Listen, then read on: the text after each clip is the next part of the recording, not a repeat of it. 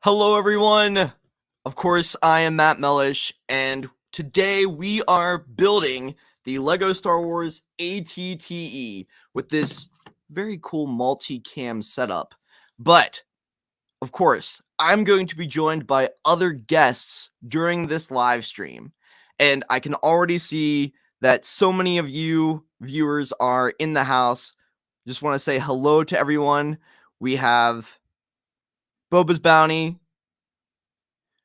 We have RIK10, we have Boba Builder, we have Hot Sauce, Isaac Marin. Good to see you all here. Thank you so much for joining.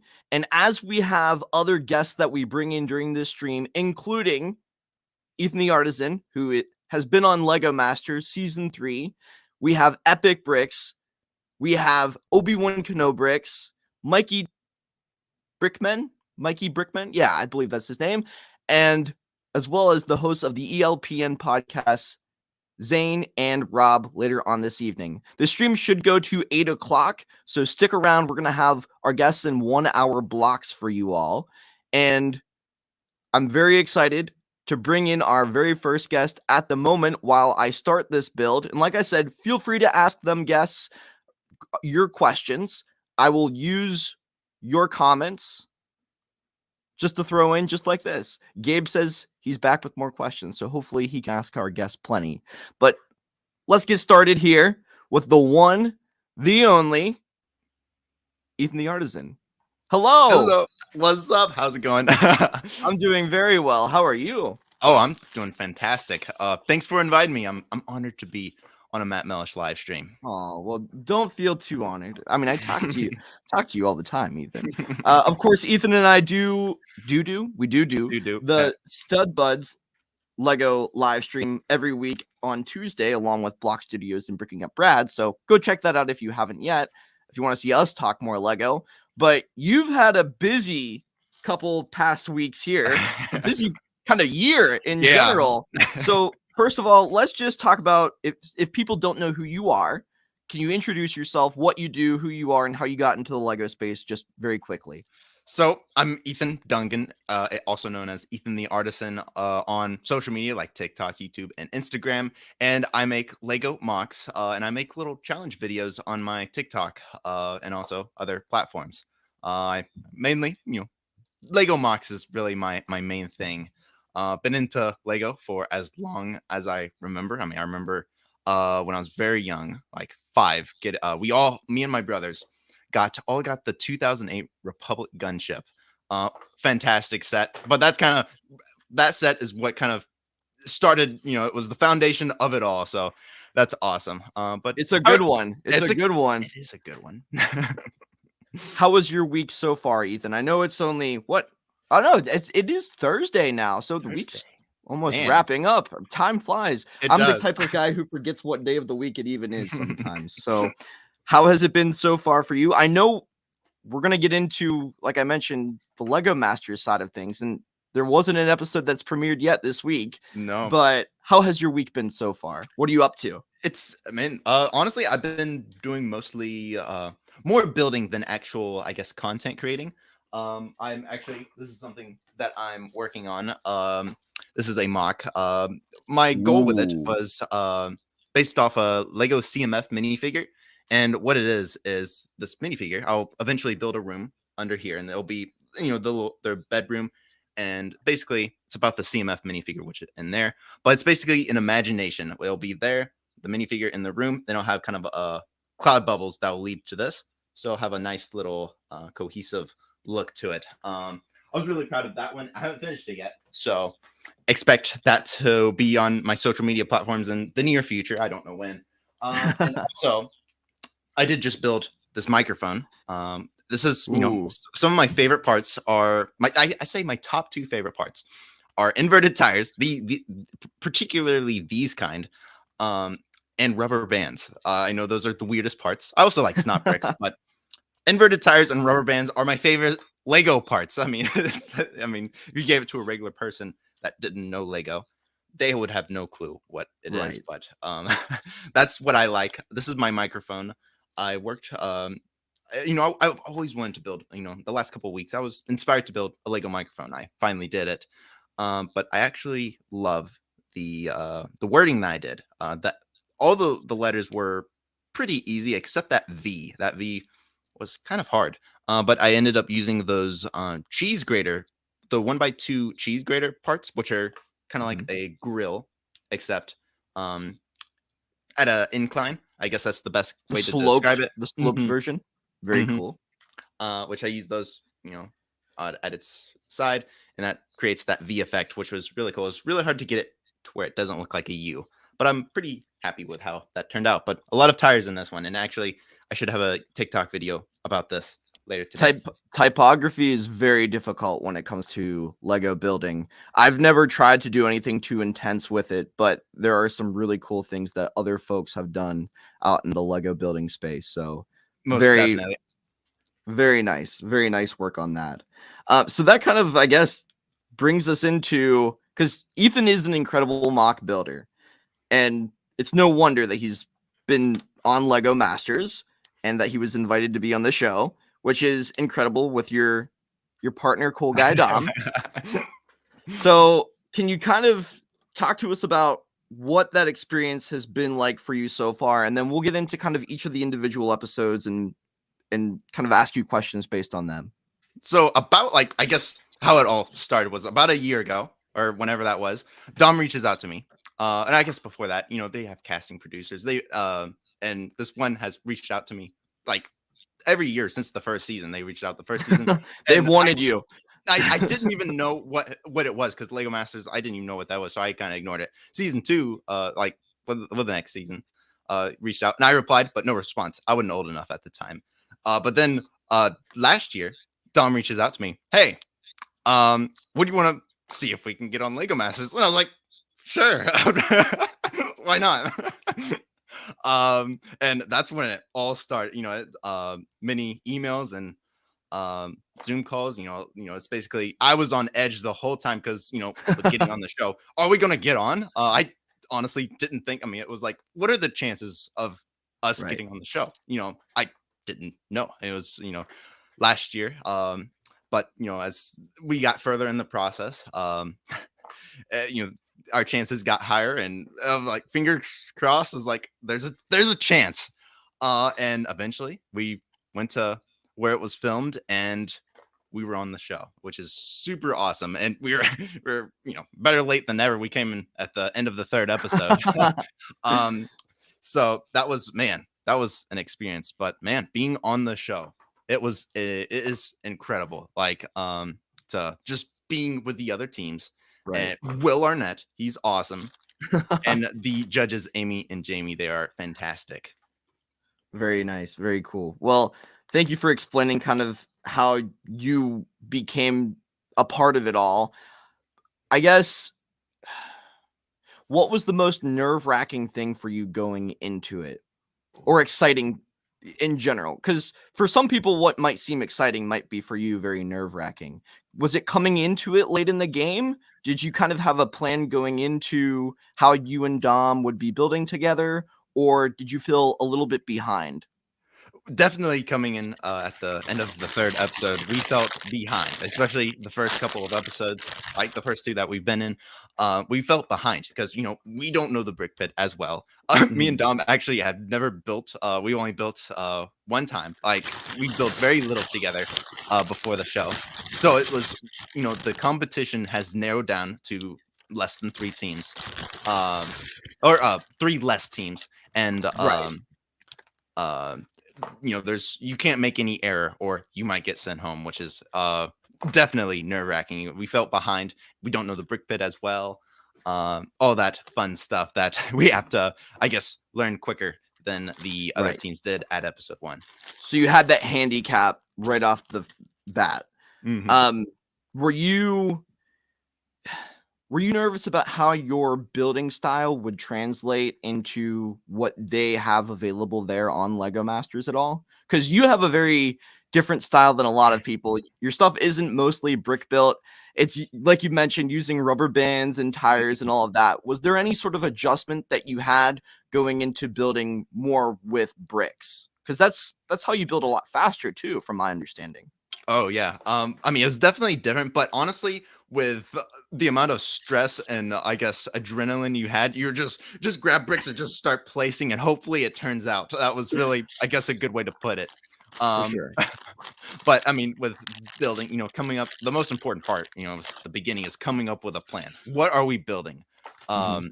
Which is, I remember me and Dom, like with the first, with the tree episode, I basically, me and Dom, we, first couple minutes, we write down 3 separate ideas, and then after that minute or two of not really look like kind of thinking as our own, then we combine and see what we have, and then we kind of combine our ideas together, which I think that that first episode turned out pretty well for us.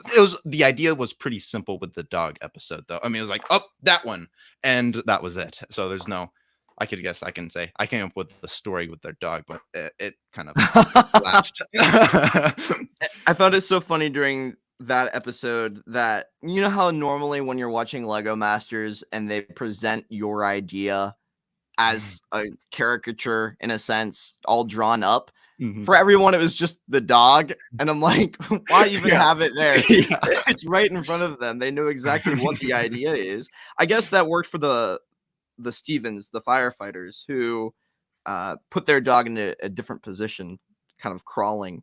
But not to cut you off, if I could put it together, Ethan, I have the famous Oh, Commander Cody. you have the Commander Cody that comes with an ATT. That is awesome. So I'm very how- excited to finally have this figure, but I do want to explain really quick how I got this ATTE. Not we'll get back to talking Lego Masters with Ethan for a second, but just a brief commercial break. Zavvy.com sent me this ATTE for free to review for you guys. So I'm going to have a short form review at least over on TikTok. So be sure to check it out there and on YouTube Shorts, of course. But if you No, want to save 10% off Lego that's 4 months or older and 20% off all clothing, along with 10% off all other collectibles, I know it's complicated.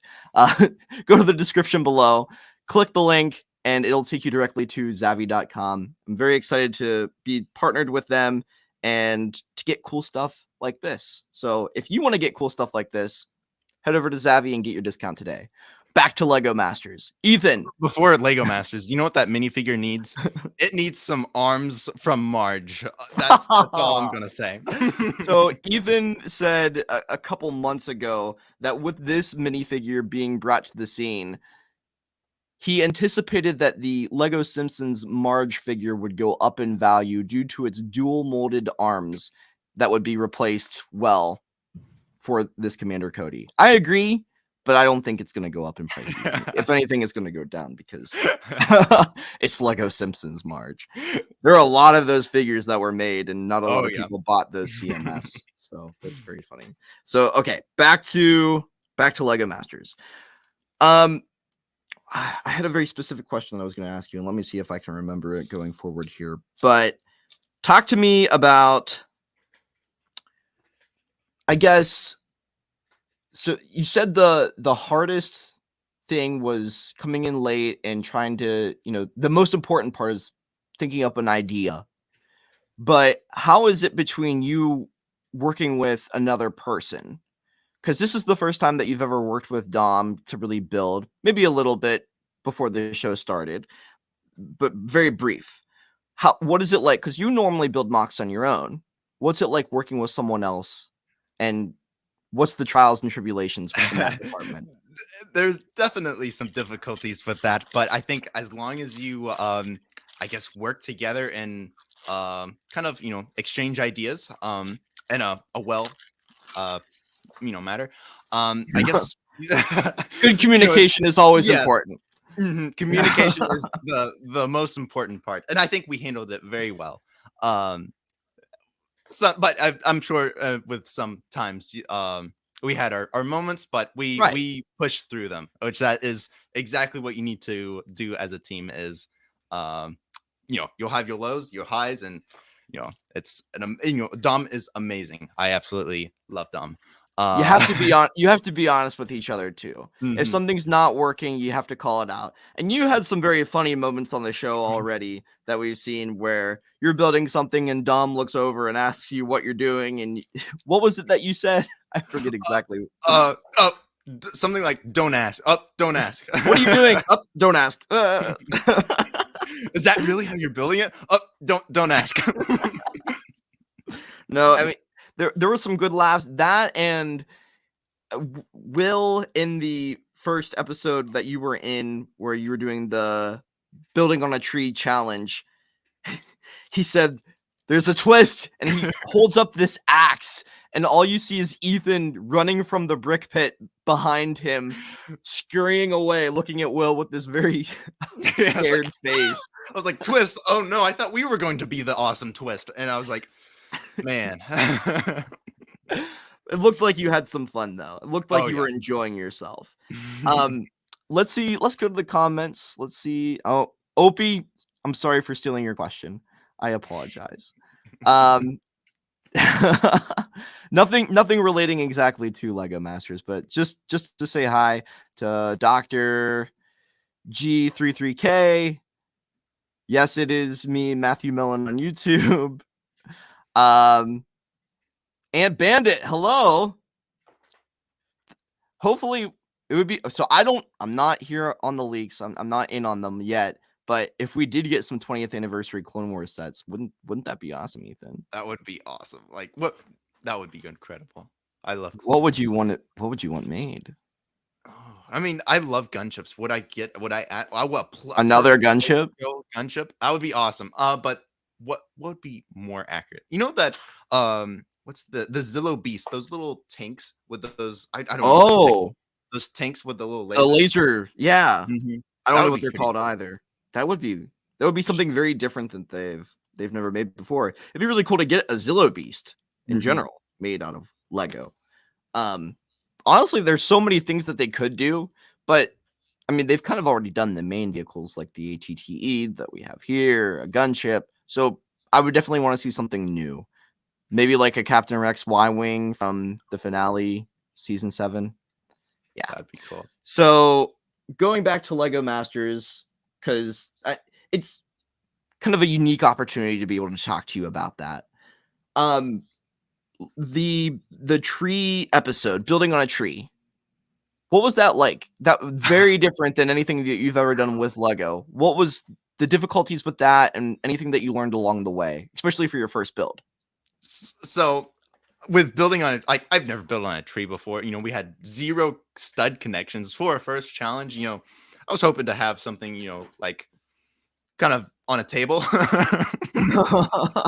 um like from this point, we haven't built on a table yet. We had, you know, from tree to dog. That's a good point. I haven't thought um about that. but building on a tree, that was definitely had our challenges. But you know, we are fresh in the competition.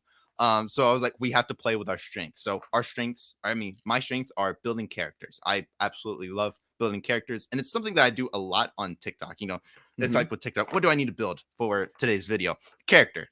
That's something that, you know, it's easy to do, and that's why I was able to. I was like characters. You know, we had 8 characters in total in that build.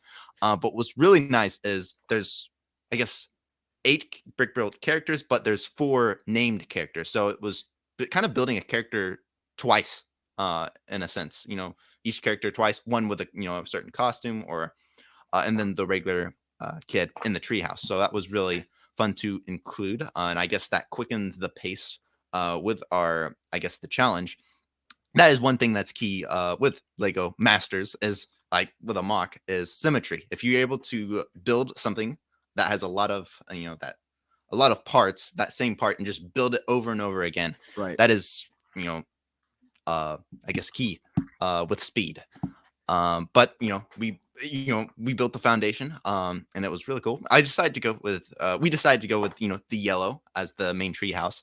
Which, would I change it? You know, I'm sure there's definitely some things that I would have changed. But overall, for I think 11 hours that we had, the tree, I think it turned out pretty well. I'm happy with how it turned out.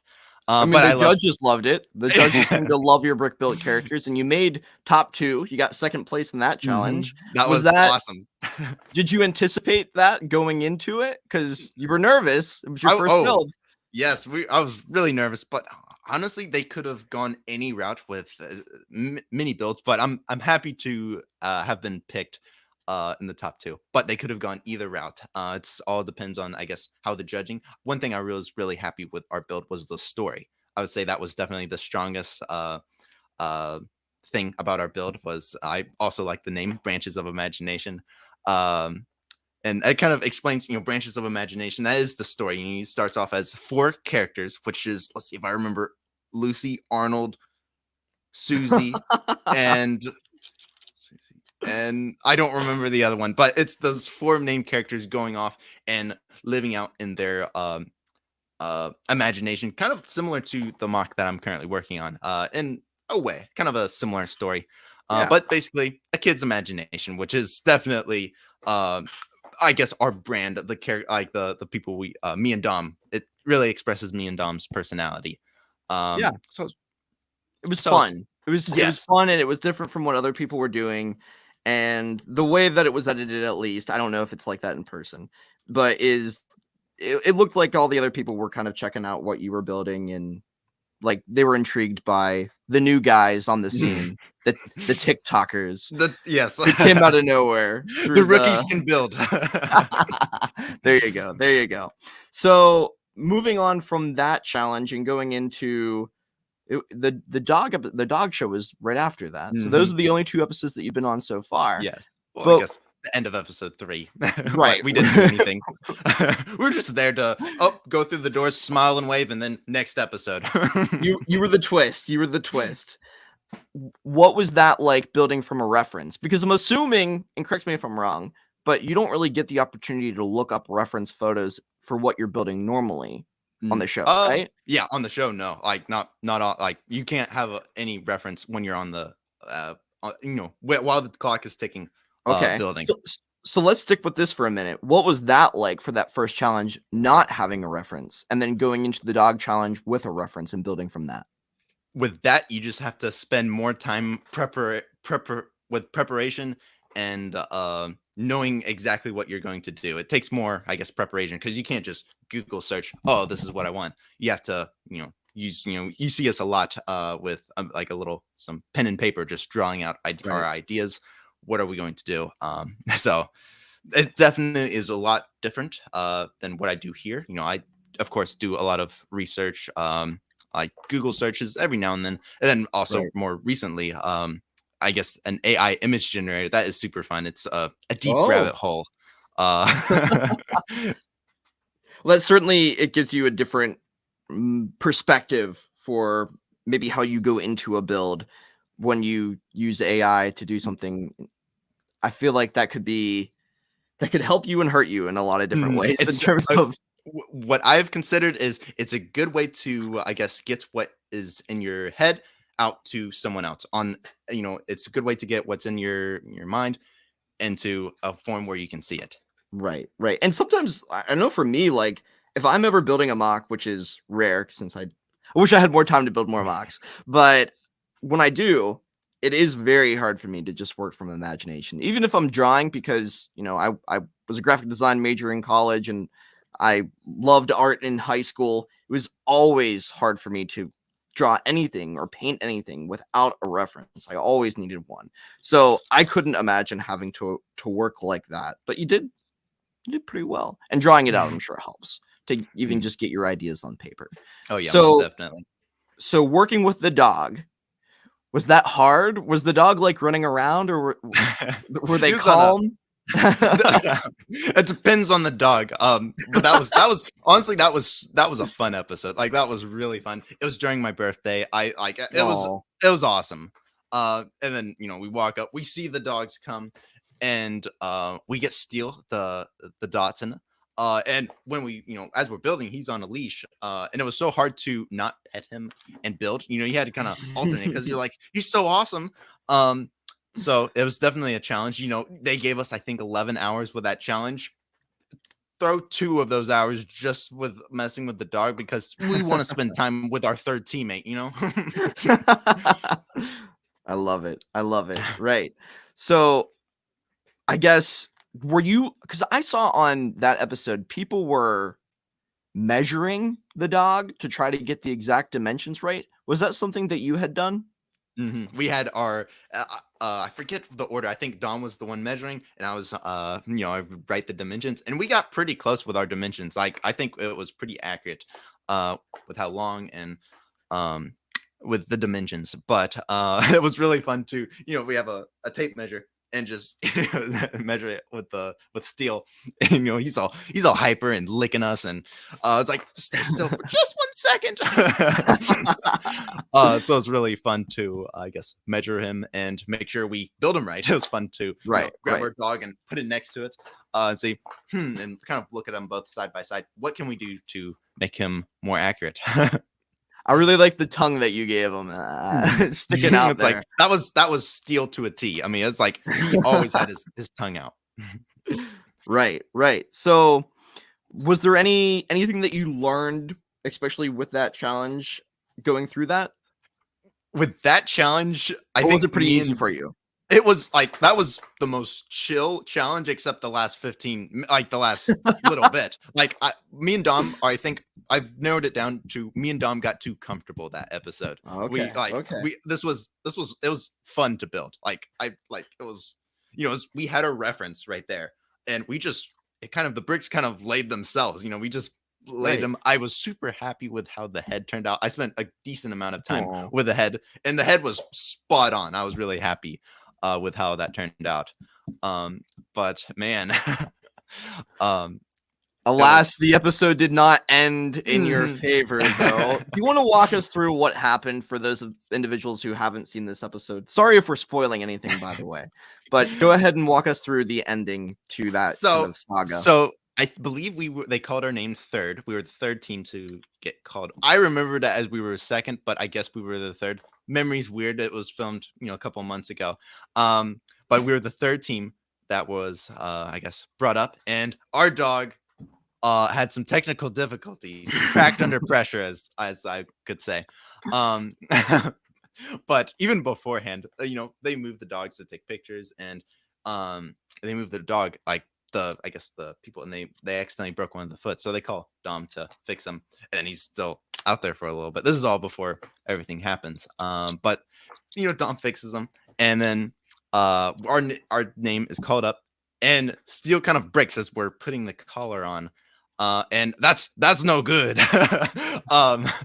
So man, they gave us 5 minutes. Every team had 5 minutes to prepare.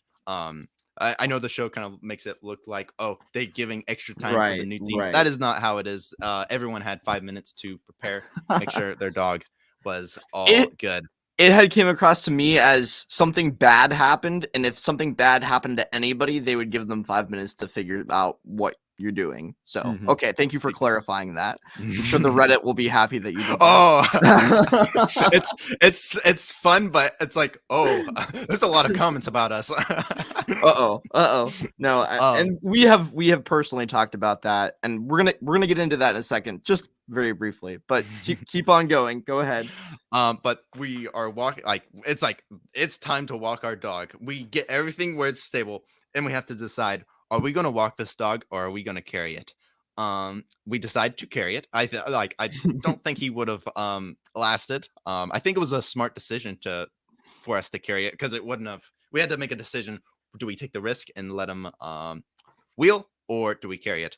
We carried it. I walked Steel. One of my biggest regrets of that episode was I wish I would have carried Steel, as Dom was. He just didn't feel like walking. That's how I would have played it off. Sadly, that I didn't think of that during all that. That would have been really funny. That would have been a very creative solution to your problem. If the Stevens can make him crawling, we can make him. He doesn't feel like walking today. He's tired. Yeah, he had to be on set all day. He didn't get any lunch that day, and he just didn't feel like it. But we walk the dog, and man, I've never seen my face so serious looking before. I was like, I wasn't giving a smirk. I went from, oh, it's my birthday to, oh no, we're going home. Which That happened on your birthday? that was, I think, the day after, I think. Oh. But we were walking, and man, it was stressful. But we give our, I guess, presentation, and parts are still falling off. But man, so many parts fall off our dog. I wish we were able to, I guess, present our dog with all the parts on. But man, so many parts fell The off. way And you said it to me, the way you put it to me while we were talking privately was, as I was trying to fix it, more parts kept coming off. And I know that feeling, even just Mhm. building sets sometimes when you're trying to look for a piece that you missed somewhere along the lines. Like, the more you mess with something, the worse it gets. It's the same with Mhm. any sort of art. Yes, exactly. And I think one thing about our dog was it was heavy. It's a lot of bricks and It very was, little legs. Very, mhm, very little legs. yeah. I wish Uh, if we were to redo, I guess we should have made it more hollow. But I guess that's Lesson learned. yes, lesson learned for next time. for But next Lego Masters. next time I build a dog, how about that? There you go. But we walk it, we give our presentation, Will says, "Oh, it's shedding." And I was like, see Dom smiled. That was the first time Dom Smile. smiled in 15 minutes, I'm sure. But man, Oh crap. Oh yeah, crap, Tom is saying. dang it. But But you after that, didn't get let go that episode. yes, we didn't get let go. But we sit down, then more teams go by, and luckily another dog, which it's unfortunate for them that their dog broke, and it's sad to see them go. Right. But it was unfortunate with their dog, and sadly they went home. But it's, I guess, fortunate for us. We get to move on, because I didn't want to just, went to our second Yeah. challenge and then eat. And did But so well after the first, right? it's like, man, so much has happened. We went top 2, bottom 2. That was, we're definitely getting the screen time. Oh goodness, oh goodness. Well, you went from a high to a low very quickly, and I'm very excited to see how everything progresses with you guys and where you end up by the end. But of course, we're not gonna spoil that. Ethan can't I talk mean, about the I rest of can't, Lego yeah. Masters. Yeah. What I do want to ask you though, so far, because there has been some talk about you guys online, there's been some discourse. I just want you to have a moment to clear your name in a sense. Like, if there's anything that you want to tell other people out there who might be watching at home, do you have anything that you would like to say to them? Okay, so this is a note, dear Reddit. I just want to say that it was not our idea to come late in the 3rd episode. We wish we would have been in the 1st episode, and I did build the first challenge, the spaceship challenge, and it would have been amazing if we would have done that idea. We would have won. Ethan, first episode. you built some crazy stuff after Lego Masters, and you can clearly see a distinction between how you've grown as a builder, and I think that's incredible. But go on. Is there anything else that you would like to tell the Reddit? Reddit. What do I want to tell? I am sorry that you are mad at us, but there are we some hope individuals. Go ahead. We hope to redeem ourselves. Probably not with the dog episode, but we did come in second the first episode, so that's I guess some sort of redemption. But for yes. those of you who don't know, there are some individuals online, and it's fair criticism. I don't disagree, but I wouldn't blame you guys for it. I wouldn't take it out on you guys. So there's some disagreement online about bringing a new team in halfway through. Well, it's not halfway through the show, but like 3 teams go home before 3 us. teams into the show have already went home, and yeah, I understand that it seems a little unfair, and it's not like this is The Bachelor in Paradise where we're trying to find a match for this couple. It's like it's a competition. I get it. So I was kind of a little not, I don't know. I thought it was a questionable decision. We'll put it that way. Yeah, from the I Lego 100% Masters team. agree. But it's very interesting that they did that, and I'm curious to see what the ratings look like after that going forward. But moving on, I want to get back to Ethan more than Lego Masters, because we've been talking for about a half an hour now. What overall in the show, and of course, not getting into any specifics, but you're hopefully you have some other challenges to go into. Hopefully, fingers crossed. What did you learn most while having that opportunity to go and build with a partner and all of these other awesome, I guess, fans of the hobby? I mean, one thing, I guess we'll start off with putting Lego aside. This was my first time on my own. This was like the college experience of Lego version of that. And it was my first time on my own, and I can survive without my parents. That is a great, I guess, lesson learned. Get some confidence, I guess. Good. It gave me. But I guess going back to Lego, it definitely, working together as a team. And how to, I guess, communicate. I mean, me and Dom are both homeschooled. We know we are masters at communication, but Lego Masters just made it that much better. I saw you on Lego Masters, and it's funny because the two homeschoolers finally have their first group project after all this time. But yes, that was, communication, and I guess just increasing that BPM, the bricks per minute. That was something that's, you build fast. It's like I spent 10 minutes to building something out of Lego. I have to prove that I can do that. Right. So, except I guess 11 hours, or have both challenges been 11 hours? I don't remember. I don't remember either. But 10 plus hours. I know with both of them, and it was definitely, you have to, I guess, also working under pressure, building right. at my, I guess, Lego room, you don't really have a pressure. You have, just build, you can take your time with a mock and just make a TikTok about it. This is like the top notch Lego, this is Lego Masters. This is, this is a competition. The World Series of Lego building. It's hashtag or shout out to the World Series with delaying Lego Masters. But yeah. So man, what was the difference between working from home and doing what you do normally for TikTok and working in the brick pit?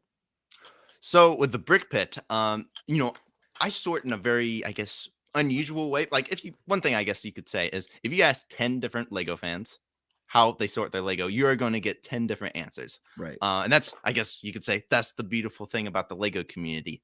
But the brick pit, this is organized very well. Like this is like, it's organized very well, but sometimes it can be hard to find a particular piece you're looking for. Especially like I need a, because you didn't put it there. Yes, we didn't place it there. These, they have a team that always keeps the bricks stocked up. But this is, sometimes you need, what if you need a wedge plate? Where do you look for the wedge plate? Like the first episode, me and Dom were just opening drawers, just trying to find where everything is. It's like, give me a 1x4 plate. And I was like, well, it'll take me 10 minutes to find that. Now, it is organized very well. Like there is a system, and we do have iPads. I don't think we ever used it, but it took less time just to, trial and error than just find it and look it up on the iPad. I would say, sometimes parts weren't stocked up. So sometimes if you had to find another way to build that if the part wasn't refilled in time. Like a good way to put it also is, with I guess being on the show is everyone knows how to make a Lego sphere, but you got to know all 10 different ways to build a sphere. You have to find, you have to have a plan A, plan B, plan C, just in case plan A and B fail. You have to find a way to come up with a sphere with the parts that you have.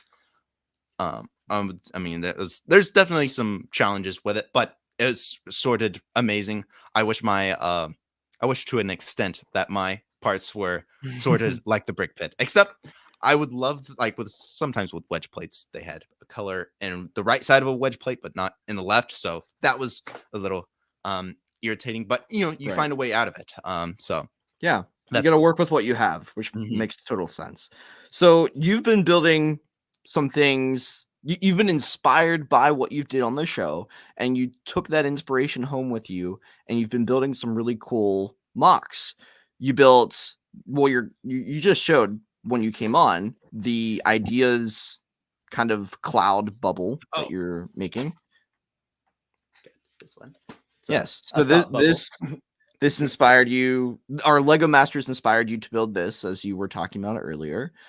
You built your dog as well. I forgot my dog. Let me grab that. And in the Which episode, our dog had a malfunction. He cracked under pressure. So this is what I built for him. He's got his tongue sticking out because that's what Steel always does. But we gave him a neck brace, 2 broken legs in the front, and a wheelchair. We he had some Lego Steel had a few malfunctions. Regular Steel performed perfectly. I just want to point that out. So I think that's funny because that looks a lot like the new Lego Friends dog from the lineup that they're coming out with. There's a dog that has lost its back legs as well, and it looks exactly like the mock that you built, which I kind of find it very ironic. But going back into it, is there any like interesting techniques that you learned? Maybe because I don't see you build a whole lot out of bricks, and that thought bubble or that cloud that you're kind of showing, that's a lot of bricks. So a lot of did your style change from being on the show compared to what it was beforehand? I don't want to say my style changed, but it kind of grew. I guess that's okay. It was more of an add-on. Yeah. It was just my style is the dinner, but Lego Masters added a dessert to it. So it beefed up your skills. I would say yes. Okay, good. What was it like with the other contestants? Did you make some friends while you're on the show? Oh, most definitely. I mean, I guess they call it the Lego Masters family, and that is 100% true. I like to say, we were kind of adopted into the Lego Masters family since we were kind of late. But they still accepted us eventually, which is amazing. You were fashionably late to the party. Just fashionably late. Well, better late than never. It's now the party can officially start. There you go. There was something that I was gonna. Oh, just like a college experience, right? So you moved away from home, you made some friends, you learned how to work with other people, you learned how to operate on your own. Were there any other big takeaways from the entire experience? Oh, going, once everything ended, we went to Georgia and Atlanta Brick Co. That is a great place. That is amazing. I loved Atlanta Brick Co. It's huge. That's great. So it sounds like you had a good experience there. I remember you having a rather large Lego haul after you came back onto the Stud Buds live stream and you showed us that. Are you going to be headed back to Georgia? I think you had mentioned that you're interested in going to a convention there. I would love to go to, what is it, Atlanta BrickCon in Georgia, February. I would love to go to that. Will I? I don't know. I would love to. That's something that I plan on going to. Okay. But so if you're interested in seeing Ethan, he potentially. I might. I say I'm going to a lot next year. I have to actually see how much all the conventions cost and maybe I'll have to. Well, I know for a fact I'll be going to Brick Rodeo in Chicago. That's my two conventions that I'm I have to go to. Good. Well, I will surely see you at Brick World Chicago because that convention last year when I was there was a lot of fun. That was my first large Lego convention, being a content creator and meeting people. So that was very exciting. Very overwhelming, I'm sure. Oh yes, my attention span was non-existent. When I get distracted and look, some butterflies. It's like double distraction. Exactly. There's so many different people to talk to. But speaking of which, can you? I know we kind of talked about this very briefly, just kind of the two of us. But what's next for Ethan the Artisan. You've been on Lego Masters. You've created this huge presence on TikTok. You know, Ethan, for those of you who don't know, he has 1.2, 1.3 almost million followers, and he's doing an incredible job there. He's building his social media community and his own kind of entrepreneurial business in a sense. But what do you want to do next? Do you have an idea of what you would like to continue with? I have part of a plan. So what? It's better than whatever the Guardians of the Galaxy thing says. I totally butchered it. But I have part of a plan. But you know, the next step. What is the future of Ethan the Artisan? And I could, you know, a part of me wants to say, oh, it's a secret, but it's so small of a plan that I will go ahead and tell you guys. You know, the goal is for it to be able to sustain myself as a content creator. Will I be able to do this full time? That's the goal. And you know, what will that turn into? Will it be better builds? Will it be bigger builds? I don't know. That could be something that I do in the future. But yeah, maybe I'll post more. That would be something great. You do post rather inconsistently, but that's also just kind of, that's not necessarily a bad thing. That's just kind of who you are and the way you operate as a creator. And you do build community even if you're not posting super consistently. I guess also, like, so you have this huge audience on TikTok. Are you going to be doing more on YouTube? I mean, you've been posting shorts and you've gained quite a following on this platform. Are you wanting to do more on Instagram? So like, what platforms are you focused on? So I would say YouTube and TikTok are the main ones. And of course, I guess being on TikTok and YouTube kind of fuels Instagram, because that's kind of where you mostly talk to your community. You know, you're gonna kind of build the relationships with, you know, direct messages through Instagram, at least from my experience. But it's definitely TikTok and YouTube are the main platforms. I posted a YouTube video last week, and I've been doing more shorts, and I actually hit 90K on YouTube today, which is fantastic. Which, you know, I was at 8K. What? 90K? 90K. You're gonna get that silver play button pretty darn quickly, aren't you? It's like using gems from Clash of Clans. I'm not buying them. It's just my shorts have been doing pretty well. But shorts is something that has been pretty well for my YouTube channel the last couple of months. I remember when I went to Virginia, that was when my first short was doing well.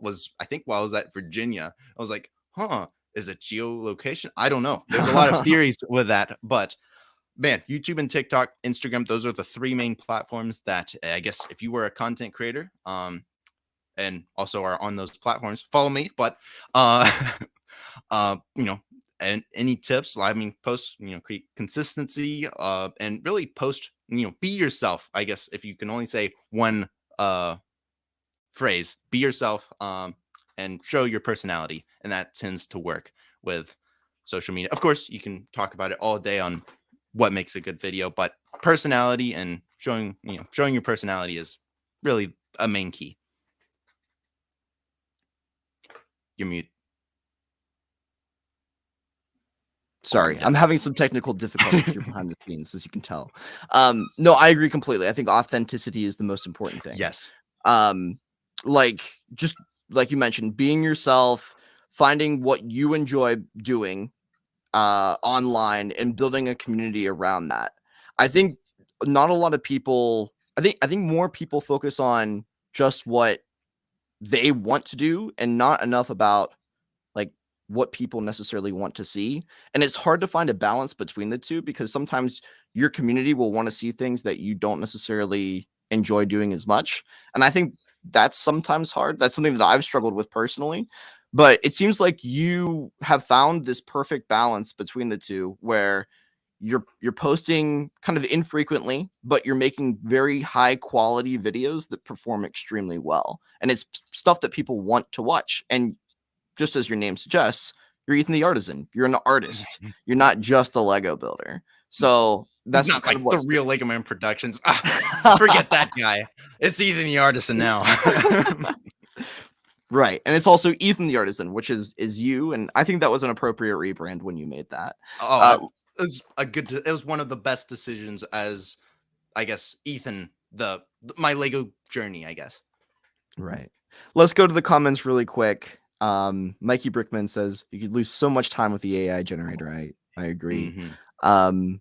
What was the Especially hardest if you don't build? get the premium version and you have to wait for the ads. I get my fidget spinner and I have to wait for the ads. Just it's like a minute ad while you're doing it.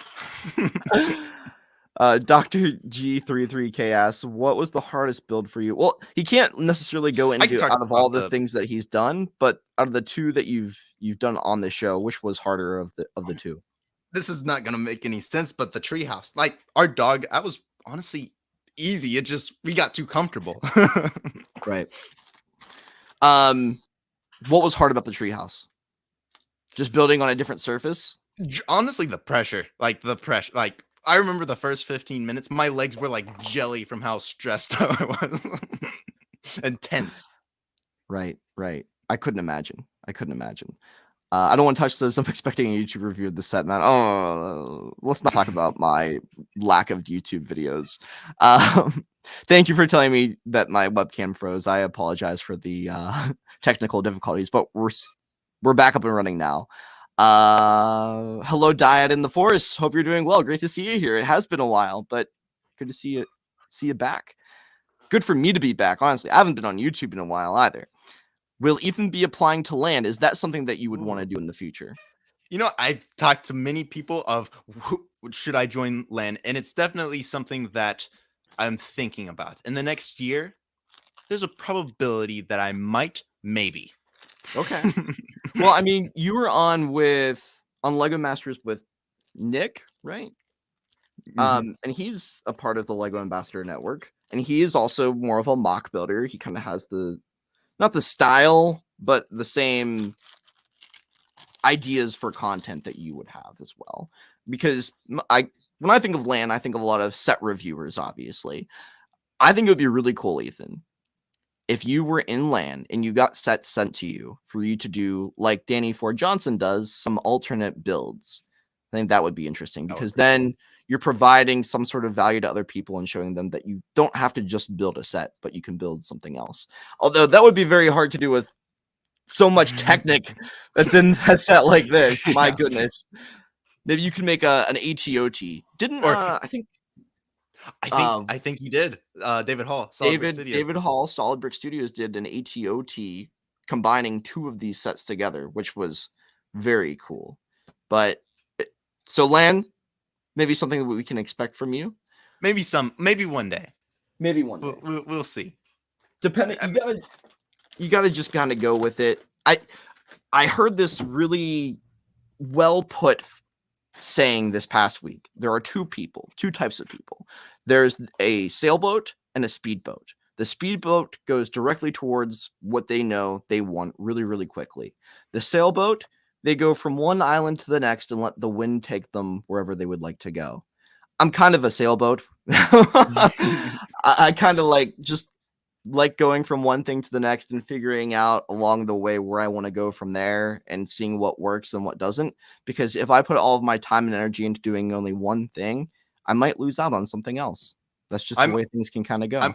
I'm a speedboat that every now and then it loses gas and it kind of just sometimes it just goes out.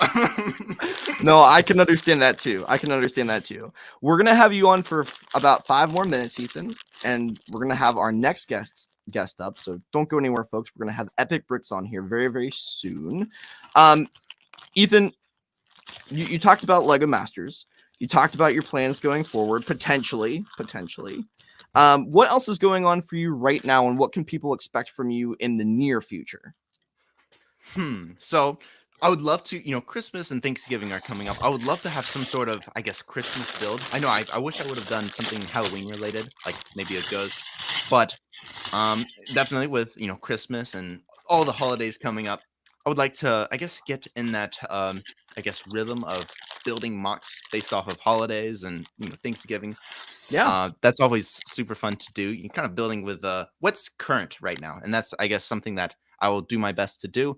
And I guess with the next year, I would love to find a schedule and actually stick to it. You know, it feels like once a week I create a schedule. But I'm like, I don't need a schedule. I'll do my own thing. It's being a sailboat. That's a speedboat running out of gas. So, okay, let's dig into this a little bit more. What causes the speedboat to run out of gas? Because you learned on Lego Masters that you really like coffee, and having a stimulant can help you at times. I can tell you that from watching you on Stud Buds. But I guess, why does the speedboat run out of gas? Can you go into that a little bit? I guess with you know, it's all about finding inspiration, and I guess kind of, you know, you don't want to, I guess, burn out with your hobby. And I've Right. been fortunate to not really find a rhythm that works with me where I don't experience burnout. Which I feel like I could build every day, and still, that's just how much I love Lego. Right. But when you're doing it every day, it can become, I guess, exhausting. So with all like the hobbies I do, I like, you know, playing guitar, piano. You know, it's Lego isn't just my thing that I do, but it's definitely it's up there.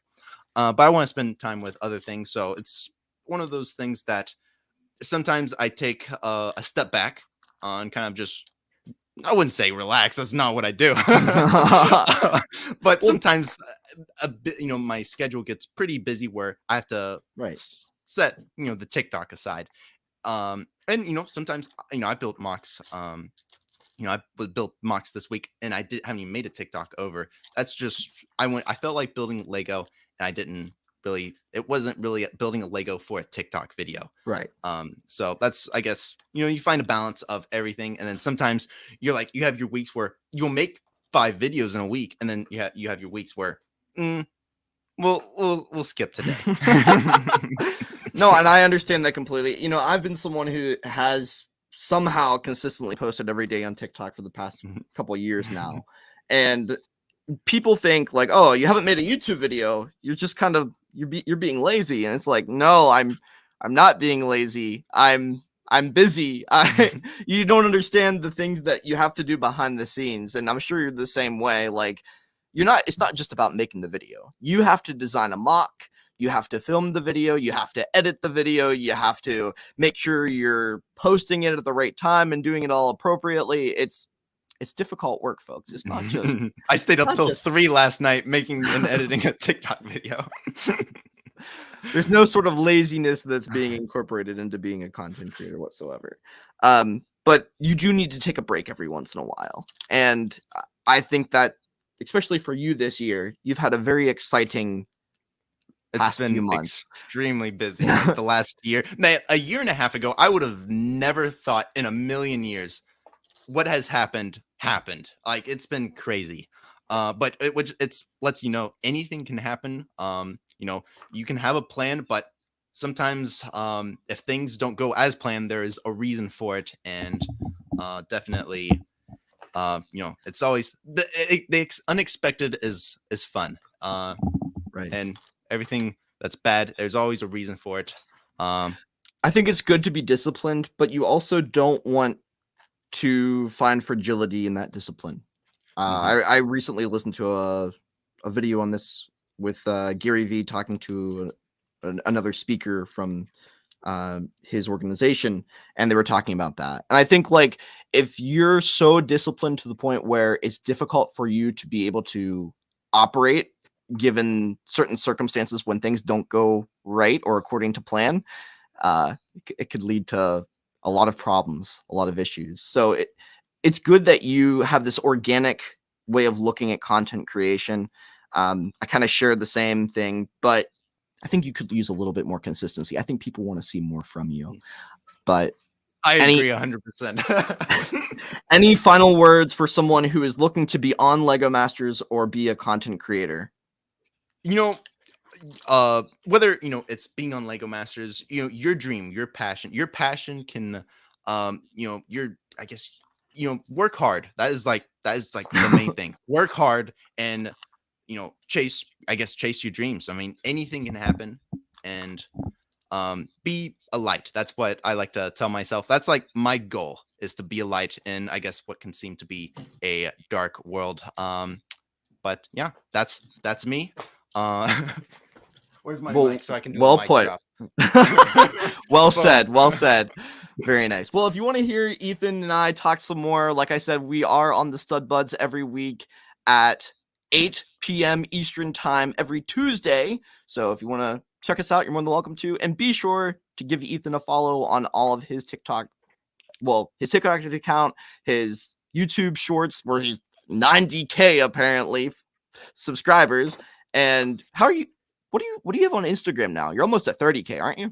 28 something. Yes. There you go. There you go. Well, he could use some more Instagram followers. So go follow Ethan the Artisan everywhere. I have a Matt Mellish that I need to beat.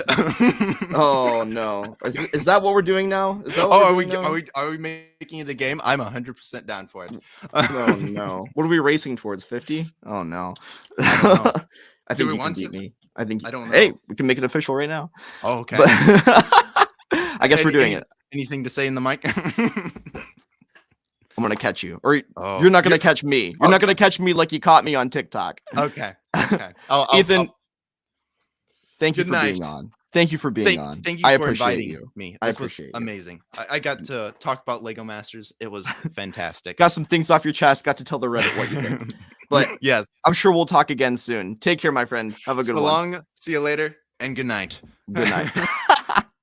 So that was Ethan. Be sure to go check him out on his social media accounts. Like I said, TikTok, YouTube, Instagram, all Ethan the Artisan. And of course, watch Lego Masters.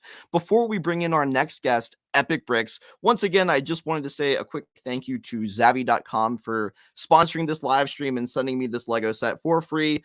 You too can save on Zavvi.com using my, I guess, what would you call it? Promo code Matt at checkout.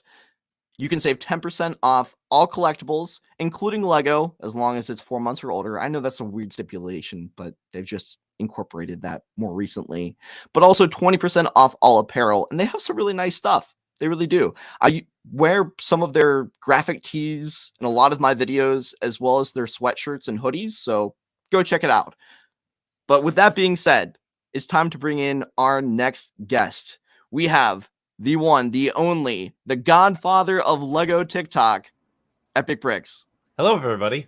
Hello, how are you today? How's it going, man? Nice to see you. Great to see you as well.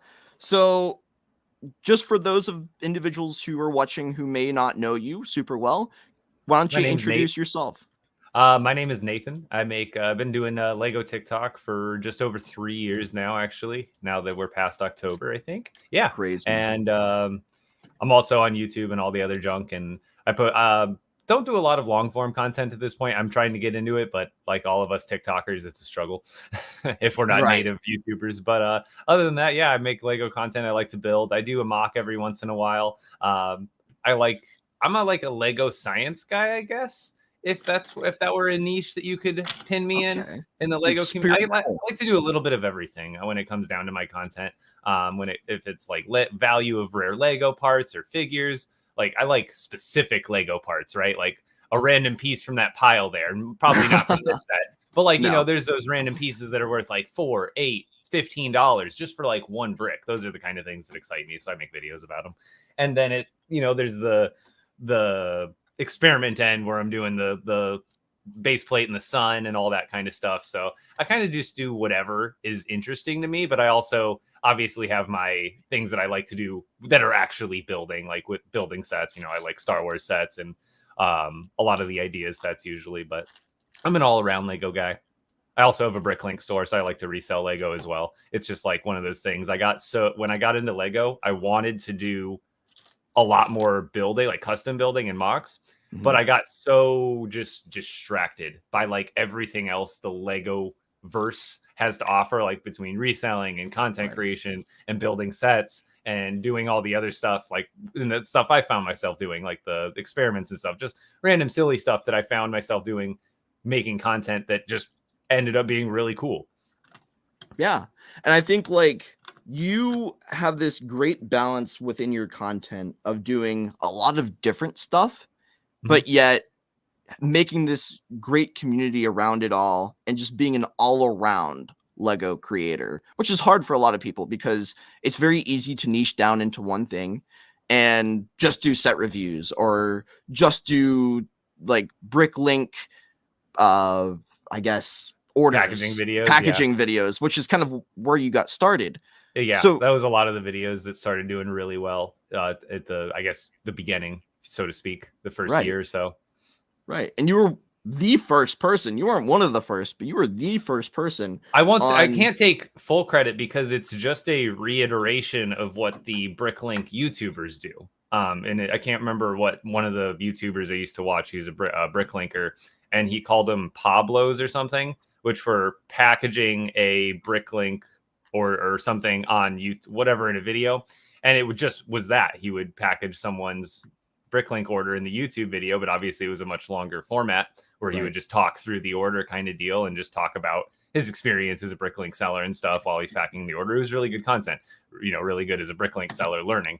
And I was just like, well, why don't I just do that on TikTok? And I did exactly that. So it's like, I did it maybe first on TikTok and that's the thing, even on TikTok, I got that idea even more so from seeing like those candy packaging videos. I think those were on TikTok before I started doing stuff. I would see random like those satisfying packaging videos and I was like, oh, well, Lego's pretty satisfying. I'll just pack those up kind of deal. And I kind of, just iterated that into my content. But in the beginning, I was, taught to just try anything and everything because at the beginning I didn't know what was going to work and I didn't know what I wanted to do either as far as like, I make reviews or whatever it is. So I just kind of went, I'll try to ride some trends here, make my own content there, but obviously even with the writing the trends, you can go back to my earliest videos. And I mean, like I always found a way to relate it back to the channel or to the, Lego at the core. I didn't just like make one-off random videos on the side.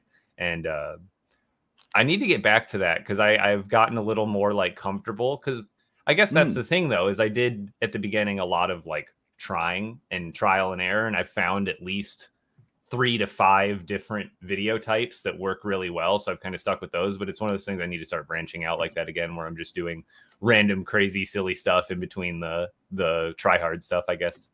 Right. No, and I can completely understand that. And being in the game for so long, you do kind of find what works, what people want to see. And it's very easy to find yourself producing the same sort of video, or the same format of video very often.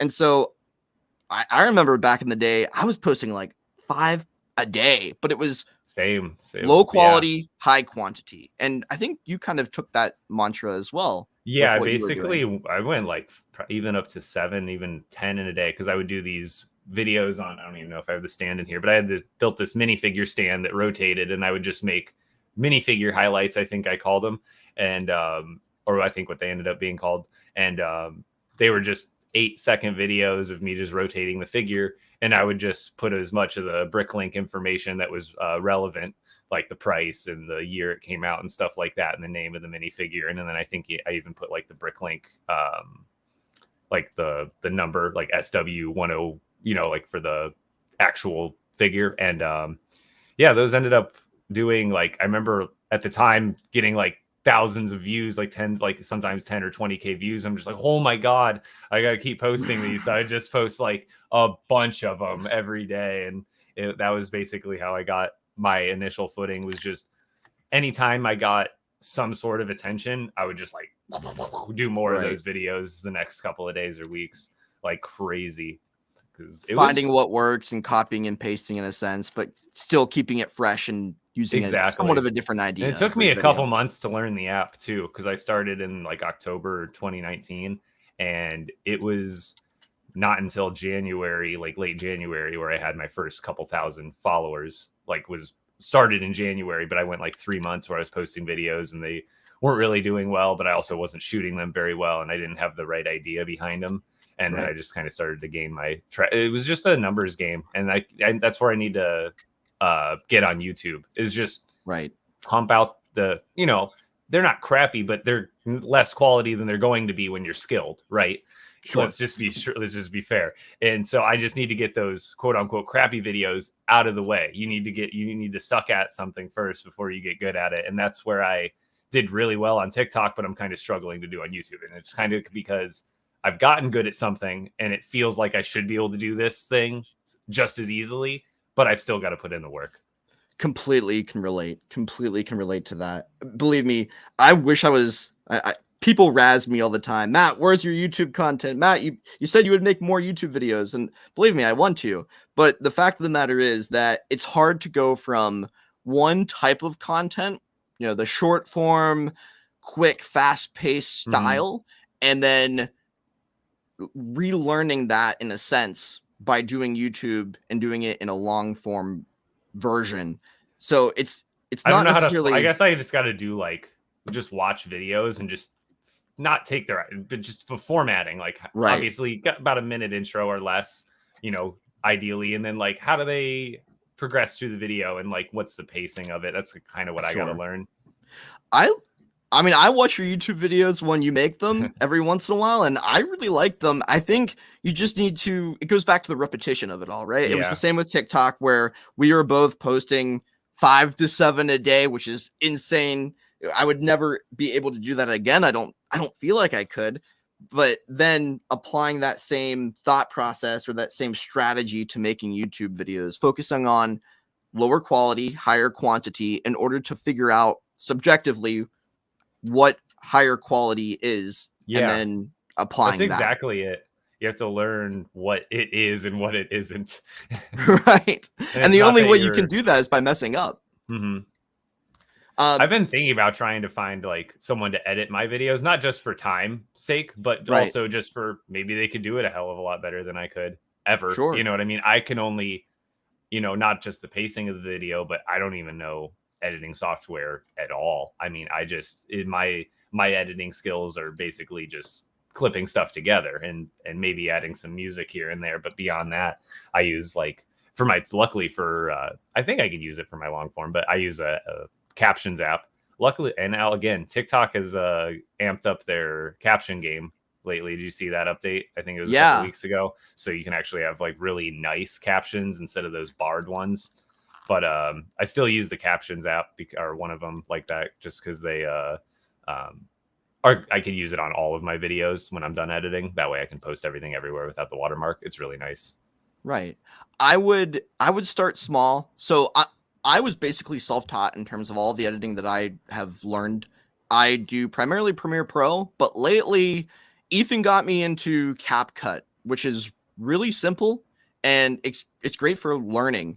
I will say, though, it's hard to go from one editing software to another because it's relearning how to do the same thing in a different way.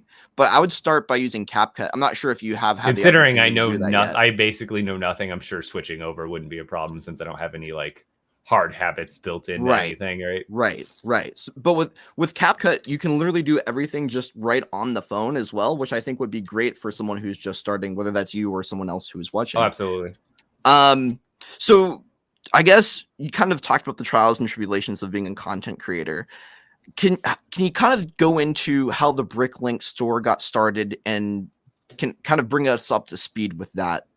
That's actually something that in the next week I plan to have open again because I've been closed since summer's start, and it's been nice weather the last couple of weeks. I've just been slow getting it back open. But however, it started just through my interest in, holy crap, you can make a little bit of extra cash, for your Lego collection from having a Bricklink store. And that's kind of still what it is. I don't at this point plan it to be a full-time business, especially with content going as well as it's going. And overall, it's surpassing my greatest, imaginations and dreams from, when I started kind of deal. So it's kind of the thing I want to definitely put most of my effort into. But it's definitely a nice thing to have on the side. It's kind of like when you're going to college for sports, but you still want to go to college and do well, just in case the sports don't do well. And that's kind of how I've always seen the Bricklink store to my content. Is it's like, well, if this ever just for whatever reason disappears tomorrow on all accounts, at least I've got this business that's making some sort of income on the side.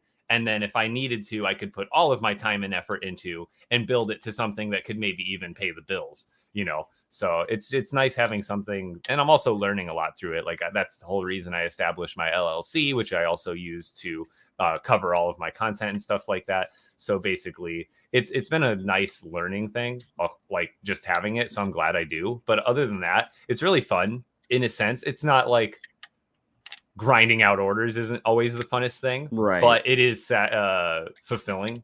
It is a really, like, when you're thinking about, oh, I just spent 4 hours packing orders or whatever it is, it's, you think about it, oh, well, it was a lot more fun doing 4 hours of some other work in someone else's warehouse making them money. You know what I mean? Right. When you right. think about it that way, the work is a lot more fulfilling, even though sometimes it can be tedious. You're just picking through drawers. However, to a certain extent, when you're not completely tired of it, it actually is also satisfying because you get to see a bunch of Lego parts because you're a Lego fan. So it's got its ups and downs, but more ups than downs, I'd say, for sure. Right. And you get to see kind of your sellers in a way too, because your community on TikTok, or not your sellers, your buyers, Yes. your community on TikTok, that you create packaging videos for, they love when you do that because it gives them a way to connect with you. And even if it is just a shout out, it's fun for them. It's an exactly experience. It's and not it just also a product. turned into passive advertising too. Right. It wasn't even intended at all, but I got so many extra orders to my Bricklink store a lot of the times when I was making those videos really heavily, and it was really great. And it's something I want to get back into, just for the fans' sake. It's something I've felt at times like, oh, I don't know if I want to do this anymore, but I feel like it's something that the fans love, so I could never just turn my back on that ever. Right. But I like doing them, just not always in the mass that I used to, because I think too, even until I got my new phone and my drafts got deleted, I think I had a bunch of drafts still, and I felt really bad. It is hard when you are ready to move on, in a sense, or not necessarily move on, but maybe, I guess, dedicate your time to something else, and maybe. The other rough part is I didn't have, I had my girlfriend to help, but she wasn't always there to record. Right. That's all I basically needed help with, basically, is recording, because not the problem, but the drawback to the packaging videos is if let's say a small order takes you 5-6 minutes to get packed and like packaged into the bubble mailer. If you're recording through that whole process, it might increase that by 50 to 100% on that one order. So it turns a 7-minute order into like a 15-minute order. Right. So, and then you do that 6 or 7 times, because a lot of them would have requests on them, and I would be a yes man at the time and basically try to get them all done. Yeah. And it would add so much time, and it wasn't like I was mad about it. I agreed to this, but it was just daunting at certain times. Like, oh, I bit off more than I could chew sometimes. Yeah. That's what it felt like. And it's not nobody but me. Right. And it might feel like your time would be better spent more effectively somewhere else, learning, let's say, editing or some, whatever it is with TikTok, or experimenting differently with your content. I felt the same way with the mat dance, right? It was one thing that I loved doing, but it takes a lot of time, more time than I had ever wanted it to, in order to get it even mediocre at best. How's it going? I don't want touch. How's it going, man? He says, I've missed you. Yeah, I haven't been live in about a month, and I haven't posted in about a week. It was funny. I was actually listening to you guys, you and Ethan, and he was talking about the what did he say, the speedboat running out of gas? What was it? Yeah. And I was like, the difference between a speedboat and a sailboat. So I ran out of gas. Essentially, I got pretty burnt out. So I'm not going anywhere, I promise you guys. But I was at the point where, one, I succumbed to a little bit of laziness on top of being a little bit of burnt out. So it kind of combined on each other, and that's where I've been, just kind of relaxing as many days as I can, just trying not to stress out about not doing work. Because that's the thing, is when you're burnt out and then you don't do the thing you want to be doing, because you're just burnt out on doing it. That's all. And you want to be doing it, but then when you're taking the time to recover, you feel guilty the whole time you're recovering, and you're not really recovering because you feel guilty the whole time. But it's like, I've been trying to kind of like let go a little bit and just like, okay, I'll get back to it. Just don't feel guilty about not being at it right now. And that's kind of the struggle I've been fighting with the last couple of weeks. Do not feel alone in that. I honestly have been feeling the same in a lot of ways. I think you put it very, very well, the way you explained it. I sometimes feel lazy because I'm not doing everything that I want to be doing, but that's not necessarily laziness in maybe I'm just justifying it for myself, but I truly think we're always our worst critics. We're always a lot harder on ourselves than we need to be. Yep. And sometimes all you can do is really all you can do. And it's important, like you mentioned, to be able to take a break at some point and then come back to it with fresh eyes and the same perspective that you had before, the same passion that you had before. Yeah, exactly. So your Bricklink's going to be starting up again soon. Because we don't get I don't get to talk to a whole lot of people who do Bricklink. Do you have any advice to someone who would be considering starting a Bricklink store? Whatever I would you say, like, are comfortable with first talking step, about. if you're even thinking about it, I'm gonna plug my favorite Bricklink YouTube. I think it's they're Just a Brick in the Bucket. They're a Okay. smaller Bricklink YouTube channel, but like go back to the beginning, they have like just amazing tutorials on like not just how to set up your store, but like they have videos on like settings you should adjust. And there are so many different settings that you can adjust that make your life easier when like little things, adding check boxes, there's just so many little things that are built into the site that aren't defaulted on. Like there's just so many little videos there. And just watch a lot of videos because the videos are out there. Just there's a lot of good people that have good tutorials for Bricklink because a lot of it is just learning the website. And then I guess shipping is a lot because if you haven't sold online at all anymore, sometimes that could be a hurdle for people. So sometimes it's just finding I don't know. I haven't looked up. Maybe even that same channel has a video on it, but stuff like that. Just learning before you do, because there's a lot of mistakes that you can make very easily if you don't know what you're doing.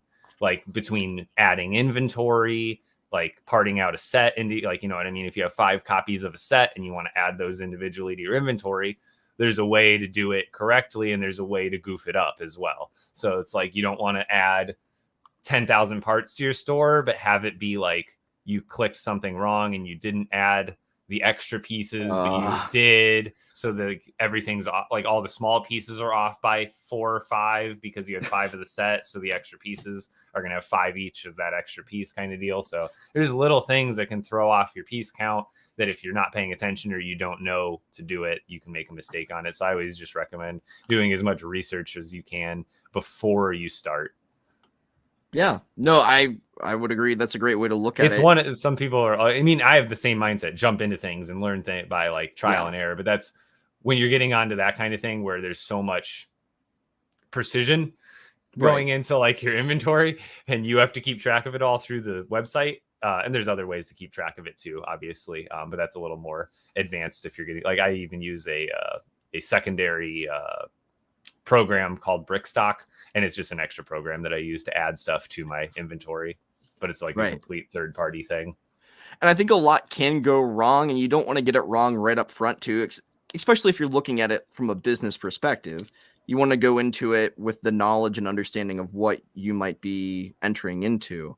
So what was something maybe that was hard for you to learn up front that you could give as advice to other people? Probably, or just kind of along the way as well. Along the way, probably the shipping was the most interesting because like some people have flat rates just to kind of cover everything, but I tried to make it as fair as possible and set up there's like weight bands that you can set up. So if certain people, like, because Bricklink has weights for all the parts, so it has like an estimated weight for every order. So I'll have it set up for auto pay for some things, but it was just kind of rough getting that set up for me.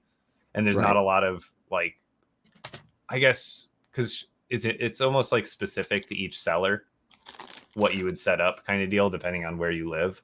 But other than that, I found a lot, like I said, it wasn't too difficult for me because I did exactly what I recommended. I mean, I looked up a lot of stuff as I was doing it, before I was doing it, and getting set up on there, because there's just a lot of different things, like I said, that could go wrong. Right. Yeah, when I was doing Whatnot for when we had that giveaway event we did with them, I was so nervous about getting the shipping wrong and having it go to the wrong address or not doing it appropriately. And You were a great help with that, and I appreciate that. Oh yeah, no problem.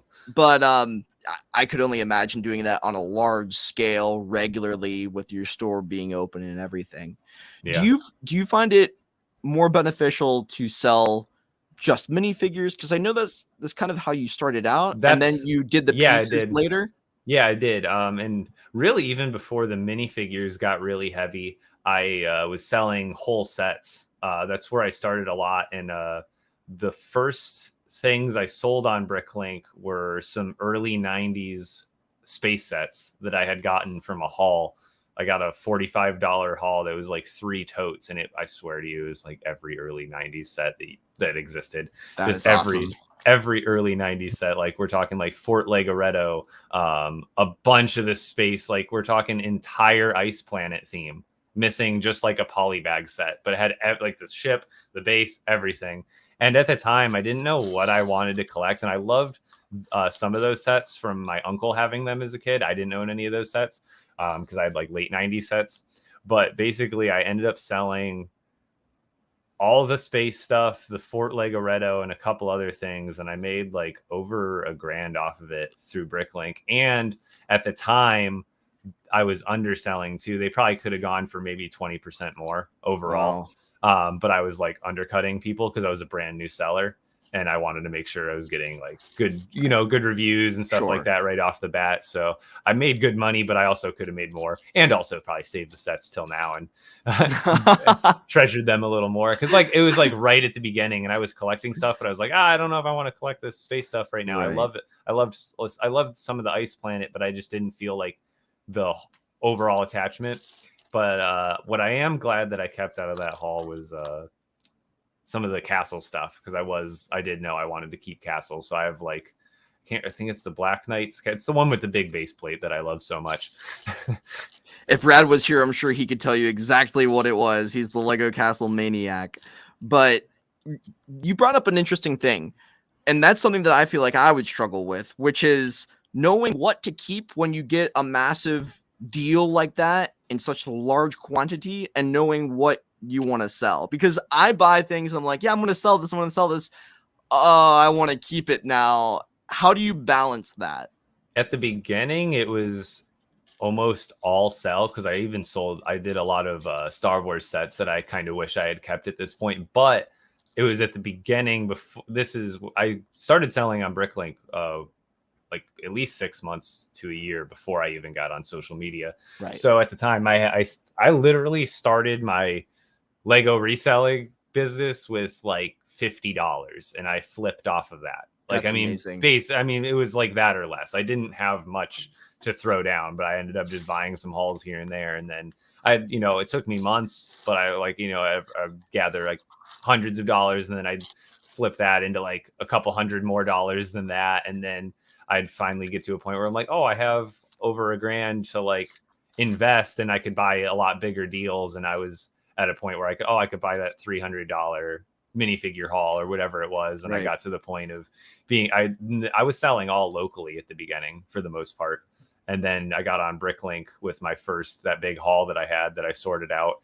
And that just started doing really well. And I was able to finally start making bigger investments again after that, and then selling online. And that's where the minifigures came in, because I had a little bit more to buy these like $500-$600 minifigure hauls, and end up listing and selling them within like a week or so on Bricklink. Right. So it was just the wheels kind of just started to turn more at that point when you get to that exponential, not like crazy exponential growth, but as a small time starting from nothing's reseller with no experience, it feels really good to kind of hit that point of like, oh, I got it flowing now. Right. And I never knew that you started from such kind of like a low quantity. It's like using that penny and seeing how far it could take you and trading up from there. That's amazing. And it definitely shows that kind of, I mean, you have a great knowledge of what you're dealing with, and I'm sure that's helped, but like, I feel like anybody could do it for the most part. Yeah, I'm sorry, but going back to your question on how to keep and how not to, it got easier as I got to that level of like, oh, I have more to invest. Right. Because when I would invest that $600 or whatever it is into, or maybe whatever $100 it is into a minifigure collection, I would generally at that point know I'm profiting enough where when I'm going through them and listing them, I would take out all the ones I wanted to keep. And at the end of listing them, I would kind of see how much I was going to make off the entire haul and then realize, okay, I'm still going to make X amount of dollars if I don't list these. But if I listed these, I always saw it as either A, it's more profit, or B, free minifigures. Because most of the times I tried to get a deal that I could, either at least break even from if I was keeping stuff out of it, or profit more to keep the business going kind of deal. But that's how I built my entire, basically 90% of my Lego Star Wars collection is through just keeping figures after flipping a deal. It's gotten exponentially harder over the last 3 years. Even when I started reselling Lego, I would hear from people how it was like hard to find deals these days kind of deal. And it's only gotten harder because more people are selling and more people are realizing the value. And it's just crazy. And then also it's unfortunately, the Goodwill business kind of taking all of it and sending it to their online locations. And it's rough because I love to find Lego Goodwill. It makes a good video. But what people don't realize, because people are like, oh, I never find Lego at my Goodwill in my comments. And I'm like, well, yeah, guys, you don't see the nine. You want me to make 9 videos of me finding nothing? It's not as fun. Right. You don't see the misses. This is the highlight reel, man. People think, oh, you're documenting everything. No, I mean, I'm picking and choosing just a little bit. I got lucky a couple weeks ago when I went to Goodwill and I found some Duplo, 2 large, not super big, but like Lego boxes of Duplo bricks that I'm thinking about either, just reselling on Facebook Marketplace or somewhere else just to make a quick buck. Cause I think I got them both for $6 in total. Not that Duplo is really worth a whole lot, but even just Duplo is good. And then honestly, if you're selling local with Duplo, I found a good selling point is to actually wash them. Because if they're Duplo, they're usually owned by a young kid going to a young kid. So like having that peace of mind they're probably going to wash them anyway. But sure. But no dirt or no gunk on them. And if I were to do that, I agree. I think that would be the premium. Normal Lego, probably not. But Duplo is always it's a good selling point if you're really trying to get rid of it. Right. I always tried to be like really strategic on local sales and try to be like as friendly sounding as possible and offer that kind of stuff. It's tough on the marketplace because a lot of flakies. I'm sure. So when it comes to selling minifigures compared to selling pieces and parts, obviously there's a lot more sorting involved. But what other differences are there that you've noticed from the market? Is it harder to sell pieces? So with pieces, it's all about diversity and how many different lots you have. So how many different pieces you offer. With minifigures, it's a little bit to the same extent. Like the more you have, the easier it is because someone can shop all at one store kind of deal. And that's the main thing with pieces. But with minifigures, it's really just about which minifigures they are and what they're priced at, if they're going to sell or not. It's kind of really easy, no matter what seller you are. If you have a somewhat sought after minifigure and you have it for a somewhat good price, it's going to sell within a week or two, most likely. Right. Especially if it's Star Wars, maybe not like random other stuff, but if it's like a popular theme, like your Jurassic Parks, your Star Wars, your Marvel, stuff like that. If it's something, it's probably going to sell no matter your size of store. If you're a reputable seller, obviously, which 99% of them are.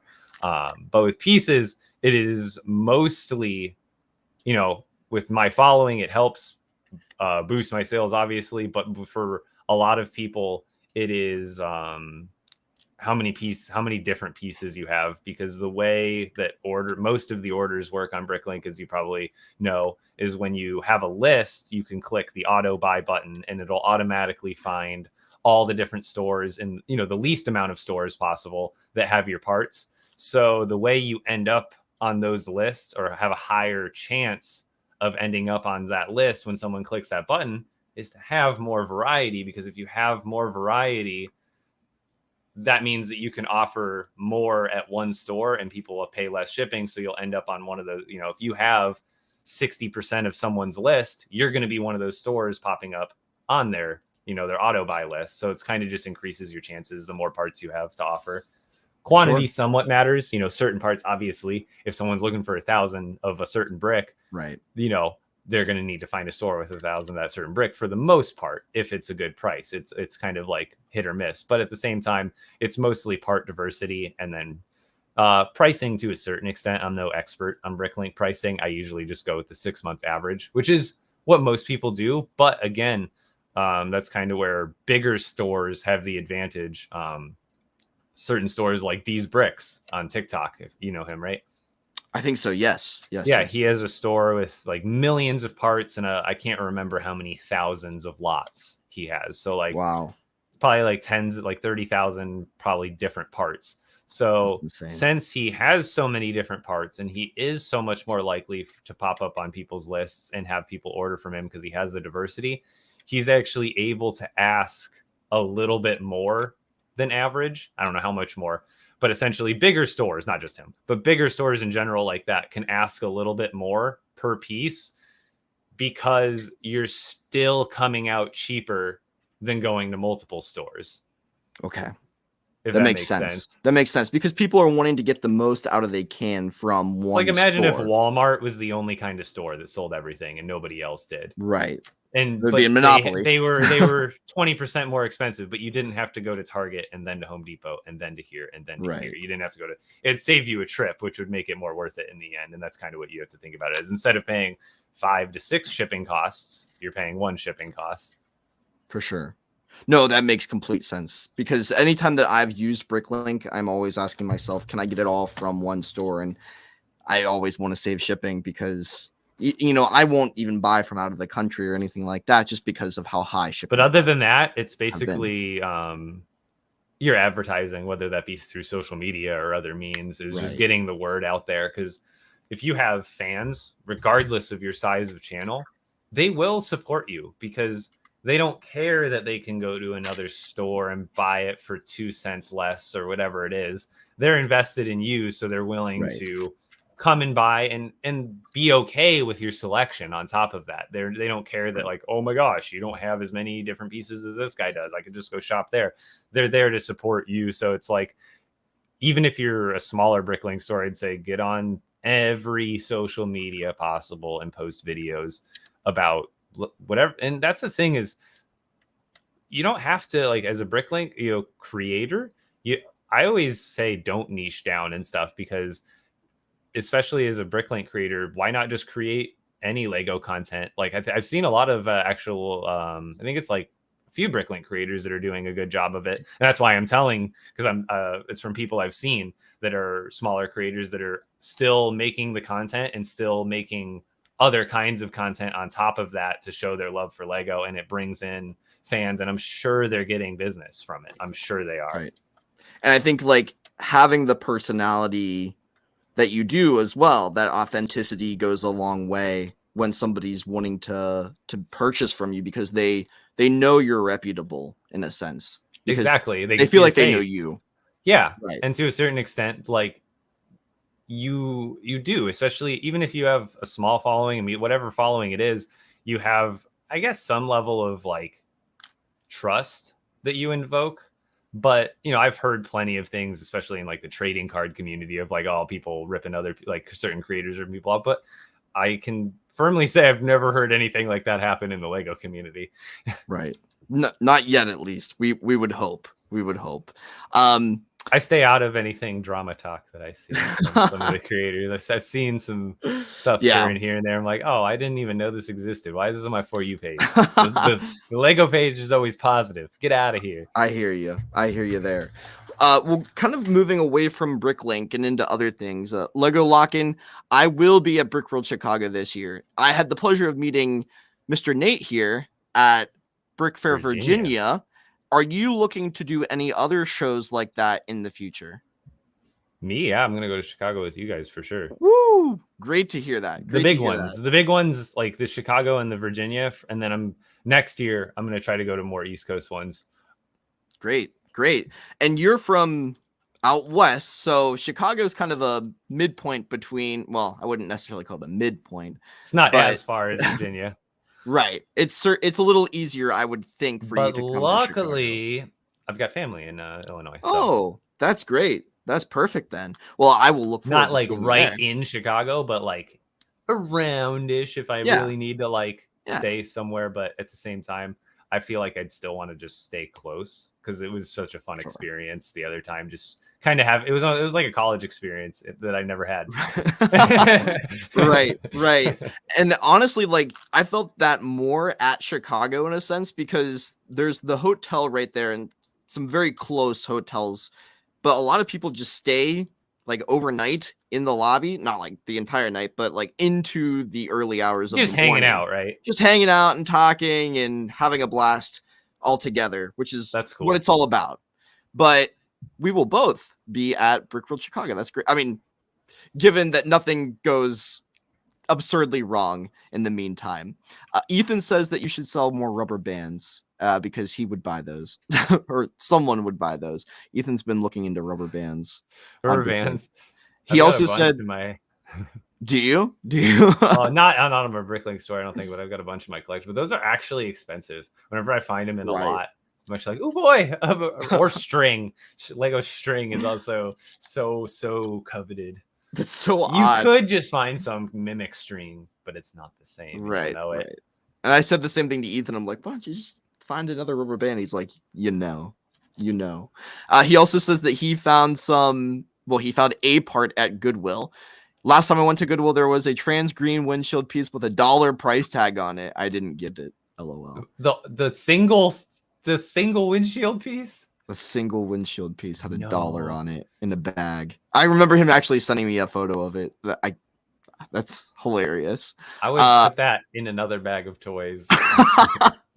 One would think, right? One would hope. No, that's Maybe probably they how looked much it up it's on worth. Bricklink. Yeah, then they shouldn't put a sticker on it. Dr. G33K says, or Dr. Geek, I'm just realizing that's his name now. When my friend Isaac went to Goodwill, he found a $90 Executor Lego ship set. It's gone now, sadly. Back to What was- Goodwill. What was the best thing that you found from Goodwill ever? My mom's haul that she found. Right. The, that was but insane. personally, I think it was actually I'm trying to think of how to describe it. They were 90s city styles, but they were like ship harbor port sets. Okay. And it was in box. It was one of those boxes that had the cover, but the front cover part of it was kind of ripped off, but it still had the opening part that had the clear part of it. I don't know how to describe it, but it had a lot of the packaging. And inside of the box, it not only had the set that the box was, that was like 99% complete, and it was an older set, so the parts that were missing were really basic, and I was able to replace them. But it had, I think it was like a $210 like city set from like the early 90s. Like I said, it had like it was like a dock, and it had some very big like early street base plates. And it was worth almost $200. And then it had like another I think it had like another $90 smaller port like extension set that was like went with it. That's crazy. I mean, it is Those quite sad. that was like the one. Other than that, nothing too comparable to like nothing more than like over $100, like $150 that I found. Right. I wish I could. Like I said, I've only found Lego once at my local Goodwill.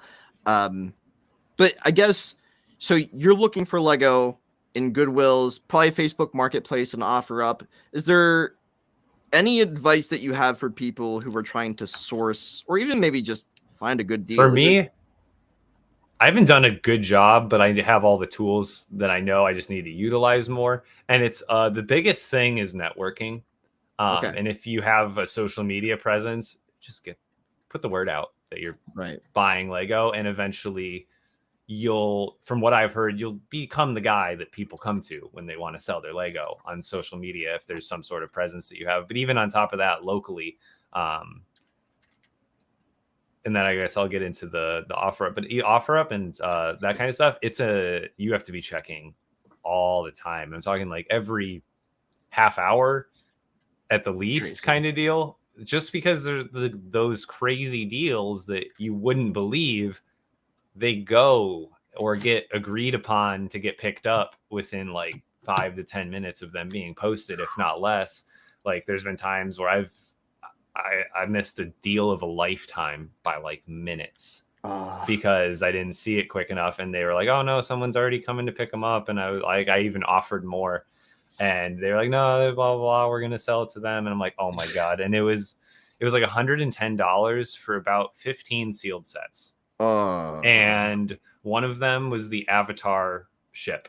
Swear to God, dude. And I've missed it. And that was just one of the sets. There was like some big sealed city sets, a few little like medium-sized Star Wars sets here and there that were from the 2010s. So it would have been like $150 on their own, probably. It was just like a bombshell. Like, you know what I mean? Like, so you got to be quick. I've definitely got some good deals, but the ones I've missed out on hurt bad. Let me tell you. I can't imagine. I mean, I can't imagine, but I couldn't imagine actually missing the deal. Dang. The other thing was, it was so local. It was so close. It was like a 10-minute drive. It's crazy how competitive it is, but everybody knows. It feels like a lot of people know that Lego is worth something, especially nowadays when, you know, you can go on TikTok and see all of us creators talking about it, and it's people like you. What's funny is it's so niche. I don't think like I think a lot of people are getting that, but like at the same time, I feel like it's a lot of Lego fans, but I am reaching a lot of people that are like not Lego fans. I've noticed, like I've had a lot of people in my comments that actually say like, I'm not interested in Lego, or I've never collected Lego, but these always interest me.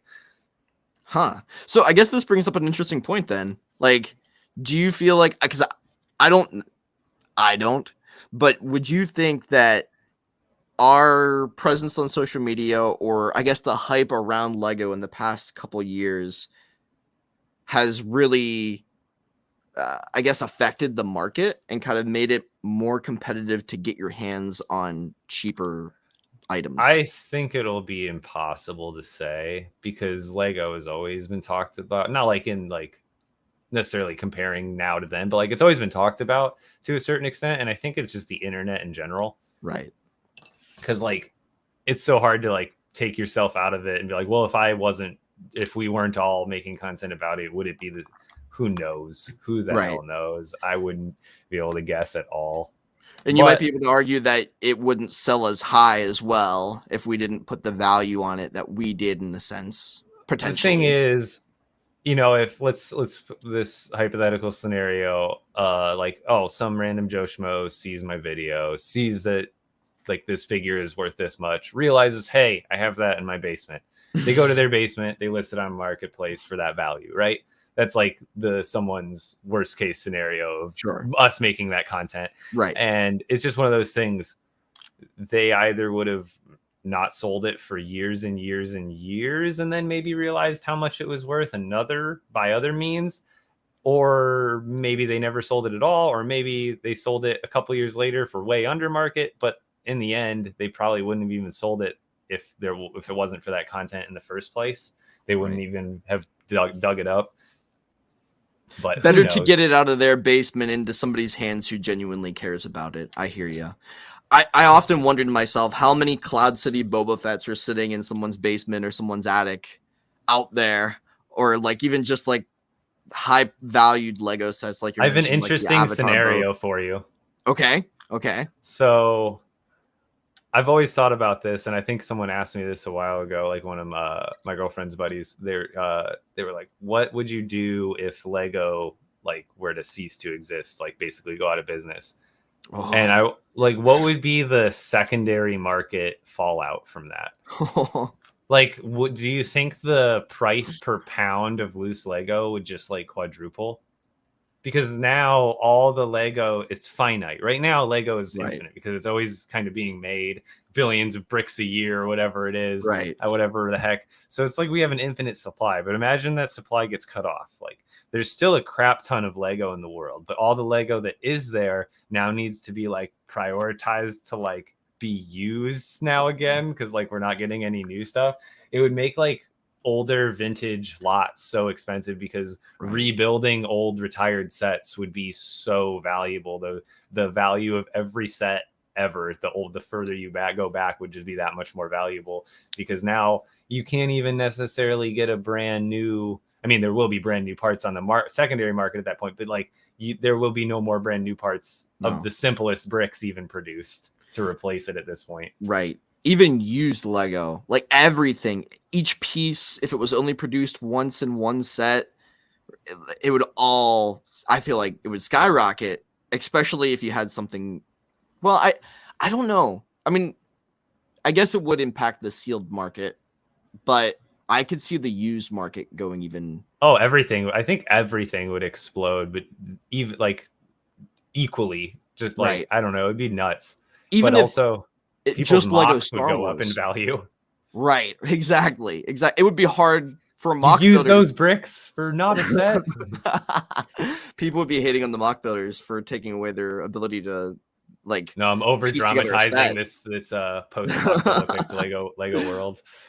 But even if Lego stopped producing Star Wars tomorrow and said that they no longer had the license or whatever, it was not cost effective or in their business strategy anymore to produce Lego Star Wars sets. Imagine the fallout of just one theme going down like the that. custom market would explode. Oh, that's the thing though. If imagine. Lego did go out of business, so many other companies would be able to pop up, and that they'd be able to do copies and stuff at that point, right? As long as they had the licenses. But I guess the question would then be, I guess it would depend on the individual. Would they be more interested in finding something that's knockoff or the authentic, real? I guess that's the whole other aspect you'd have to think about, is not just the secondary market fallout, but like the business end, who would take over, what would come to the top, what would go down further. Mega Constructs. I mean, it's hard to say. Oh, that'd be really sad to see Mega Constructs making Star Wars. Or Playmobil. Like, oh God. That's a scary world that you've created. That is an apocalyptic world. Jeez Louise.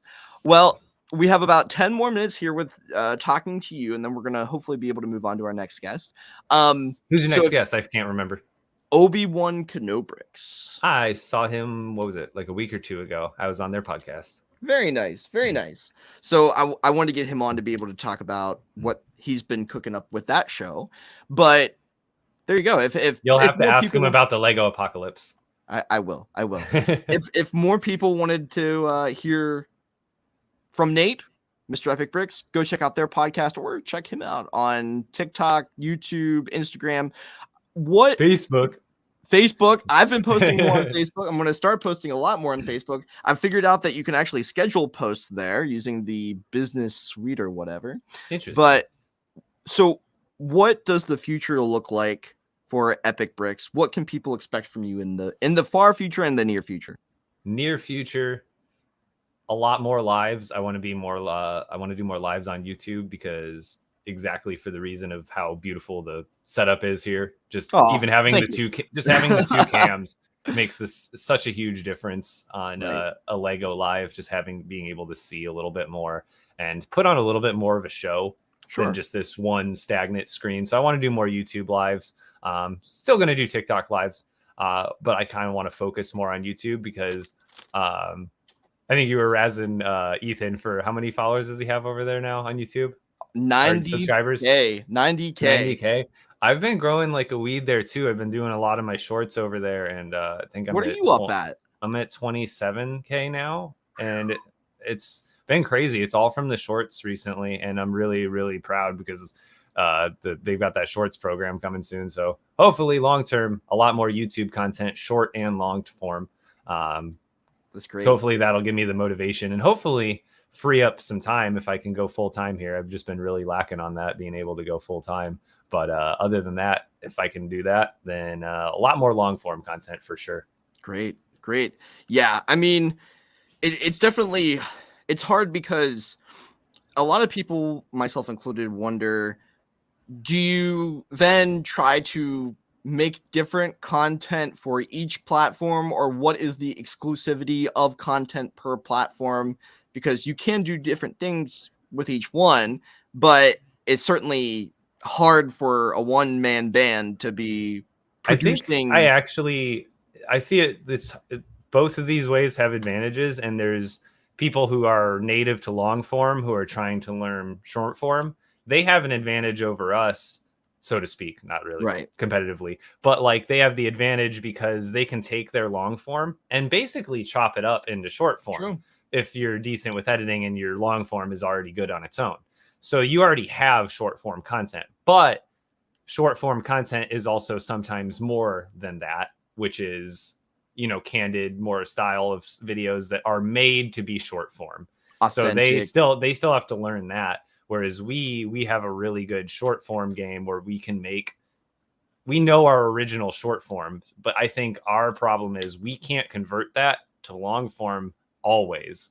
So Right. we almost have to make brand new ideas for the long form.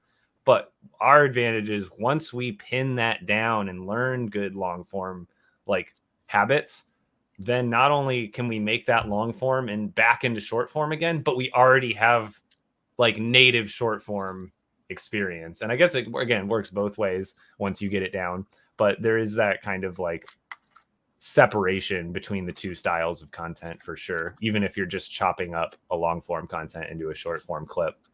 Right. And I think it's arguable that it's harder to capture people's attention when you're on a platform that's native to short form content like TikTok, just because it's so easy to scroll into the next video, and Mhm. applying that knowledge to long form content might have somewhat of a benefit because Yeah. you know how to capture people's attention. You know how to have a good hook. I mean, that's definitely how Mr. Beast videos works. I mean, his videos are like 10-minute long TikToks that are grasping your attention like every 5 seconds. You're just like, okay, let's keep watching. Okay, let's keep watching. Okay, let's keep watching.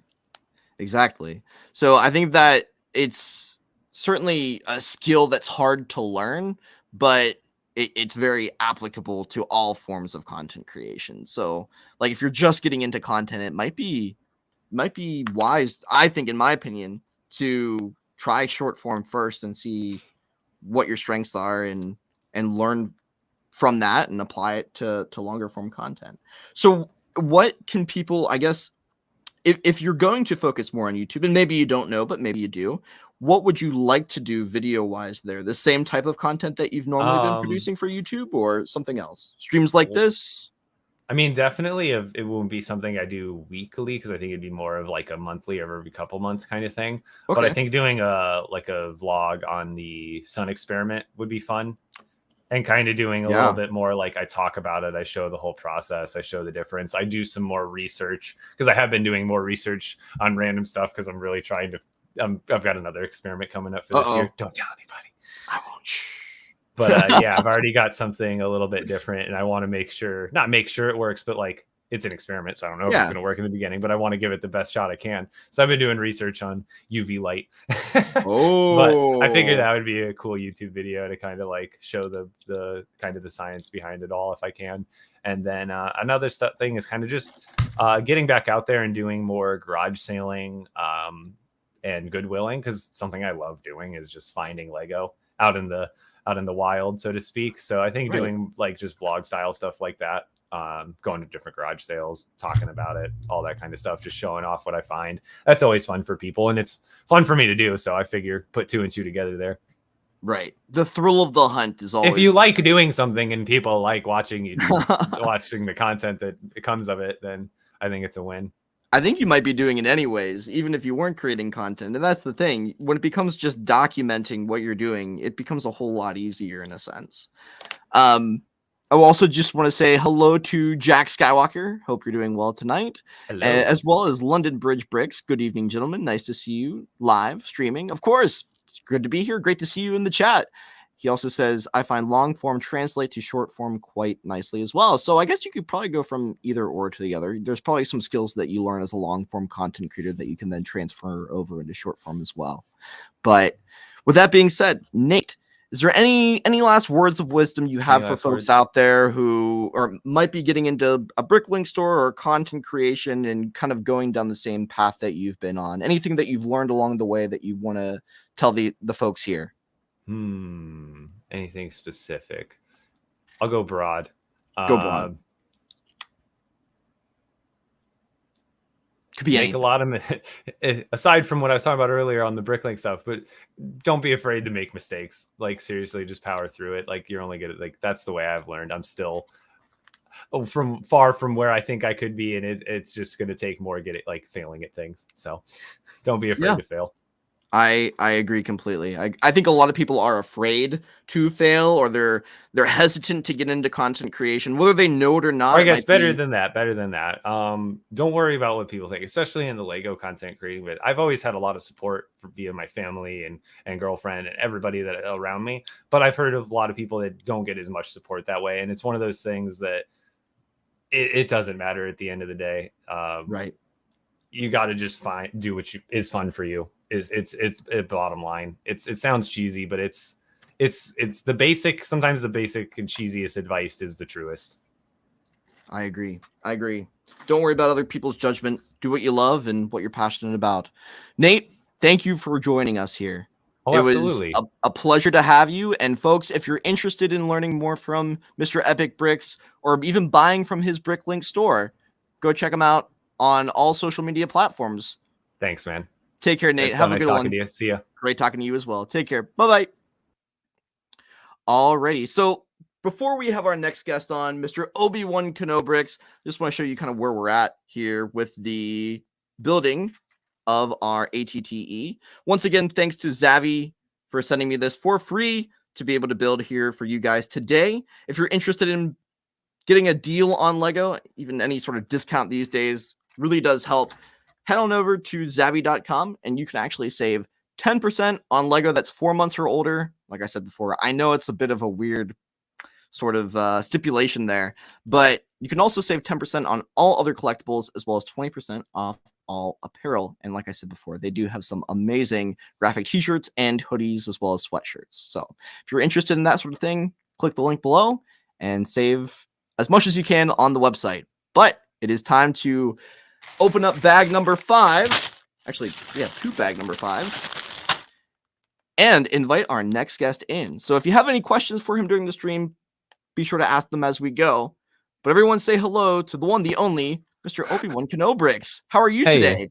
I'm doing well. How are you, Matt? I'm doing great. It's great to talk for the first time here online. Right. Yeah, that's pretty awesome. Crazy. Watching each other for a long time, but I know. Actually speaking is a whole other thing. Right. It's crazy when worlds collide, and when you realize that you would have never probably met someone online like this if it wasn't for the platform that we all know and love, TikTok. Yep, that's absolutely right. So as we get to know each other here a little bit better, why don't you kind of go into what your origin story is and tell the folks who you are and what you do? Yeah, well, thanks for that introduction. Yeah, so my name's Thomas, but on TikTok, Instagram, YouTube, I go by Obi-Wan Kenobricks. And so, I mean, like a lot of, I think like a lot of adult collectors, I started out as a kid collecting, and then at some point, I got to the point where it was like, that's not a cool thing to do anymore. You should not be playing with toys. And so, I let myself get away from that, and here I am now after a pretty darn long hiatus, to be honest. So I took like a good probably 7 or 8 years, maybe 9 years off from collecting, like actively. Like every once in a while there would be something in the store, I'm like, oh, that's so cool, I have to get it, I'm not going to tell anyone, and then but it took until until the pandemic and TikTok to actually get me back into Lego. And it was like seeing that other people are doing that and not being embarrassed about it. That was really the key. I felt like it was like an eye opener for me. I downloaded the app TikTok just because there was always that rumor going on that, oh, it's going to get banned and you won't be able to download it anymore. And I was like, okay, well, I better see what it is, And so it's like early 2020. And I got on there. I had no idea what I was doing, and just kind of looking through, as one scrolls through, and somehow I ended up on Star Wars content. Go figure. And then from there, of course, it like naturally progressed into Lego Star Wars, and so I started seeing all these like videos of people showing off their Republic gunships, and this is what triggered it for me, because they were showing off like the later couple of models, and this was Right. before the UCS model came out. And I kept on seeing people with the later models, and I looked and I couldn't find anybody who was showing off the original from 2002. I was like, I have that set. And so like went to my parents' house, got all the boxes. It was like completely in pieces, halfway assembled and halfway not. I took everything apart, sorted everything that I have, and I went through. They had all my original boxes, all my instructions and Wow. everything. It was crazy. So I mean, it took it took forever, but I was able to go through and rebuild that. And then this was my first big project. I was like, I want to rebuild the Republic gunship, and I'll show people like this is the original. So, Wow. and just like posting a couple of videos about that really got me into, being interested in sharing this awesome hobby. And it got me kind of reinvigorated with, enjoying other things about life besides just, working and eating food and going to sleep and repeating it forever until you die. It gives you something to look forward to in a different way and something to connect Yeah. with people. Yeah, with. absolutely. And it was really awesome for me to kind of realize that other people do this, and that there's like a whole community out there of people who are collecting and enjoying Lego and talking about Lego. And so, now I'm just like completely in deep on it. And, that's where I am now. That's awesome. That's awesome. I mean, it's great to have you be a part of the community. And I mean, it seems like you're doing well for yourself there on TikTok. You got about 50K almost, or over. Yeah, just crossed over 50K a week or so ago. That's awesome. That's awesome. Yeah. So I guess, Mike, so it sounds like you started with quite a large collection of older models that you then reassembled. Yeah. Am I correct in saying that? Okay. That is correct. Yeah. So I guess, have you bought a lot of the newer ones, and kind of what was that journey like, getting back into the hobby after being away from it for so long? Yeah, so I do have a lot of the newer sets now. I mean, it started off with like, looking on lego.com and seeing like, oh, these are what's out now. And then, buying a couple of small ones, like you're pulling in the little guppy fish and like, oh, I think there's a bigger one out there, And so just kind of gradually started. So I was like getting one every couple of weeks or so. And then I was like, oh man, but they also have that. And then I'd start looking on like Facebook Marketplace, and I was like, oh, I always wanted the carbon freezing chamber. And and I have it now. So it's like it kind of spun out of control. I have a lot of the newer sets now, and I'm super happy about that. I actually have the ATTE on the way. It's being shipped right now. So Very nice. still waiting for that to come in. It looks really awesome what you're doing with that. Looks really cool. It's a fun build. I'm not much of a Technic guy. I'm going to be quite honest with you. Oh, man, I'm yeah. more of a brick built builder. That's why I love the older set so much. Yeah. And I want to talk about that with you in a second here. But no, this set is awesome, especially, getting these upgraded minifigures and the beautiful Phase 2 Commander Cody with all the printing that one could ever dream of with him. But what's the difference for you between building older sets and newer sets? Do you prefer one or the other? What are the distinctions between the two that you have found? So I definitely, and I apologize for, I'm digging for a No, you're fine. 1x2 black tile, because as you probably, I don't know if you can see very much on my screen. I was going to ask, what are you getting into? Let's take a look here. I'm sorry. Yeah. So this is a mock that I'm working on, and I don't have a whole lot of it showing right now, but it's based off of the Fright Nights castle. And I designed this myself in Bricklink Studio, and I have all of the pieces for it now. But I was hunting for another 1x2 black tile because I underestimated one of the components for this portcullis that I'm building out of bricks here. And Very nice. yeah, so I used the little tooth pieces at the bottom. Anyway, yeah, totally off topic. That's like a awesome. No, squirrel that's here, but awesome. yeah. Just low I- key building a mock over here. Yeah, From, well, I'll be honest, like I didn't intend to have all this crap out when I was on the stream, but I was like, well, I started doing it last night, and I was like, crap, there's no way I can put all this away now. no, you're So, welcome to. You're you know. welcome. This was last minute, anyways, and I appreciate you coming on and showing us that. And that's what this is all Yeah. about. This is the Lego community, and we are builders at heart. So it's great to have you on Yes. here, showing what you're up to. But go ahead. Lights are in. Also, breaking up Brad would certainly love that and what it's based off of the story behind. Oh, that. yeah. So Yeah, I'll have show to you tell guys him when to it's give all you a done. message. Great, great. But okay, older versus newer. Yes. What do you think? Sorry, frog in the throat, but yeah. All So good. I appreciate both the older sets and the newer sets in their own ways. I wouldn't say that I prefer one over the other necessarily, but there are some things about the way that newer sets are built that I appreciate more, and some things that I actually dislike to an extent. So an example of that would be the instructions. If you've ever looked through the instructions on an older Lego set, we're talking like early 90s. I mean, they don't show you any, they just show you what the next step is. They don't show you any highlight of what is being added. They don't show you what pieces you need for that step. And that's actually a huge improvement that Lego has made, that when I came back into the community, I was looking at new instructions like, oh, each step tells you I'm going to need 2 of this, 1 of that, and 3 of those. So I don't have to like wonder how much, what pieces I'm forgetting on a step and hunt around on the picture for them. Right. But also, I can also appreciate that the sets are way more complex than they were when I was growing up. Like there are just so many pieces and elements that literally did not exist 10 years ago, 15 years ago. And so like when I compare the building styles, it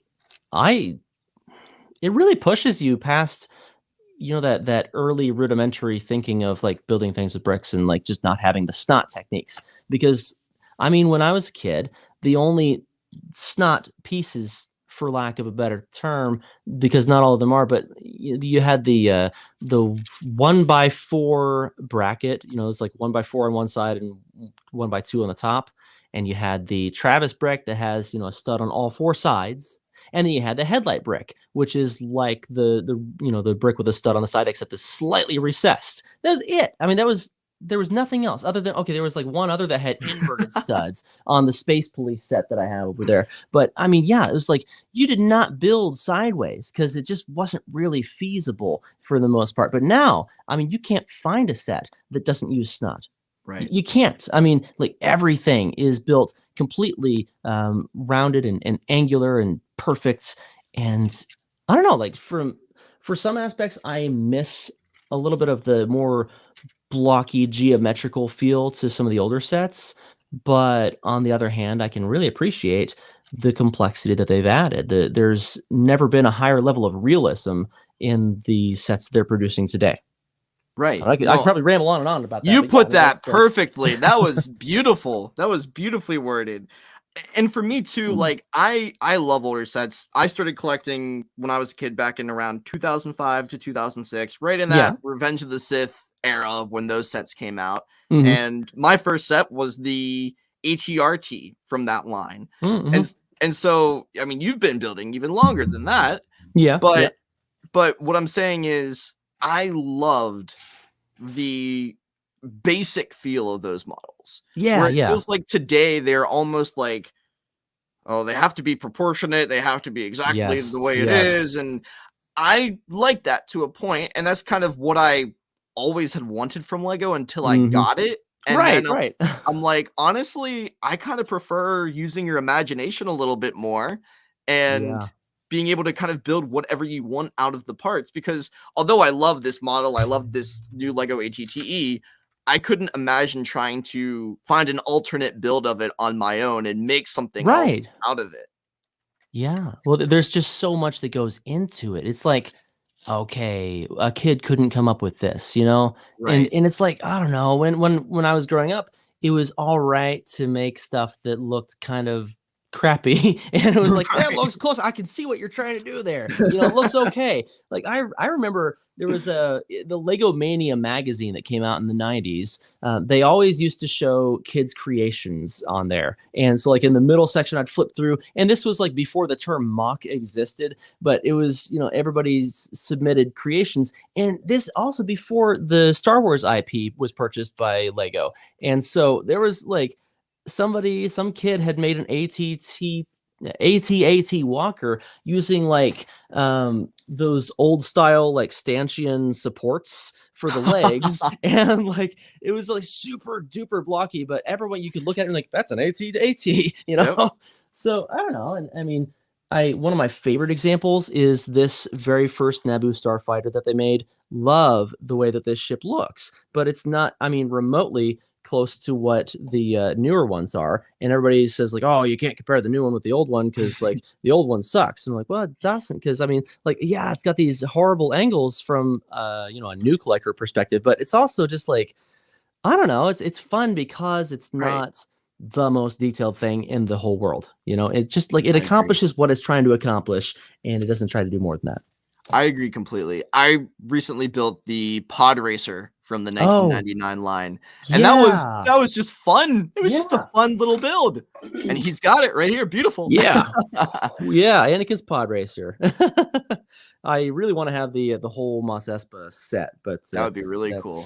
I have a friend That's who does. I'm super jealous. hard to come by these days, unfortunately. Yeah, yeah, absolutely. But no, I love the imaginative perspective that you can have with those older models, and I think that Yeah, unfortunately nowadays, or I guess fortunately for some people, there's just such much more mathematical approach to it all, and I think some bit of creativity was lost.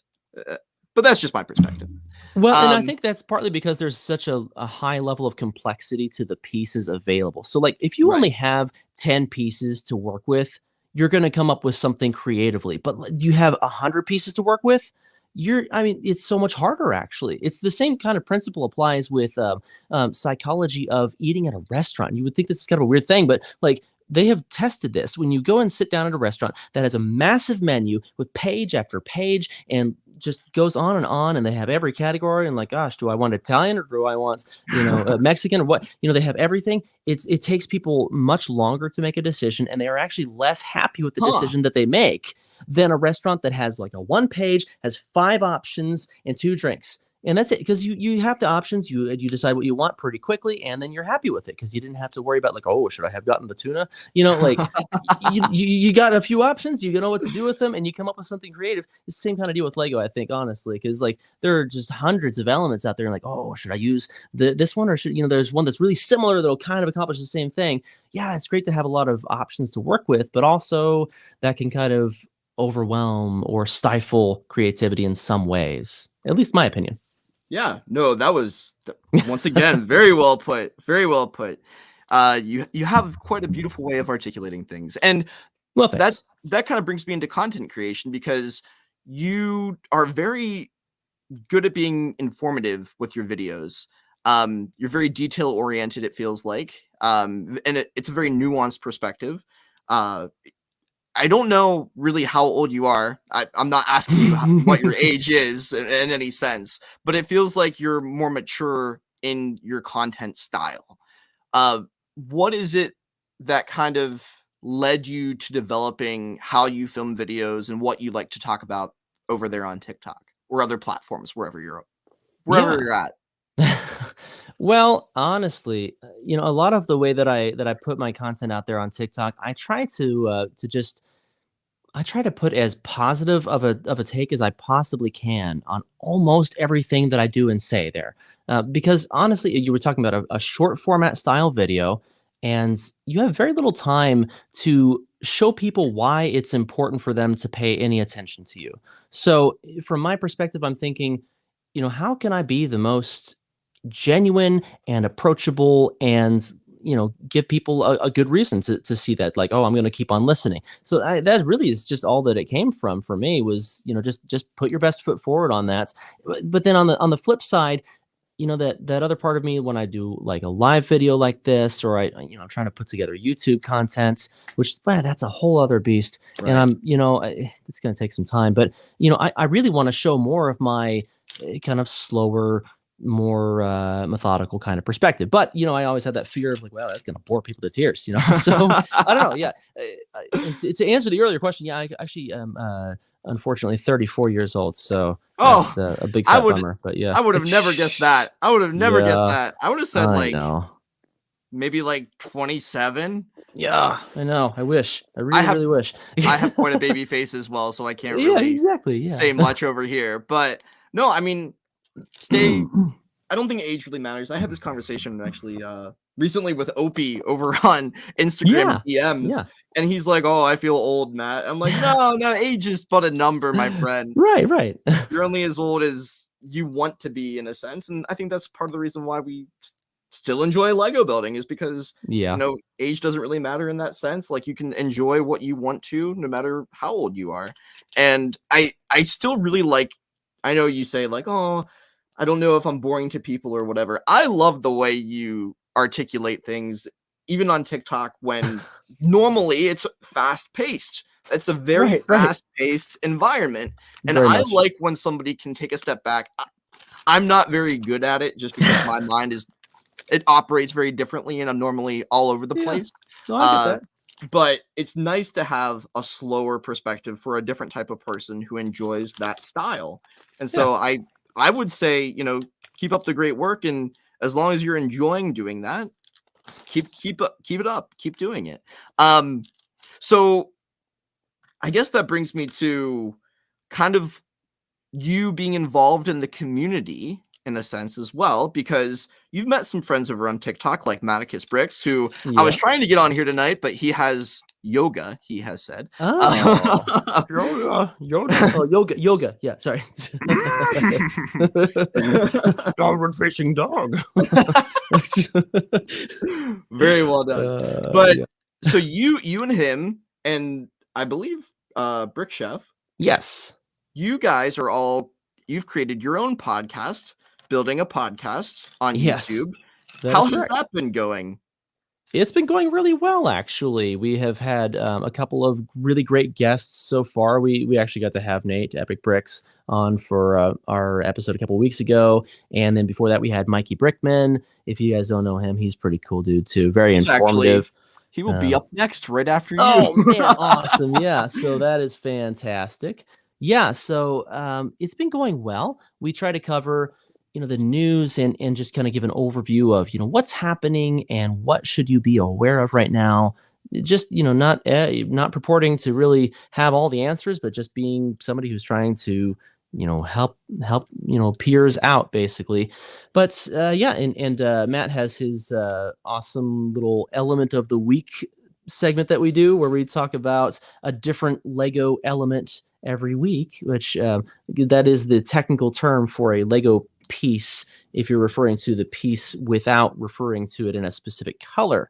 So like a 1x1 plate, not a black 1x1 plate, would be an element. A Right. black 1x1 plate would be a piece. Anyway, yeah, those kind of nuances what you can Sure. look forward to in building podcasts. But yeah, it's been good. We actually we've been doing it for 7 weeks now, and we Wow. were going to go yesterday, but we ended up deciding to take a short pause because I had some life events take place, and Okay. I was not in a good headspace yesterday, unfortunately. I told the guys that they could go on and just do it anyway, but they decided that there wouldn't probably be enough time to fill in that slot.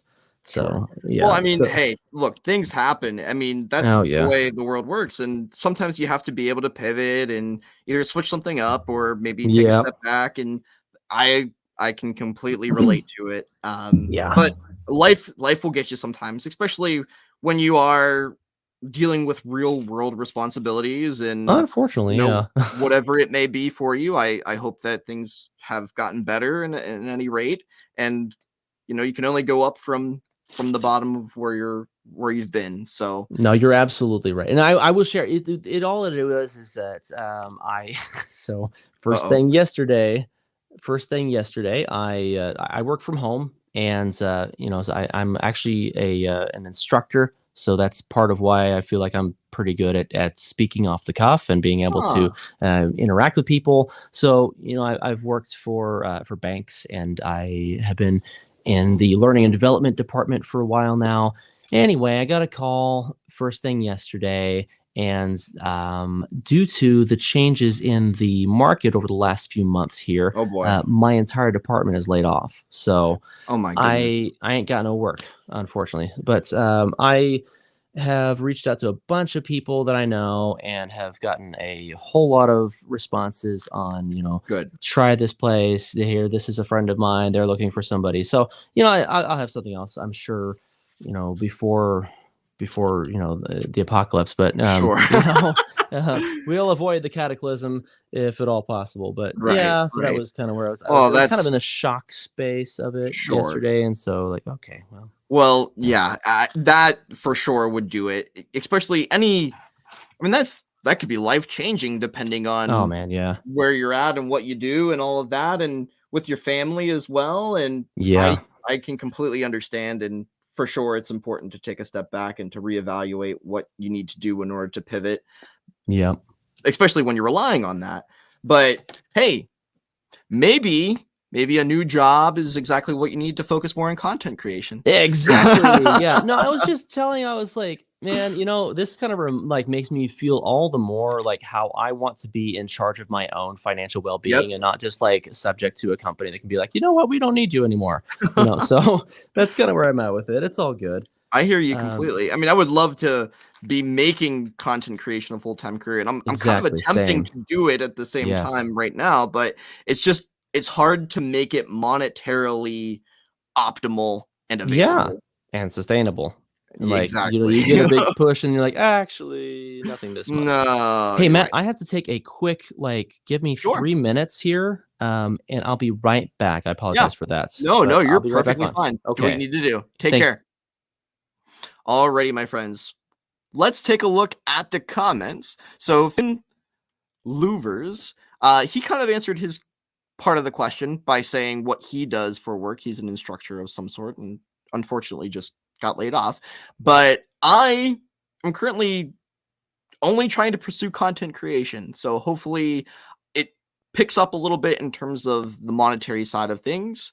Lego Bexer, you are back. Hello, welcome back. Thanks for coming back to the stream. But it looks like Boba's Bounty is also back to the live stream. So great to see you guys. I hope you're enjoying. I know that we've had an assortment of guests here that I've been talking to, and I've not been able to talk to you guys as much. I've of course wanted to, but don't want to disrespect us. You're more than welcome to ask any questions to any of our guests that we have on here as you see fit. But I am looking for a piece that I cannot find. I don't know if I'm just going crazy or what the deal might be, but I cannot find a rod piece. It'd be like this without the Technic part on the end. But thank you guys for all tuning in today. I appreciate it. Our guests will be right back very soon. It's always hard for me to talk and build at the same time. That's why I bring guests on. And I, of course, just kind of like to hear from other people and understand what their perspective is on the hobby of Lego building and content creation, everything considered. Let's take a look here. I don't think this piece is on the table right now, so we're going to go back to bag numero 5, bag number 5, and it doesn't look like the part is in either of the bags. Maybe it just didn't come with the set, or maybe I put it in a different place. I don't know. Sometimes I feel like I'm just kind of losing it when I'm Lego building, but we've all been there where we're looking for a piece that we can't spot. Is it on the floor somewhere? I don't know. I'm absolutely losing it. But thank you once again for all tuning in, of course. If you have anything to say, write me in the comments. Even if it's just what's up, I'll bring you on screen, and not you, but your comment, and answer any questions that you have. This build is a lot of fun. I, of course, love all the minifigures here, but it is a Technic build, and when you're building Technic, you have to focus a little bit differently than you would when you can mindlessly build, or at least more mindlessly build, just regular system bricks. I cannot find the piece. Maybe it'll turn up later. I'm not going to worry about it at the moment. I'm just going to kind of move on to the next step, and if we can come to it by the end of this section, then we'll get back to it. But I am putting together the feet, and there is some repetition with them, but it's not super monotonous. Hello, Lego Lord. Hope you're doing well tonight. Thank you for joining the stream.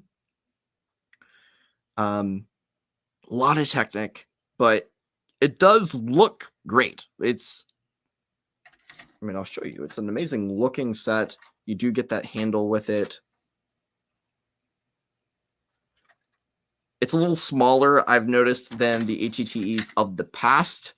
At least I'm thinking of the Clone Wars one. I don't know about the one from 2014, how it sizes up against it, because I actually have both of those ATTEs, not the very first one from 2002.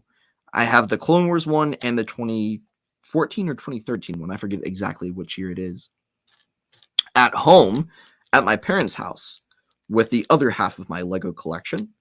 But I have all my Clone Wars sets primarily there, aside from the gunship, which I have over on my shelf behind me. But we are going to keep building along here. I have this awesome mat as well. I got this at Brickworld Chicago from the guys who created it. It's called Mock Industries. So if you're interested in finding a building mat just like this, you're more than welcome to go check them out. But Obi-Wan Kenobrix is back. yeah, sorry about that delay Back there. in action. Yep. No, you're perfectly fine. I understand things come up. I can pivot just fine. I am looking for a piece that I cannot locate, so I'm just going to kind of move on from that step and keep on building here. But what were we discussing when we left off exactly? Building a podcast? Gosh, yeah. Oh, yeah, we had gone on that. Yes. And it is, in fact, going well. Yes. Yeah. Good. So Good so far. It's great to see, like, people from the TikTok community who have been around for a little while start to branch out, get into other parts of content creation. And what was it that spurred you guys into creating this? So I had been wanting to do something more for a while. I'd been kind of mulling it over and thinking about what could I do that would be different, or maybe more collaborative. And actually, that's one of the things that I like the most about that endeavor, is that it involves other people in an interactive setting, and it's just being able to talk about something that is a shared passion and hobby. Right. But so it was actually Ethan, the Brick Chef, reached out to me and said, "Hey, we'd followed each other for quite some time, and had talked on and off a bit. I think we may have had one small collaboration quite a long time ago. Went on a couple dates, got dinner, went to a movie. Yeah, exactly. Yeah. But then he never called me back. So he ghosted you. Yeah, No. I know, right? So I wasn't sure if he really liked me or but so yeah, he reached out and he was like, "Hey, do you want to be involved in something bigger maybe?" And so we talked about that, and he said, I want to kind of get maybe a third person also, so that way it's we can have the ability to rotate off if one of us is unavailable or whatever. And so I was like, oh well, definitely you got to do Medicus Bricks. So because I had been friends with Medicus Bricks since about as soon as I got onto Lego Talk, and actually he was one of the inspirations that I specifically remember triggering me to restart this hobby. And That's so awesome. I talked to him, and he was all about it. He was like, "Oh, actually, I was about to ask you if you want to do so." So we're kind of like all on that same page, crazily enough. And so that's how we got into it, and it's been a lot of fun so far. Some things big just whole work journey. out like that. Some things are just meant to be like that. You find the right friend group, and everybody's on the same page. And luckily, you guys had that. It kind of worked the same way as the guys who I do stud buds with, right? And we all randomly decided that after we met on someone else's show that we would like to do our own thing, and it just kind of spurred in out of control into You're what right, it is yeah. today. That's awesome though. Yeah, and back at you. Like, in all honesty, I haven't given it a watch yet, just because I think I might be on it in the upcoming weeks. I think you might be too. And this might sound weird, but normally I don't like to watch a show before I'm on a show, if I Yeah, know that okay, I'm going to yeah. be on it. But Yeah. I'm looking forward to, and then I'm going to go back and watch all of your other shows. I did the same with Opieverse. I did the same with him. Yeah. And So did I. Nice. But Yeah, so did I was on there. I had like this big backlog to go and check out of all of his content. Oh But yeah. He's got a your lot. show is unique because it is kind of, well, it sounds the way you're describing it, more in the moment and weekly based, meaning Mhm. it's current Lego events. Am I wrong? No, yeah, that's a big part of it. Yeah, we Okay. try to be not just like episodic, but also looking at what is happening now, because I feel like that's a good way to bring something that's useful to people, Sure. week after week. But they can always fast forward past that if they're re-listening or whatever after the Right. fact. And Right. we actually have it on Apple Podcasts, Spotify, Pandora, iHeartRadio, Amazon Podcasts, Google Podcasts, literally everywhere you can find a podcast, you can find Building a Podcast. That's great. So That's great. Yeah. So it's out there. It's hard to, or at least what we've found, doing it primarily on YouTube and then wanting to hopefully transfer into doing it more as a podcast Yeah. on Apple and Spotify and everywhere else. It's hard for us to treat it like a podcast because we have Right. visuals that we want to bring up, and Yes. Lego is such a visual medium when It you is. are Yeah. trying to dissect it and talk about it. But Mhm. I look forward to seeing your guys' take on it and giving it a listen, and I hope that everybody else goes out and gives it a watch. And I cannot wait Yeah. to talk with you three on it because Awesome. Yeah, me too. of course I've met Manicus in person at Brick World, or I'm sorry, Brick Fair, yeah, Virginia. Fair, yeah. But you and Ethan, I didn't know that was Brick Chef's name, but you I and know, right? Ethan, Yeah. I have not met, and I'm looking forward to being able to chat with you two. Yeah, so are we. So going back to, I guess, the Lego world of things and not just the content creation. You said you had a huge dark age, and Yeah. you have preferences between the two. Some of the newer sets you like, and some of the older ones you prefer. But overall, what is your favorite Lego set out there, and why is it your favorite Lego set? Oh boy, favorite Lego set. Oh, man, it's kind of hard to. I'm probably one of those weird people who is like, I like everything, but legitimately, I've always had a hard time like drilling down to a favorite of almost anything. Like somebody asks you a favorite food or TV show, I'm like, well, I like this one right now. But if you ask me tomorrow, I may have an entirely different answer. Maticus and I did a top 10 Lego sets last week, actually. And he and I, we actually kept secret our picks all the way up until we revealed them during the show. And I was like, well, I don't know why I picked this one, because like I was just kind of feeling it in the moment, But I don't know if I have like a favorite right now. Favorite right now? That's easy. Yeah. Oh man. Not really. Okay. Maybe my Republic Frigate. That's a really. It was a fun set to build. Or maybe King Leo's castle. Maybe so. Okay. Maybe a better question is favorite Lego theme. Yeah. Okay. Yeah. It's probably going to be Star Wars, to be honest, and that might be like a kind of basic answer.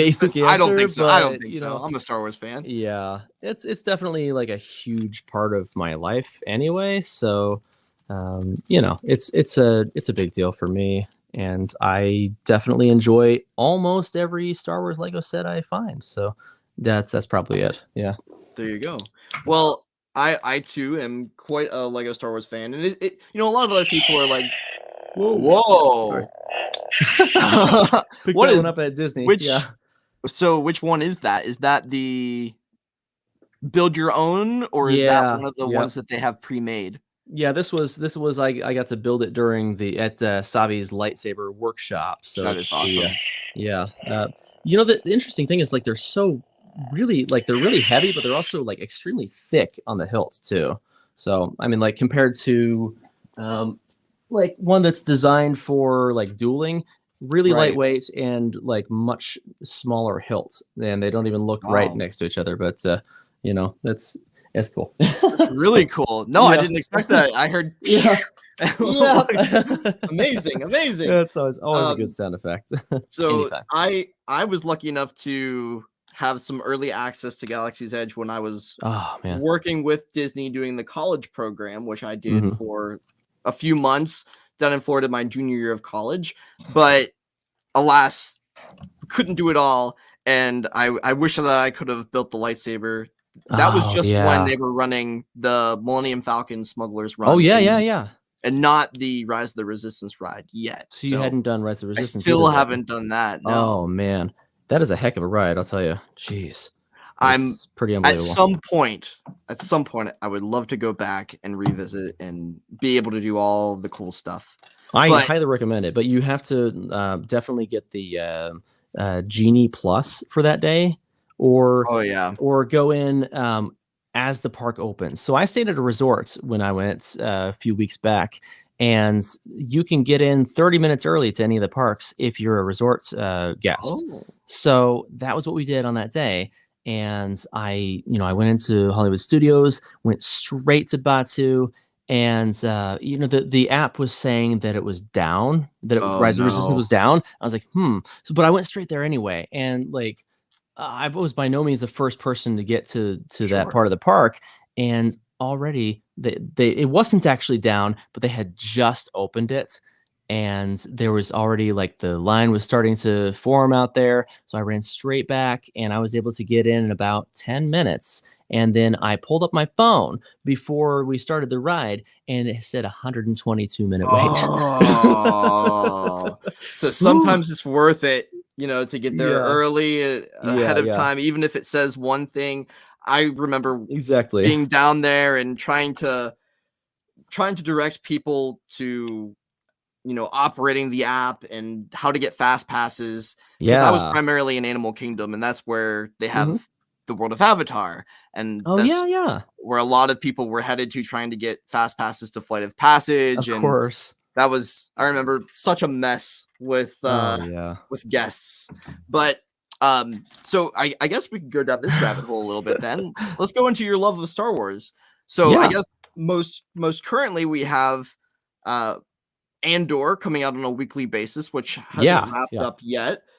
Getting down to the latter half of the season, though. We have 3 episodes left, I think. I believe so. Yeah, it's coming And down to then it. Tales of the Jedi, which released in Oh, total yeah. That was really good. last week. What have you thought of the Disney shows? And I guess I'm assuming you started out as an OT fan, given what you said your age was. Am I correct in that? Kind of, where did your love of Star Wars start, and Yeah. where are you currently with it? Like, Yeah. what do you enjoy most from it? Oh man, I really love the prequels probably the most, and for a long time it was like everybody hated on the prequels. It was like just the easy thing to hate on. Now that has been kind of transferred onto the sequels, and I'm sure eventually they will be beloved as well. But I started out with in like I remember in the mid 90s watching A New Hope at my grandparents' house. It was on VHS tape, and it was like the original release on VHS. So it was like really bad, graphics. That's what I saw it on. That is what I saw it on as well. And I was a few years late to the party too. Yeah, But still, VHS back in the day, and yeah, that was the way to watch it, though. I mean, you had the I remember static within the yeah, like Then a the little tape. scrolling, like Yeah. rolling static on there. Yeah, and I vividly remember the Dianoga creature popping up in the trash compactor, and it like scared the shit out of me. Excuse me, I'm so sorry, but like really, like as a kid, I was like, "What is that thing?" You know. Right. So Quite terrifying. yeah, definitely that freaking eyeball. Yeah, that was something else. But and then I remember like the next summer watching the Empire Strikes Back and Return of the Jedi, and I remember watching Return of the Jedi and seeing like Princess Leia and being like, why is my grandpa allowing me to watch this? Like, I mean, I'm not mad, but Grandpa, what are you right, into? yeah, right, exactly. But yeah, it was good, and so then like the prequels were coming out then, and I got really excited because they were really hyped up. And my local theater did a re-release of the OT in theaters, Wow. and so we got to watch the remastered special editions of all three of the original movies. I had to watch those in theater with my dad.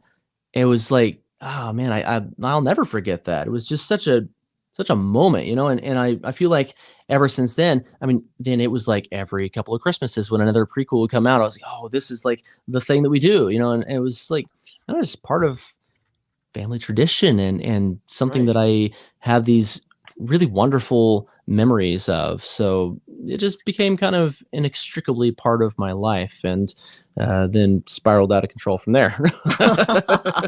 That's amazing. That's Yeah. amazing.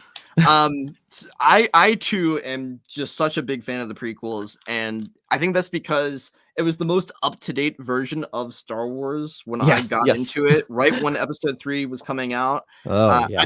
I didn't get to see it in the theater because that was a little bit before I really was into it as a fan. Yeah, But totally. but I mean, I wish I could have went and seen it in the theater. Looking back, like I wish they would, just as you said, kind of do a re-release. They did that Yes. for Phantom Menace when they did it in 3D, but Mm-hmm. of course, when the Disney acquisition occurred, that plan had fallen through for the original prequels. Yeah. But my first Star Wars film in the theater was Clone Wars. Oh yeah, right. Yeah. And I remember today being so excited to see that, and yeah. then turning into watching the series on Cartoon Network. Yep. Do you like the animated projects, or are you more of a, because like that's what I grew up with more or Yes. less. Yeah. So I am Absolutely. a big fan of it. It's just interesting to me to have these different, I guess, generations of the fandom where you have Oh, the yeah, totally. prequels, the OT, the Clone Wars. I'm sure there are Rebels kids out there, sequel Oh trilogy. yeah, absolutely. No, I love all of that stuff. Honestly, I am a big fan of the animated series. Series is that how we say it? Series. Yeah, Sure. Serai. But yeah, I mean, man, I remember watching the cartoon animated Clone Wars that came out before the computer animated. And Right. if I remember correctly, it was by the same animation studio that did Samurai Jack on Cartoon Network, which The is Genji so it's series. why that's like so cool and edgy. Like, oh man, I loved their interpretation of Mace Windu. He was a bad A. Yeah, so I loved that. And then when they went into the whole Clone Wars series, at first I feel like I remember thinking like, oh, maybe I shouldn't like this. Like kind of the same thing you do with Lego when you're Right. like coming of age and you're like, I'm not supposed to like this, so don't tell anybody. But it's been pretty cool for me, honestly. And I really love Rebels also. That one took a while for people to be accepting of, but there's some awesome character development that takes place in there. Big fan of the Bad Batch also, which again, Yeah. another show that's gotten a lot of probably undue hate. But you have to already have been a fan of specifically the things that have happened in Clone Wars in order to really even appreciate the Bad Batch. But there's Right. so much tie-in with not only the Bad Batch, but also we've seen Kanan Jarrus, and having the tie-ins with Camino and the Empire starting to bring in recruits instead of clones. Like, I just love seeing all of these tie-ins, and like I love exploring this time frame that we don't have a whole lot of concrete stuff on, which is also kind of what we look at in Andor. So I mean, like literally all these shows that are out. They're just like there's so much depth and perspective that it brings, and also like to that point, I don't know if you read any of the Star Wars novels at all, but A little bit here and there. yeah. Okay. So one that if you like Andor, and that time frame and that like formation of the rebellion type of stuff, I would highly recommend Catalyst. It is a prequel to Rogue One specifically, and it tells the story of Galen Erso and how he ended up entangled with Orson Krennic, and what happened with him trying to flee and then end up being found, and everything that happened in the midst of that. It's really, really fascinating story, and gives again a lot of depth and perspective. So good one for like, I don't feel like I hear people talking about that one, but it's a good one, worth reading for sure. Right. I think I might have started that one. So I own a lot of Star Wars books from the new canon. I own a lot of the comics. Yeah. Right when the old, what is now Legend, the expanded universe became Legends, and the new Disney canon was formed, I started just collecting the comics, the books. That way I could try to, at the time, I thought naively, I can collect the entire new canon of Star Wars. I tried too, and then like I quickly went to like 1 times 3. It was like multiplied like rabbits. Right. Exactly. And so as much as I would love to delve into everything, there's just so much. And I'll start a book and then I'll forget what happened, and then I have to restart the book when I finally get around to reading it, and something will happen in my schedule. Know. I'm sure you know how it is. Dude, being an adult. I am currently reading the Ahsoka novel, the Leia princess novel, the Brotherhood, which is Obi-Wan and Anakin, and also Phasma. I feel like there's probably another one. Light of the Jedi. Like literally all the same freaking time. What is wrong with me? It's probably also the ADHD, legitimately. But yeah. So I just have them like in different rooms, and I'm like, I got to pick up on what was happening on Ahsoka. I love that. No, and I get it. I totally get it. As much as I would love to finish even Dark Disciple, that's one that I need to actually complete. Yeah. I started reading that like 3 times, and I just can't. I know it happens. Yeah, it's hard sometimes. No, I loved how you, going back to kind of the differentiation between the generations, I love how you kind of went through that and nailed each one, and you find something that you love out of them all. Because when I grew up with Clone Wars, I remember so many people hating on it. That's just a kid's show. And I'm like, have you watched this show? This is certainly not a kid's show. Kids, yeah.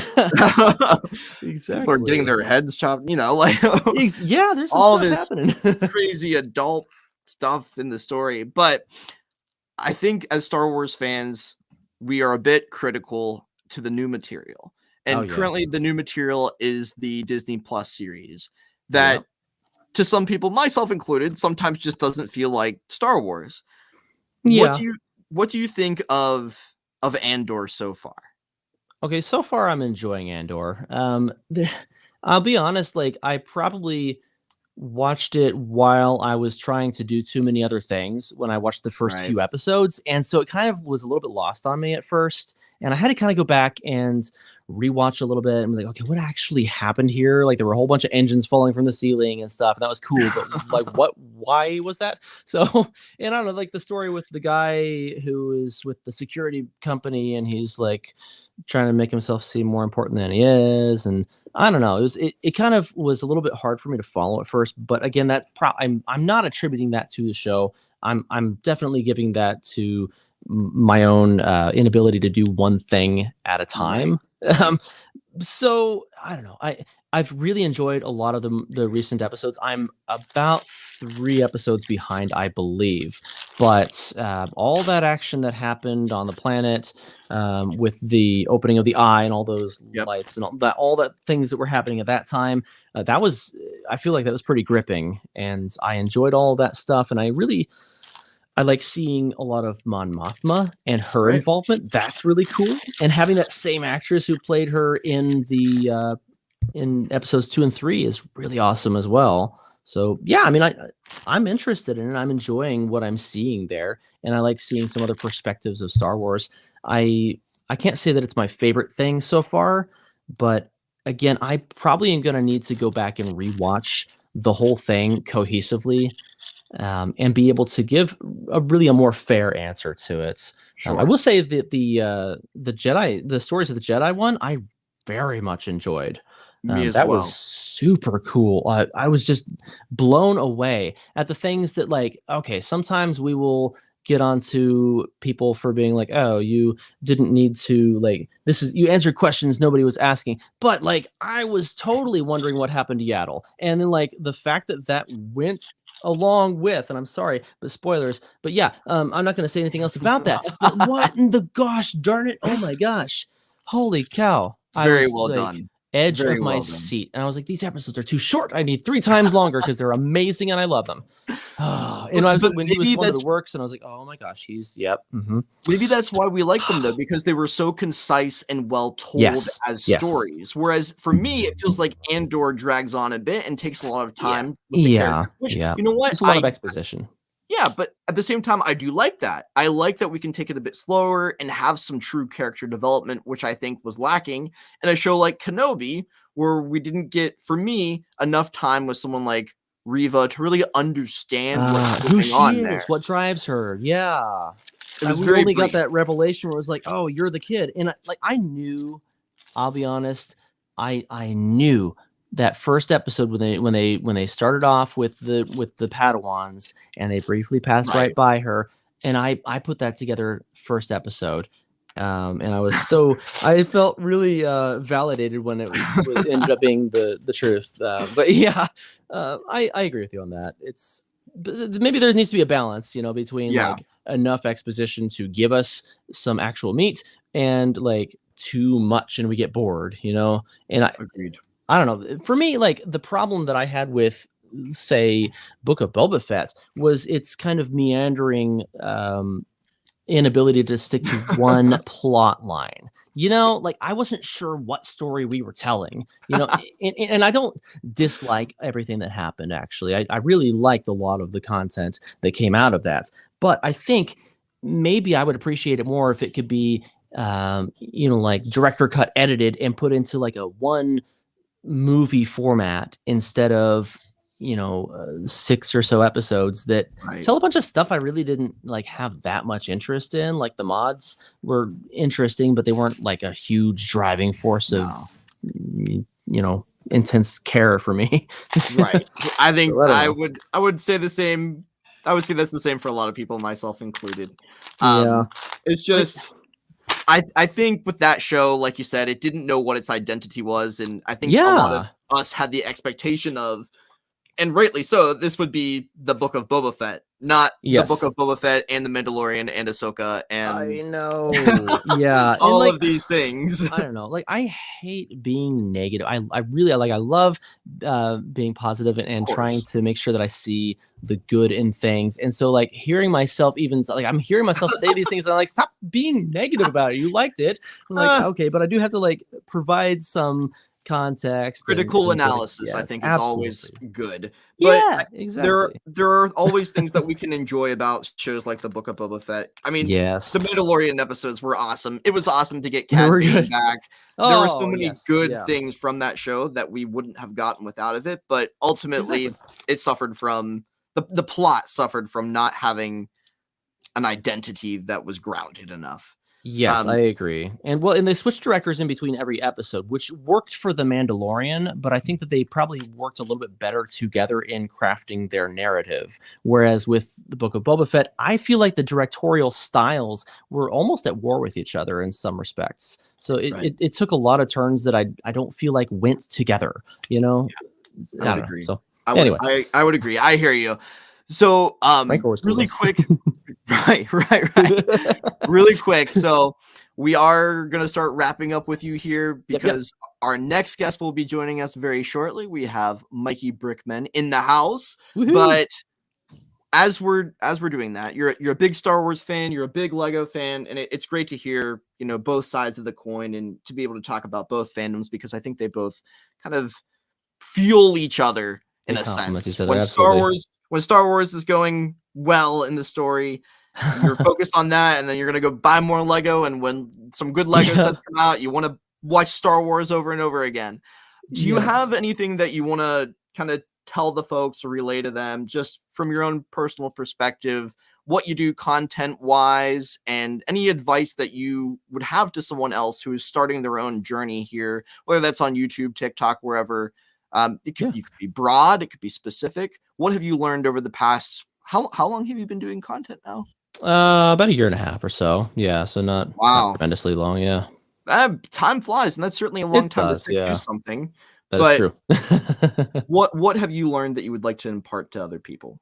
Well, there's a lot. I mean, you know how you boil it down to one thing, but really, at the end of the day, for me, what it comes down to is don't force yourself to do something just because you feel like you need to. Like if you set this arbitrary goal, of, like I need to put 10 videos in a day, like you're gonna burn yourself out in no time flat.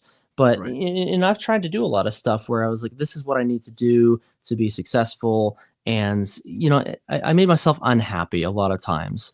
And so I guess ultimately what I would say is that, you know, make sure that what you're doing is something that you enjoy, because that will come across in the way that you present your videos, you know. And so don't worry so much about, you know, the quality of the editing or the filming or whatever at first. Just get the content out there. And because it's not about, you know, necessarily having everything refined down to a T, but just being able to tell your story and being authentic about it. And when people see that you enjoy something and they see that you are being honest and being real, that's one of the most gripping things that you can do, especially in TikTok, but in a lot of social media from my very limited experience so far.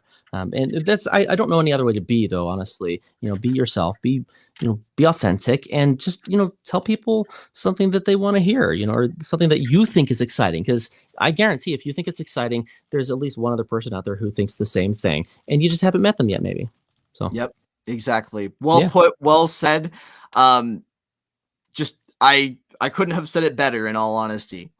Do what you love and be yourself. There's nothing else that you need to know. Thomas, thank you so much for being on here. It was a pleasure to get to talk to you, and I hope that Absolutely. we will speak again very soon. I know we will. On the Building a podcast. perfect. Thanks for All having right. me. I really appreciate it. It was a lot of course. fun. Pleasure is all mine, my friend. Take care and good You luck with too. that beautiful mock that you have. If you want to go find Thomas on TikTok when he's finished with it, I'm sure he's going to be posting it. Oh yes. You can find him at Obi-Wan Kenobricks. And are you on Instagram or anywhere other besides TikTok? TikTok, Instagram, and YouTube. YouTube is fledgling and very small channel right now, but you know, content growing on there. Yes. So More to come soon, hopefully. yes, indeed. Fingers crossed. TBD. Take Thanks care, again, man. Matt. Appreciate Of course. Go check out Thomas and go watch his awesome content. All right. So before we bring Mikey Brickman in here, I just want to kind of update you guys on where we're at. We're coming along pretty nicely, actually, with the build. So we're on the last bag. We are on bag 6. And we're still going to have the rest of our guests here on the show because I believe that Block Studios will be coming in to talk about his ELPN podcast with Rob the Builder. Both of them will be joining us after Mikey. But this is a fun set to build. It's just a lot of technique. It's a lot of concentration. It looks beautiful, and I can't wait to finish the model. We have missed one piece, and I don't know if I dropped it. I looked in the bags. It's not there. But we are missing one piece, and it is a rod. So I might have to replace it. That's okay, though. Without further ado, let's bring in our second to last guest, but certainly not least, Mikey Brickman. What is up? Oh, hey Matt, how you doing, man? I I'm think doing. This is the first time we've ever actually talked face to It face. is. It is. Yeah, Well, so- yeah, screen to that's screen, we'll say. Yeah, screen to screen. Yeah. Hopefully post-COVID, someday this face to is- face. This is as Yeah. close as we get. Exactly. Well, the pleasure is all mine. Hope you're doing well today. Yeah, definitely. Thanks for having me on here. I really appreciate it. My I've pleasure. been watching, popping in and out. I was at work and watched a little bit. Don't tell my bosses. Oh it no. It was good. It was good. I really Oh. like this setup, the rotating guests. It's Yeah. very Well, entertaining. I'm glad to hear it, and thank you so much for supporting here. It's a lot of fun to be able to talk with you guys, and it also gives me a chance to be able to focus on building and not feel like I'm getting super far behind.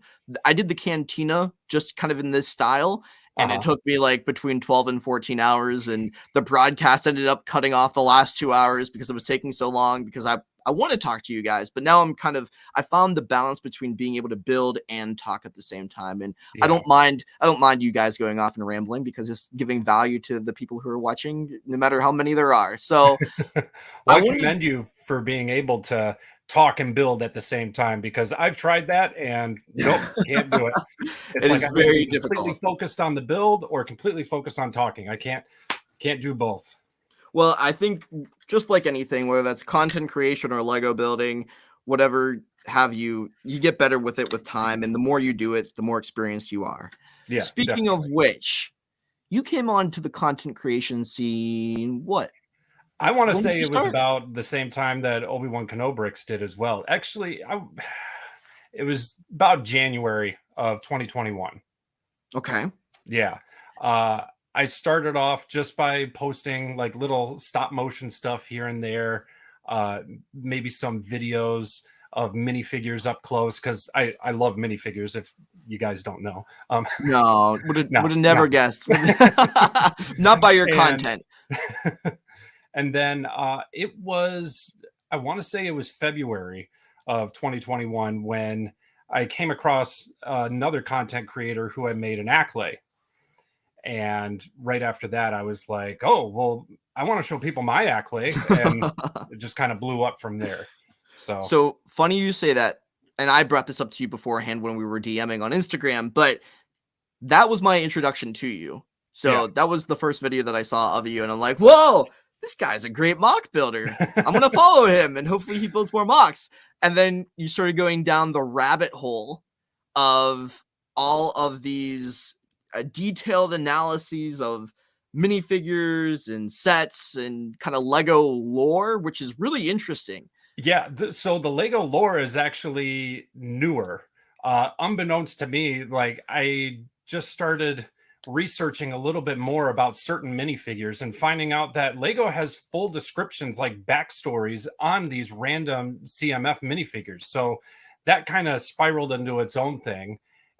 But yes, definitely, I wanted to start off by showing people mocks, and especially with the Acklay, I wanted it to be readily available. Sure. Most of the time when I see these mocks, and I'm not knocking anyone for this at all, but when I see these mocks out there, they cost hundreds and hundreds of dollars, and they use very specific pieces that you can only get in a few sets, which jacks up the price. And I wanted to make something that was cheap and anybody could make it. So I went ahead with that. Bring it on over. Bring it on over. I'll give you the biggest screen. Definitely. Ooh. Love Beautiful. this thing. She's my baby. I guess I never realized how big it was in your hands until So holding it it up is now. definitely not minifigure scale. It's a little bigger. A minifig can fit in her mouth, but aside from that, yeah. And here I am. I'm having it fall apart now while I'm. No, I mean that's a mock builder. That's any mock builder. You build Right. something, and I see my problem with mocks is that I focus on detail, and I don't build structurally sound enough. Clearly, Yeah. but no, I love the way you integrated all the tooth pieces. And That's that really well done. thank you. That was another feature. I wanted to try and use as many pieces as I could. And this was actually from the dinosaur set. So I used 4 of those and just crammed them all together and came up with this. That's But- even more impressive that you only used a certain amount of one set, buying multiple of them to be able to make that. Wow. I Exactly. didn't realize that before either. Maybe I had thinking about it. Maybe I seen a video of you talking about that in the past. And it just slipped my mind, but that makes it even more impressive. Thank you. Yeah, well, and that played into the accessibility. I wanted to make something that would be easy for people to just say, "Oh, this is at Target right now for $10. Let me buy a couple of them right now, and then Right. maybe in a month I can buy another couple." Bam! You spend $40, you get this. Right. So- And it's cost effective. I respect that you've created something that other people can actually replicate on their own and maybe make it better or make it in their own way. It gives them a starting point at least. Exactly. So, uh, did you post the instructions, or maybe you're looking to post the instructions for that on Rebrickable? So the instructions are on Rebrickable. Great. They are under the Brick Boys. Brick Boys CD. Look at that. Yeah, it's a mock group that I'm a part of. We That's all awesome.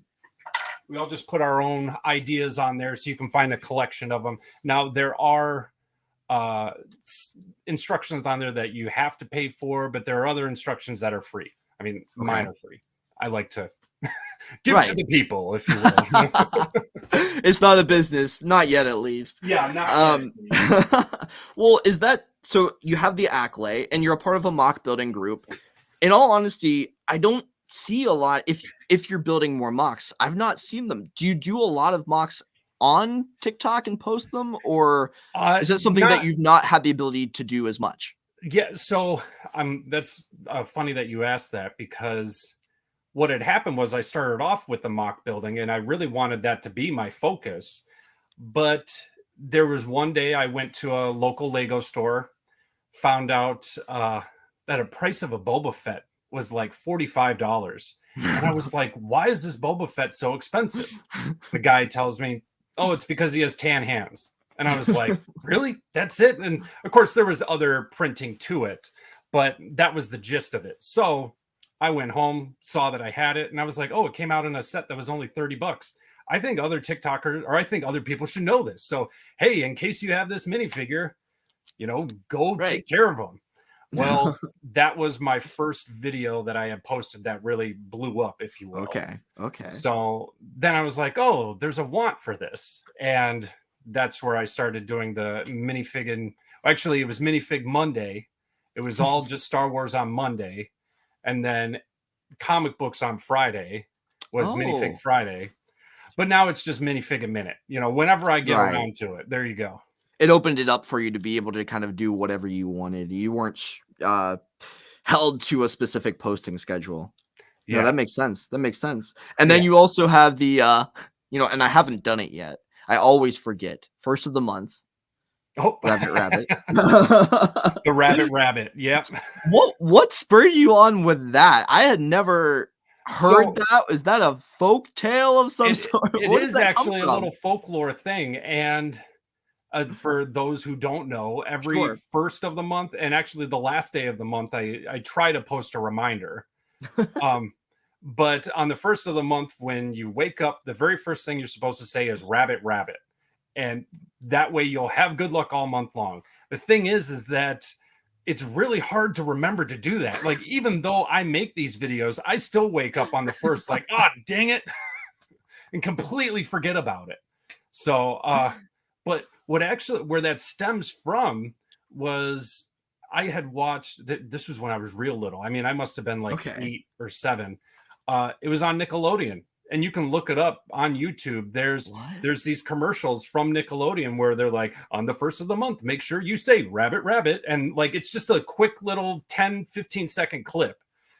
And I did not know that. It was a core memory, and here I had built this Easter set, and I did a little stop motion video of it, and it didn't get much traction. And then I was like, oh, I should. You actually made that stop motion?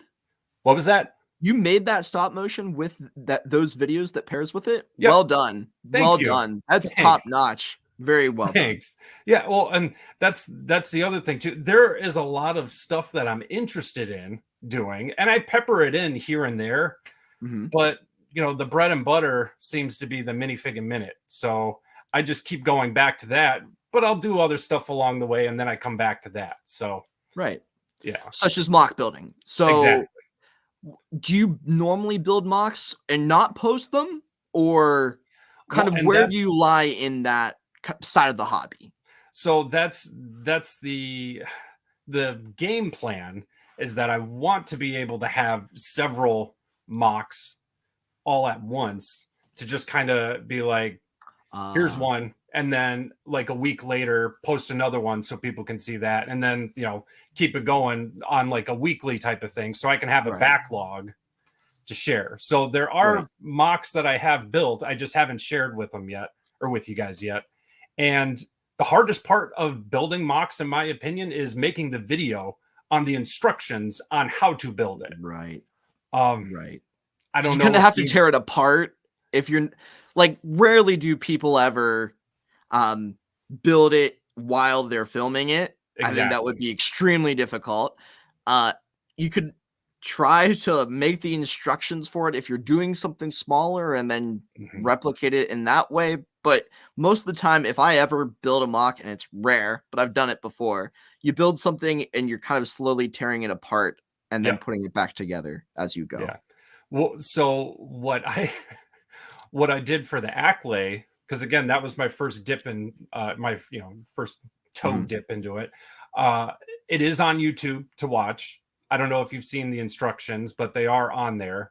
Okay. I have not, so I'll have to check it out. For Yeah, sure. it's a half-hour long video, but it is step by step. You don't even see my face. All you see are my hands and For this the piece bricks. here? That's Yeah, awesome. exactly. So that way, and I break it up into little pieces. Like here's the legs, here's the body, here's the head. So that way, sure, it's a 30-minute long video, but you're only doing it in 5-minute chunks, so you don't feel intimidated by it. Right. But with that, what I ended up doing is I built the entire thing, and then I took pictures of myself, like taking the pieces apart. That's smart. So there ended up being like 600 photos of me, just taking this thing piece by piece. And then, all right, now I got to try and rebuild it. And yeah, that was Right. quite a challenge. So I'm still trying to get the studio, if you will, together for the filming, because you also want that to be appealing. As Right. well as just that backlog. Actually, if you want a sneak peek at my next mock, Ooh. it looks like it's a mess. It's a mess right now, Okay. but it's a sneak peek. So Can you Matt Mellish guess- exclusive. Can you guess what this is? Oh my goodness. Is that Tony Stark's? Is it superhero related? No. Okay. My mind was going superheroes. Can you give me a franchise? Oh, I have okay. no All idea. right. Well, if I give you, how about I just give you a genre? Anime. Okay. Anime. You're not gonna hit me there. You're not gonna. I Okay. don't know a whole lot of anime. I'm just a little bit because my friends are really into it. But the most I know anime is like not even anime. Avatar: The Last Airbender. Oh, okay. Well, it is. It's the power scanner for Dragon Ball Z. It's over Okay. 9,000. Again, very rough. This is the most recent one, but again, I'm trying to use pieces that I think are readily accessible, and hopefully, people are able to, build it. And Right. use And I it. think So- I think for someone who knows anime more than I do, which is pretty much anybody who's slightly into anime, I know of Dragon Ball Z. I just don't know anything from it, but Yeah. I know the visual that you're indicating. So I hope that works out, though. I mean, once you get a structure for something, or maybe it's even just somewhat of a building technique that you're set on using, that can be enough to springboard you into building the full thing. And it seems like Exactly. you have just a rough draft and you have the sketch, the brick sketch, if you will. Yep. You just need to flesh it out. There's another one that I'm current, and that's the other thing too. I'll have like 5 projects that I'm working on at once, and it's very fluid. I just kind of have to feel the emotions and the excitement Right. of building it. So I'll jump in, build it, and then not touch it for 2 or 3 weeks. But I'll be working on other sets at that time. Right. So I saw, well, and with this particular one, I just happened to see like the window piece. And to me, I was like, oh, that kind of looks like it could be the reader for from Dragon Ball Z, the Scout reader. There you go. And from there, it just kind of springboards. So Sometimes it's just one part that you'll have a breakthrough with and want to turn it into something like you said. Ethan the artisan, he's the same exact way when he Yep. talks about how he builds mocks and what his process is. He's like, I don't know. I saw this part and I thought it looked like this and I wanted to do something funny with it. But exactly, that's cool. It's a lot of fun. It's a lot of work, and that's the same thing with the minifig and minute videos that I do. That is very encompassing when it comes to workload for each of those videos. The I research love that it. goes into it, I'm sure, is Yeah. Oh, it's a sorry. lot more than people would think. I'm just gonna say.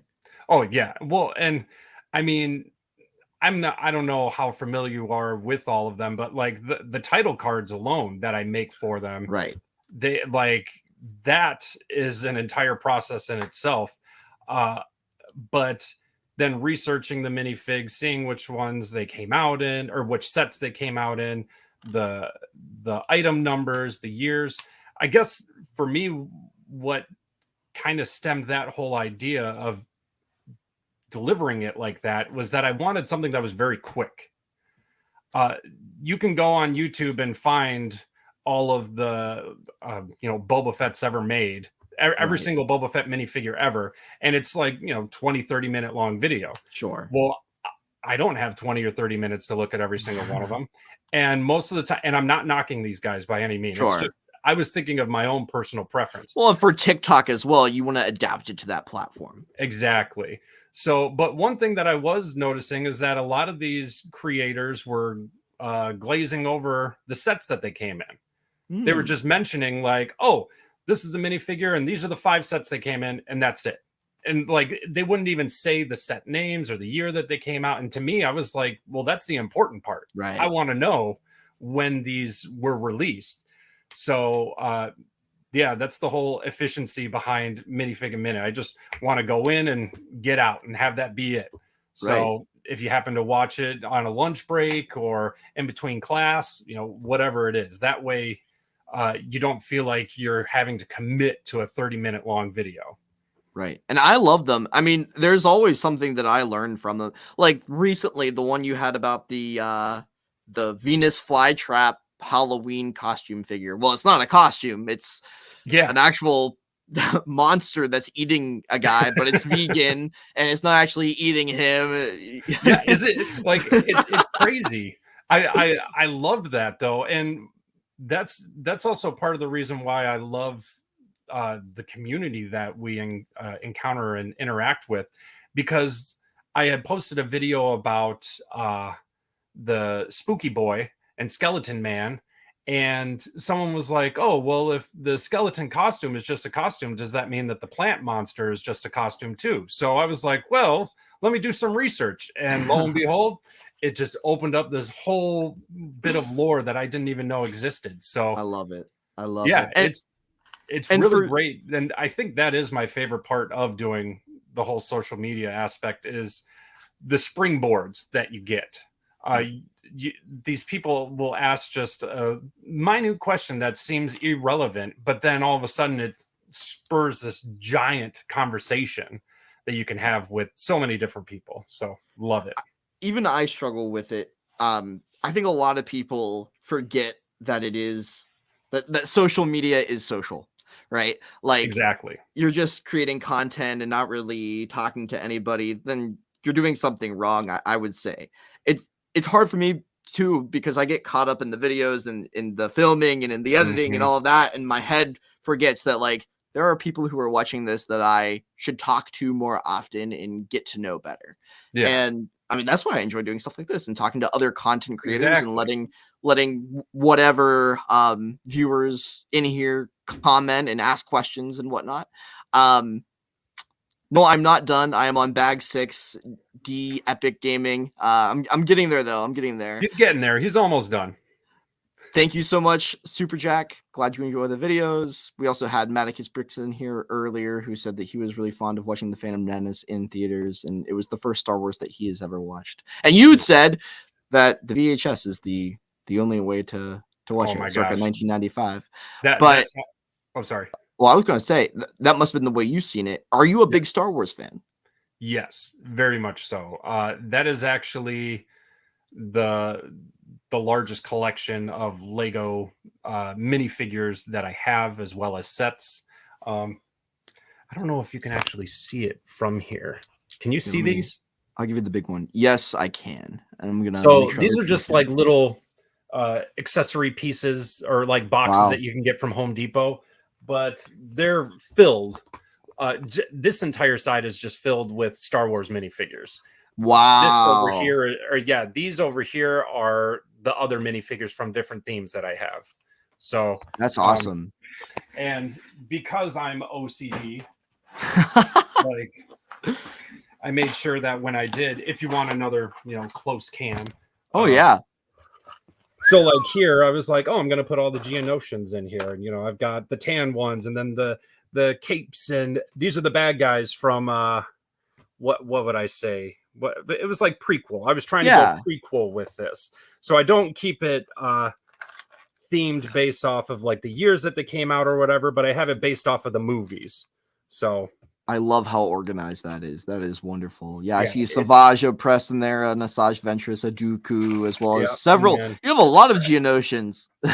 yeah, you know what? And for some reason, I picked up a couple of them at my local Bricks and Minifigs, and then the next time I was there, I was like, oh, let me get a couple more. Oh, let me get a couple more. And then all of a sudden I was like, I've got a ton of these.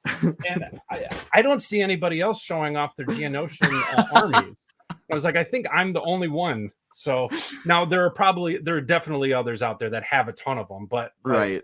it's just that weird niche collection. No, I love it. I mean, it speaks to me as someone who is mainly a fan of the prequels. I love it all, but that's really what I harken back to, as well as Clone Wars. And those, I think, particularly came with Clone Wars sets. So, like, that's right up my alley, for one. What Star Wars... So, are you typically more of a minifig collector, or are you a set collector, or both? So where does that come into play? So because of my interest in making mocks, I had this dream, like 10 years ago, probably now, where I was like, I'm going to make a mock to represent each film. Mm-hmm. So I had built a Cantina mock, which now they have a real Cantina. It's like, okay, whatever. Well, hey, 9 times out of 10 mocks are going to be better anyways. Yeah. So, but I was like, okay, I got to populate these somehow. So I started buying the minifigures to go along with it. And like the Geonosian Battle Arena, I was like, well, I need to get every single Jedi that's ever been made. So I went on that quest, and it was probably within the last 4 or 5 years that I actually started buying sets. Before that, it was pretty much just exclusively minifigures. Now that I have my own house, I've got the space to, put them all up. Right. But if I could turn this camera around, you'd see a backlog, and it's quite embarrassing. So I'm not going to do that right now. But well, I don't know if you've seen it recently or not, but I also felt quite embarrassed when I posted my video showing my entire backlog, which is pretty larger than I wish it was, because life takes over, and I understand how it is. But sometimes you want to make the time, at least for me, to make content with a particular set that's in your backlog. And it's not necessarily that you don't have the time to build it, but you don't have the time to dedicate to a piece of content for it. Yes. That's the way I look at it. Yes. But I understand that everybody kind of has their own schedule and situation for making content and the way they do it. And like, it really is a chicken egg situation when it comes to, right. You want to build the sets, but do you have to make content after you build it, or exactly. do you just enjoy it? Exactly. So, and it is hard to find that balance sometimes. Even for me, like, it's hard to know, like, okay, this is something that I enjoy, and then this is kind of part of the job that comes along with it. Yeah, exactly. Which a lot of people don't realize how much work goes into editing these videos, and even picking something that's just interesting to talk about, because we just try to make it look easy, I guess, is what it is. Sometimes we do too good of a job. Bragging. I'm not trying to, brag for either one, but I think that is part of it too. We just see these videos of people like Ethan the Artisan. It looks like he just throws that stuff on there, no problem. Yeah. When he makes these mocks. But I guarantee you there's tons of time that's put into it when it comes to editing and all that stuff. Are you done? I am done, but that doesn't mean we're done. All right, we'll see you later. No. No. No, I have the ELPN crew coming on afterwards. So I have Rob the Builder and Zane Block Studios. But just to show, it is a cool set. Now people are gonna say, where are the stickers at? I don't like putting stickers on my Lego. I don't ever put stickers on them. Me neither. Yeah. I never put a single sticker on. Nope. Thank God I'm not the only one. High five through the camera. No, I am not a stickers guy at all. It's just, for me, I've put stickers on in the past, or I've accumulated sets that had stickers already pre-applied, and either the heat or the age of it will end up causing them to crack and bubble, and it's like, what's the point? I may as well just keep the sticker sheet. That way, if ever times did get tough and I wanted to resell, I could. Yeah. No, I completely agree. I mean, again, going back to the mock building, it's like, if I end up building this set and putting all the stickers on that are supposed to be on there, you restrict that piece to what Lego assigned it for. Whereas you should be free to make it whatever you want it to be in the future. Right. I agree completely. So So I you think we have need about to start a group that's anti-stickers, just I know we're all about positivity, but anti-stickers. Like, well, if Lego would just print the pieces, we wouldn't have this problem. yeah.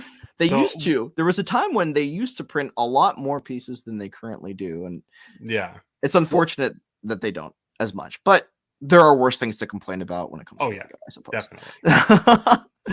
Well, what I wanted to ask you was, you have some sets behind you that I just wanted to kind of point out. You have the Ghost as well as the Ewok Village. Yes. And I was just wondering, because I know the Ewok Village, there was a story that kind of goes along with that one as to why it's not sealed anymore. but yes.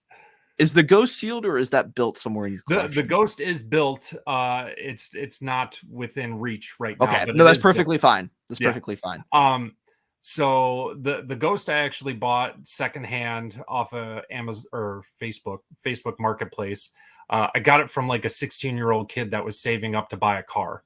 Wow. And he sold that to me for $300. So I was like, okay, I feel good about spending $300 on this. Yeah. It's going to a good cause.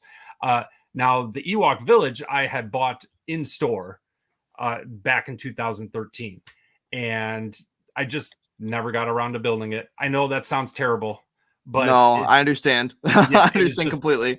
and it's a massive set. So it's like, okay, once I build this, I have to put this somewhere. I have to commit. So, and I don't have commitment issues, by the way. I'm just, Is there something that you want to talk about here on the Matt Mellish YouTube Yeah, channel tonight?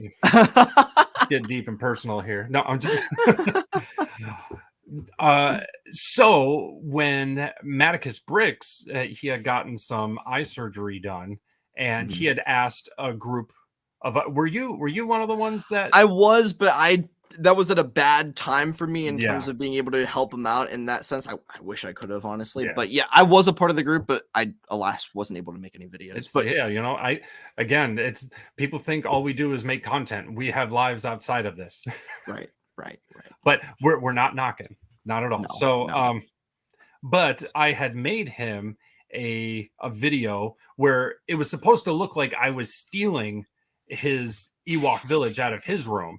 And I was like, oh, this will be hilarious. And I picked up the box and just all the pieces came flying out of it. And I was like, whoa. Now, luckily, I kind of got it on video because I had the green screen effect going on. So Okay. you could see me as well as like the box, and you could hear the pieces. But I just remember being so bummed out. I was like, I cannot believe that this, and what, it was 9 years at this point that it had been sealed. But like you had said with the stickers, it was just tape that was holding Right. it together. There's Yeah. no glue, there wasn't anything, so the tape just gave away. I was like, all right, well, there go, the value just Yeah. May as well build it now, I suppose. I guess I'm gonna build Exactly. this So- set. Yep. I gotta commit.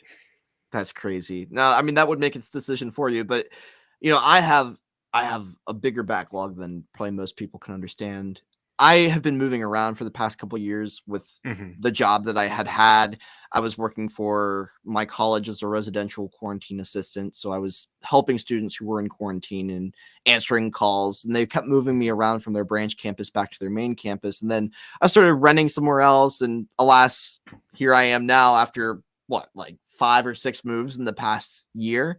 But Oh, man. I've been here in this apartment for some time now. But what I'm saying is, with having to transport my collection, what you see behind me and everything else, it's not easy to keep building stuff and having to keep moving it around. So Exactly. until I can find a spot where I'm comfortable staying in for a reasonable amount of the future, I don't really want to build too much. And a part of that is just me making the effort to either build it or make content with it and find a way to do it in an appropriate manner. But yeah, it is hard to manage a backlog. And I Oh, yeah. wonder, like, for certain sets that I have after a while, I have the Disney train, right? And I Mhm. bought that right before it retired. And I think I got it for like 350 or 400. I forget how much the retail was, but it's now like $600.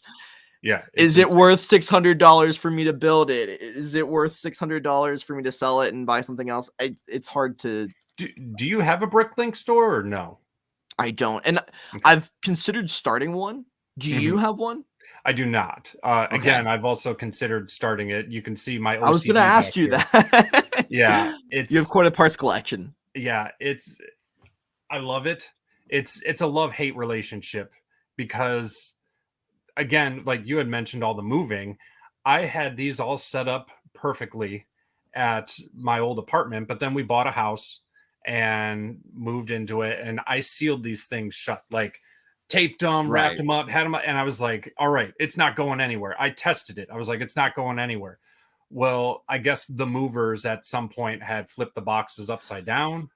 So, and I had even written like keep right side up, like yeah. So something that I had spent probably about 8-9 months organizing was just all had to restart. It is what it is. So that's That's the a hate. frustration because it didn't have to happen, but at the same time, you get the joy of resorting. Exactly. So, and my son's getting to the age where he's able to differentiate between the pieces. So I've kind of enlisted him every now and again. I'm like, all right, buddy, grab all the red pieces. I love that. I love that. And you do allow your son to make a cameo in some of your videos I've seen, which is Yes. nice to see that relationship between the two of you. And you also have a very different personality. You're very comedic at times. I've found you to be, at least on TikTok. Thank And you. I can appreciate your sense of humor. So you do kind of differentiate yourself amongst other content creators in your own way. Thank you. What does the future of Mikey Brickman look like on TikTok or social media in general?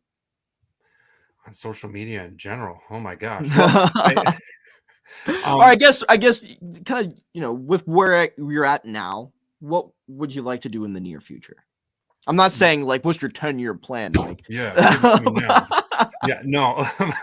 So I really, it's interesting because there are these like fluctuations in the content creation where I feel like I really need to interact with the community. So I'll spend a majority of my time, like I'll spend more time commenting and answering questions and discussing with people.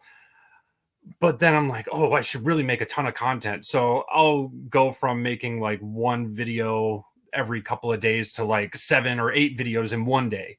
And it's these really back and forth. So I guess I'm starting to feel like I'm finding a balance of the two because you don't want to put so much work into the content that you don't acknowledge the community and vice versa. So I feel like just trying to find a healthy balance. I definitely have been working on building my YouTube community. building your YouTube community. Yeah. But the YouTube community, it's vastly different than the TikTok community I've found. There's probably like 5 or 6 people that comment on every single one of my YouTube videos, and I love it. Like when I see them there, I'm like, "Hey, buddy, what's going on?" Or if I don't see that they commented, I'm like, "Oh, I hope everything's okay." You know, Makes It's you like, worry when they're not there because Yeah, they're exactly, such a but big it's fan of yours. exactly, and there's a group of people like that on TikTok as well, where it's like there's this core, probably 5 to 10 people that I can almost guarantee that they will interact somehow. And again, it's not about interaction, great. but it's just like, oh, what do they think of this? Or I just want to make stuff that people enjoy, Right. which I know is just a blanket statement, but uh, my core beliefs are really I want to inform people, and I want to be able to have people like make things that are readily accessible. Yeah. So I know I've been saying that before with the mocks, but again, that's another thing too. I've been making this backlog so then I can just kind of unload it all at once, and hopefully people will enjoy that. Right. But I am a numbers guy, so it's like I've been hovering at like 48,000 on TikTok, and I'm like, come on now.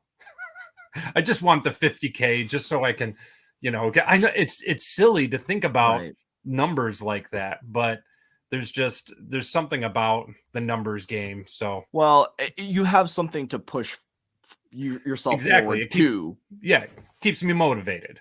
Exactly. And I think like being that you are so close to 50K, I think like it makes you want it even more. Yeah. And then as you reach 100K, as you get closer to that, it really makes you want it more. For me, after 100K, I was like pretty satisfied with anything that I had after that. Like it didn't feel like I was pushing towards the next number. Like Mhm. even now, like I'm at 730. It would be nice to hit a mill, but like at the end of the day, I just don't care enough about the number. Exactly. And that's one thing that I think a lot of up and coming content creators need to not focus on Right. is the numbers. Because I remember I was like really hard on myself about getting to 10K. I was like, I need to and that wasn't good for me. And same thing with It's not the good for amount your of content views. either. Yeah, exactly. Not good for the content either. But the amount of views as well. If you focus on the numbers that you get every single video, you're not going to be able to progress. Right. And each platform is completely different. I posted a video probably 2 months ago now. It was minifig a minute of the Hulk, and I posted it on Instagram 2 months ago. And just this past week, it started to pick up traction. And I'm like, where the heck did that come from? Like, I don't understand. And the videos that you think are going to blow up most of the time don't. And then the videos that you put little time into are the ones that do. I did a video on the Justice League Pets movie that came out over the summer. Super Pets? Super Yeah, Pets? Super Pets. So I did one on the 3 like DC pets that are out there. That's And hilarious. on YouTube, it got like 100,000 views. Like, did not expect that at all. I'm like, what the heck is this about? But okay, all right. I did happen to release it on the same day that the movie came out, but I didn't think that it was going to correlate like that, because I try to schedule all of my stuff to come out around the same time as other big events, if you will. Sure. So- Well, you have to understand what the trends are, and I mean that's what TikTok is sometimes all about. It feels like, and every you want to balance that between your evergreen content to an extent. So you're posting on YouTube and Instagram as well, right? Yep, I got YouTube, Instagram, Twitter, and TikTok. Twitter is a mess, but I didn't have to tell you that. It's a dumpster fire. It's a dumpster fire. Yeah. I don't know what Twitter is.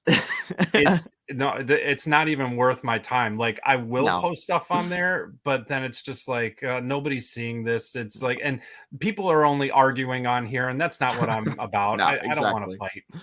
Talks So, about talk about a toxic community, which Yeah. I think we've been very lucky to have on TikTok, especially in the Lego space. well, Such not a a toxic great, community. exactly, not a toxic. It's such an environment that anybody can watch our videos and be a part of the group that we formed. I Yep. mean, we're so open, and we went to Brick Fair this past year, and even in Brick World Chicago, we had a small group of TikTok content creators, Yeah. but you could tell that like we talk to anybody, and it felt like there are other cliques. I'm not going to name names or anything like that, whether that be mock builders or other influencers of any kind. Like the TikTok community was just so open Mhm. to anyone, literally, no matter what your age or Yeah. gender was. Like it was just really cool to see that, and it's very unique. And I don't know if that's just a product of the platform or if it's us or a mixture of both, but it's quite I incredible. honestly, I do think it is a mixture of the both, because YouTube has had its time to mature, if you Right. will, I agree. whereas TikTok a couple years ago, it was like, what the heck is this? You know, it was just like, we don't know, and it's like, hey, let's just throw out Lego content and see what happens. Right. And during that time, we've all been able to make these connections, and like you said, it's generally non-toxic. These people aren't going after one another. Generally. I mean, Generally. at the end of the day, and I hate using that phrase at the end of the day, but honestly, we're talking about bricks here. You know, we're talking about Lego. We're talking about the way that we feel about it, and we're letting others know that, hey, I'm an adult and I have a Lego collection. It's fine. Yeah. You know, so and I wish I would have had that when I was a kid. So I feel like that's part of my driving force as well, that I want people to know that it's okay to enjoy this stuff, because for a long time, Lego AFOLs or even teen fans of Lego were shamed for being, you know, Lego fans, but now Right. it seems much more accepting. Right. Do you see yourself posting more YouTube videos, even like longer form? I'm not talking like hours long, but like 10-minute videos in the future? So last month, with it being October, I had made a video. I did a series on all of the Monster Fighter minifigs and the sets. And for TikTok, I had edited it where it was, here's the minifigure, here's the set, here's the price, move it on to the next one.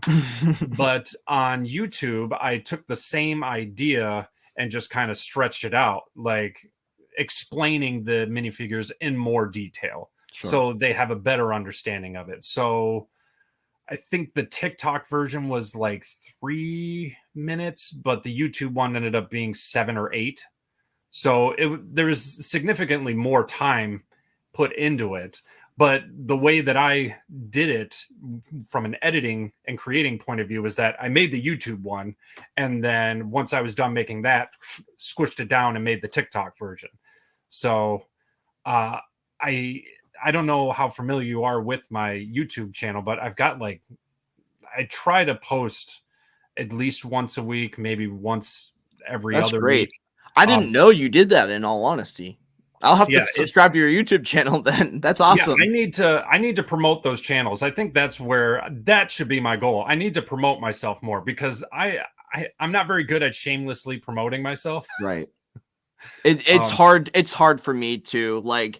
I don't know. For me, like if I'm gonna be posting content on other platforms, I don't mind doing it because I'm bringing value to someone else. Yeah. But it's when I'm not doing that as frequently, like the past year, where I haven't Mhm. been making anything on YouTube at all, that I Yeah. can't say like, oh, go follow me on YouTube because, or go subscribe on YouTube because I'm not giving anybody value if they do Yeah. that.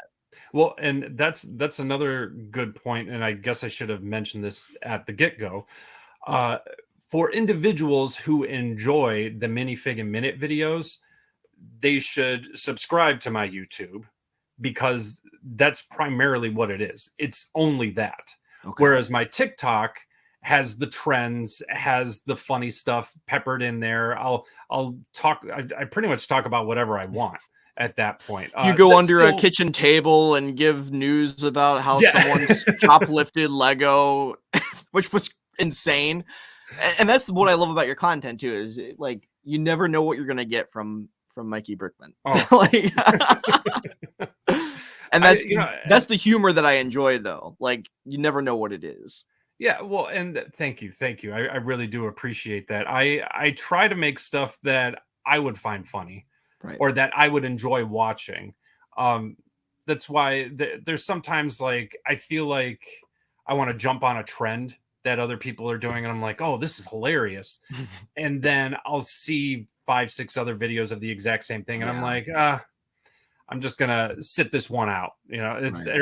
or then there's other trends where I feel like, oh, I could put my own little twist into it and then throw that in there, which I feel like is the most important part for content creators. It's to just do what you would want to watch, make what you would want to watch, because you're going to find your community that way.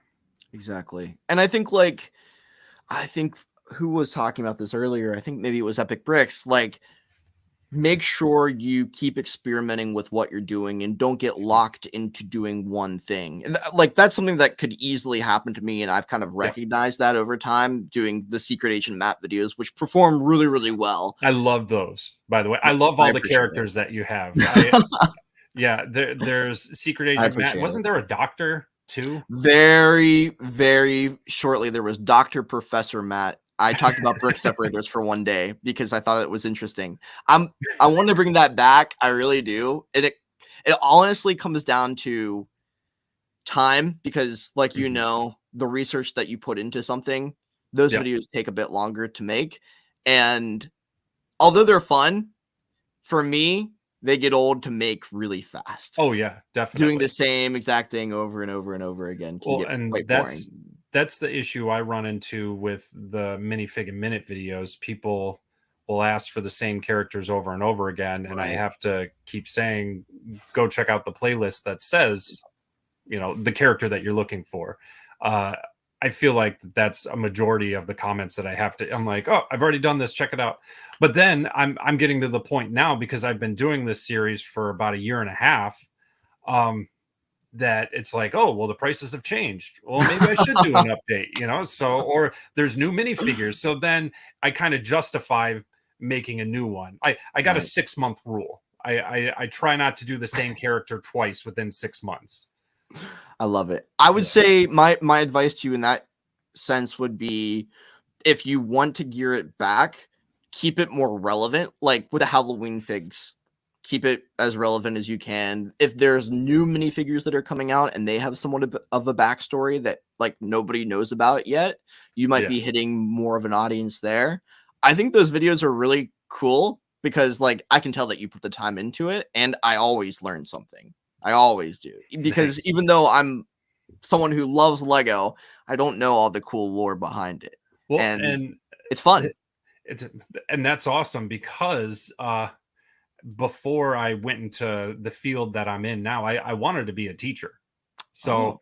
I feel like that's kind of, Found its way. yeah. I'm in economics. That's what I do. I'm an economist. Numbers guy. So, what'd you say? You said you're a numbers guy. Exactly. So I get to do the teacher aspect. I get to do the money aspect, the lore, the storytelling. I love doing the voice acting, because some of these I'll put on a whole character the entire episode.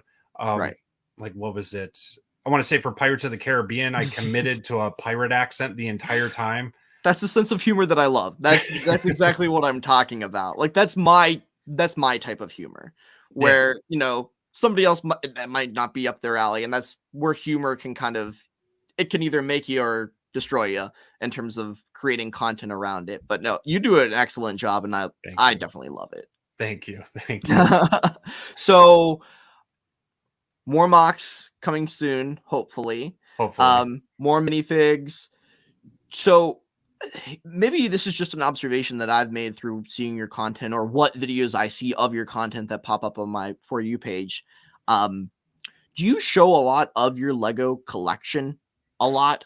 I don't, but I will say, in a lot of the minifig and minute videos that you see, those, most of the time, if I do have the minifigure, I will photograph it. Right. So you're seeing my collection without knowing it. And part of the reason why I like it to be, it's like a white background, just real clean. Right. Again, it's just in and out. Like, this is what it looks like. Here's the information. We're done. But yeah, I'll take pictures of my minifigures. I'll actually do it right back here, and then I'll go in and edit it to remove the background and then put it back on there, so it all looks cohesive and Sure. flows from one to the next. So and I'll do that with sets too, because sure, you can find them online, but sometimes I don't like the angles that they're at, or just the lighting or the Right. way it looks. So I'll be like, okay, I'll build the set, put it there, and then photograph it. So, but I don't show it off in the sense like, hey, check out my collection. Yeah. Right. Just right. because that is something in the future I plan on doing. Because I did say I bought a house. We have Congrats. thank you. We have a giant, like massive shed in the backyard that I plan on converting into my man cave. Nice. I want there to be electricity in there, heating, cooling, and that is going to be my Lego lair, if you will. So it's going to be That's awesome. and I know it's like, oh, it just sounds like a shed, but I mean, this thing has a loft. Like, it's 2 stories. It's a cabin. Yeah, it's a friggin' cabin, you know. You So- might find inspiration from Mr. London Bridge Bricks, who was on here earlier. I don't know if you've heard of him.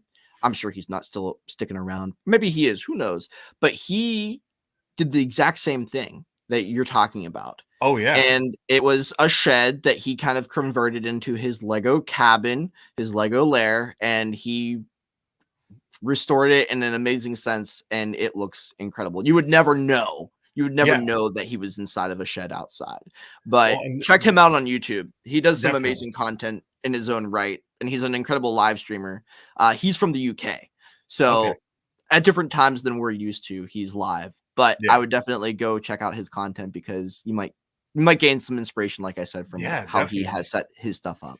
That's awesome. No, I love Yeah. that idea. I didn't know. That's the reason I asked you that, is I didn't know if you had most of your stuff kind of in boxes, or just it wasn't kind of all together, because like I said, I don't really remember seeing all of your collection together, but I know you have a lot of stuff, obviously. Yeah. So if you go back and watch my old stuff from when I lived in my apartment, I actually had shelves on the walls and had it all displayed like that. But then once Right. we moved, I'm in my Lego lair right now, which I'm like, okay, I plan on converting that shed within the Right. next year or so. So I don't want to put up all the shelving and everything in this room to just have to tear it all down again. So I'm kind of in an in-between stage. Oh, wait. That sounds like a great TikTok series.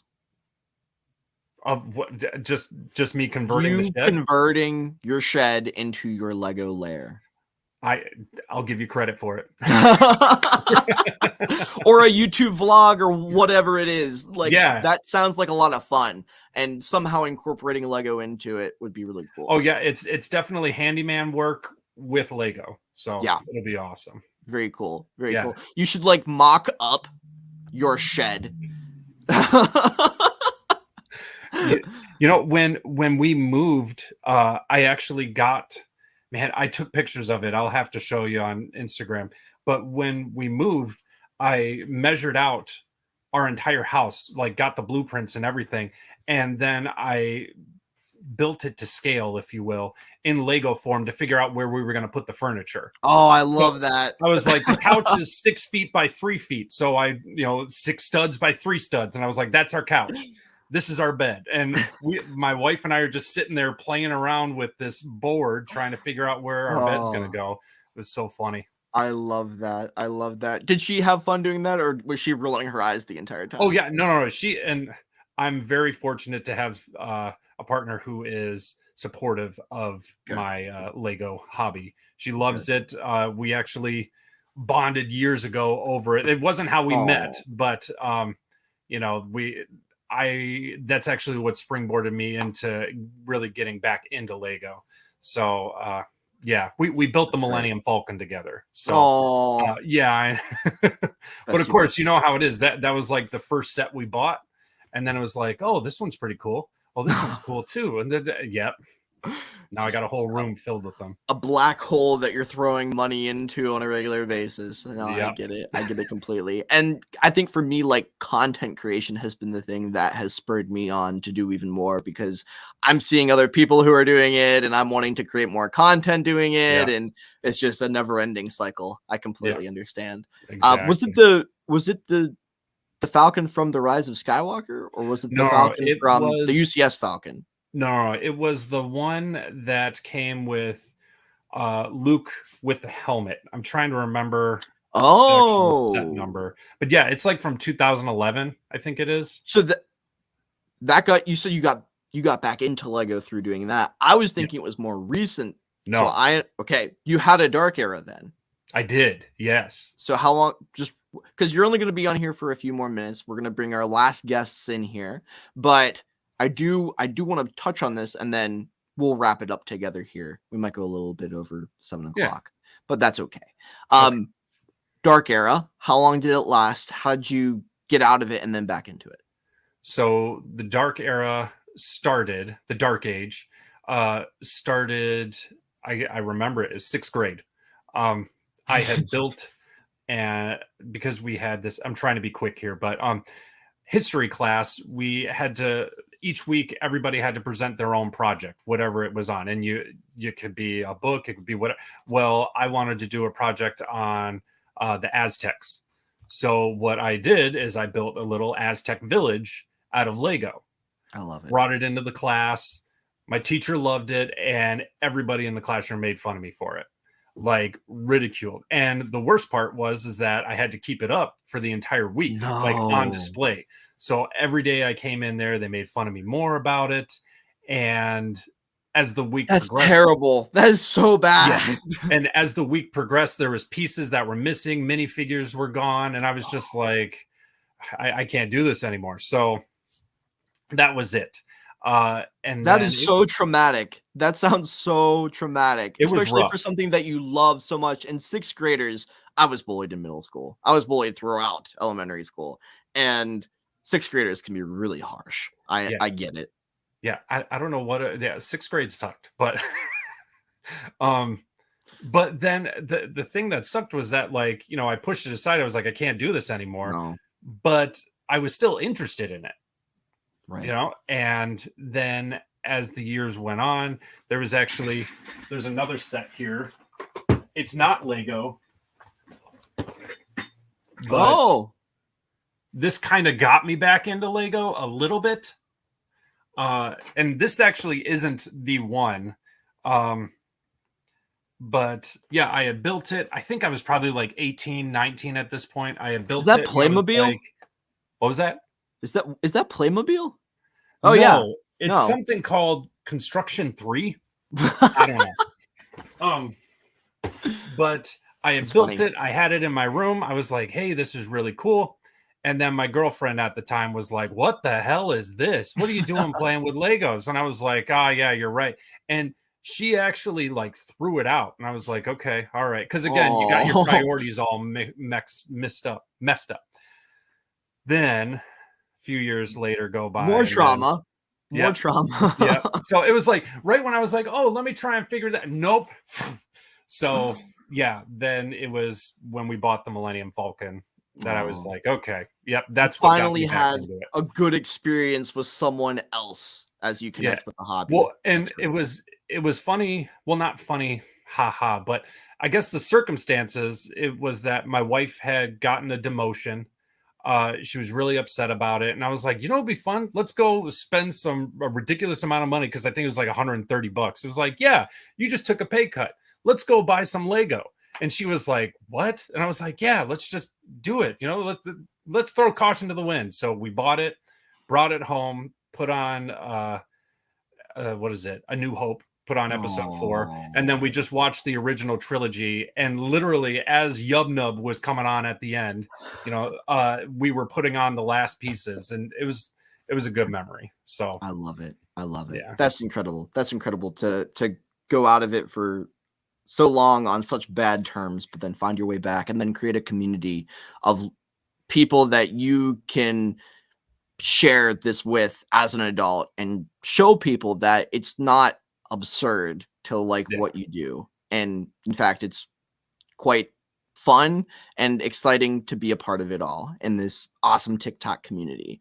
Is there anything, I'll give you a couple minutes here. Is there anything that you would like to say to just kind of everybody on the social media sphere who are into Lego about maybe like doing content or anything that you've learned over time from the hobby? What I have learned over time. Well, for me, again, I know I do a lot of content about the financial aspect, Mhm. but I really feel like when it comes down to Lego, that it's more so the emotional connection. I know that may seem kind of cheesy, but I think of all the experiences, all the times that I've spent with family and friends, building sets or talking about sets, and you wouldn't even realize the amount of people out there that are actually like, hey, this is pretty cool. Like, I thought my father-in-law was going to give me the hardest time about me making Lego content. He was just like, but when I showed him the videos and actually talked to him about it, he's like, oh, this is pretty cool. And he's a real hard ass, so like I did not expect him to be supportive of it. But yeah, I really think that you should feel comfortable enough to put yourself out there to talk about it, because there is such a large community that's here to support you. Right. No, I Yeah. agree. I So, agree. and when it comes to content, just make what makes you happy. yeah, There's be your enough authentic self. toxicity in the world. Let's just let's try and be supportive of one another and make stuff Right. that makes people laugh. Right. Why tear someone down when it's so easy to build them up? Like for Build you, them up. didn't even try. Like for you, for example, like I don't know. It's sad that such judgment led to you disliking something that you're so passionate about and that you care about. And why? What's the point? What Yeah. value does that bring you? Yeah. It's sad that people do it, but it's really because they're hurting inside, that they feel like they have to bring other people down to Yeah. where they're living on their level. Well, Yep. Mike, it was Mikey. Do you go by Mike or is it Mikey? It's Mikey Brickman. Okay. Mikey Brickman. Thanks for coming on. Until I get to your numbers where there's almost 1 million people. Oh. It's it's Mikey Brickman. We have 3 people watching now. We're I'm continually humbled. Don't worry. But Oh yeah, definitely. even if there's one person watching, if I can hit one person out there and give them a good time, that's all that matters. That's all that matters. Exactly. Yep. But it was great talking to you, and it sounds like we have a lot more to talk about soon. So hopefully in yeah, the near definitely. future, we'll show up either online together or get you out to a convention at some point. Oh yeah, no, I saw all the fun that you guys had, and I'm like, all right, I'm doing that next year. Great. We'll let you know where we're going. I think Chicago and Virginia will be the 2 that I end up going to, but who knows where else along the way. Yeah. But thanks for being a part of it, and I'm sure we'll talk again soon. Everybody go follow Mikey Brickman over on TikTok, YouTube, Instagram, and apparently Twitter. There you go. Thanks, dude. Great talking. Yep, thank you. Thanks, Matt. Take care. Of course. Take care. You too. Bye-bye. All right. Even though I have finished the set, I still have planned one more guest, or really like 2 in a sense. We have the ELPN crew here. So feel free to ask any questions that you would like along the way. Just want to say hi to Madison before we do so. Hello, this one guy ate steak. Better late than never, my friend. Great to have you here. And I hope we have a great ending to our live stream. We're going to go until 8 o'clock or whenever we get tired and bored and we're done. So with that all being said, let's bring in Mr. Block Studios and Mr. Rob the Builder. How's it going, guys? What's up, Zane, dude? Zane, are you okay? You're no hype. Can you hear me? Rob's not even feeling well. Yes, Rob. we Yeah, can. You man, sound I'm great. sick. you sound great, Rob. Thanks, We got man. Rob in here, and he's not even feeling well, and we got Zane just hey, great to see you. How's it going? He was doing ELPN work. He does all the work. I just show up and he's the brains behind the biz. You're just the He face really of the is. operation. he really is. I yeah. see how it is. Who are these 2? Madison, I'm wondering the same. Who are these guys? What are they about? ELPN hype. So I wanted to bring you guys on because you recently created a podcast together, which in all honesty, I've not really gotten a whole lot of time to watch. And it's because your show is very different than other shows out there as well. Yeah. You have a different format, a different style. It's very not my G-rated format, my non-G-rated style. But I want to hear about, because I was there for all of it, but I think it would be fun to hear how you two met and came up with the idea for all of this. Rob, Yes. if you would like to start, because Zane's being quiet, you're more than welcome. Well, my headphones died. I'm sorry. He's just shy, you know. He's really camera shy. As soon as the camera comes out, he's like, "Oh, I don't know." A little nervous. Situation first, and then Can y'all hear me? Yes, we can hear you now. Oh, okay. Woo. yeah. So it all started at Brick Fair, Virginia, and dude, I don't even. We've said this on the show before, but we wish that we could go back in time and relive Brick Fair, Virginia, just so that we could like experience the moment when we came up with the idea for the show. Do you remember? Before you get into this, Yeah. I just want to make a point. As I'm driving down to Brick Fair with Zane, aka Mr. Block Studios, who I know from doing the Stud Buds with, we have our own Lego live stream that we host together with Bricking Up Brad and Ethan the Artisan, who was on a bit earlier. But he's from Utah. He flew in to Pittsburgh. I picked him up and he stayed overnight at my place, and then we drove down to Brick Fair. But he said, long story short, that Matt, I have the feeling that I'm going to meet someone, like the most random person, and we're just going to have this connection, and like I'm going to vibe with them, something along those lines. But he totally called it. He called a shot. He called a shot. Yeah, I don't know, like, because our first episode, I asked Zane, "Hey, what were your first impressions of me?" What was my first, and I told him my first impressions of him too. And it's funny because they were both not like great.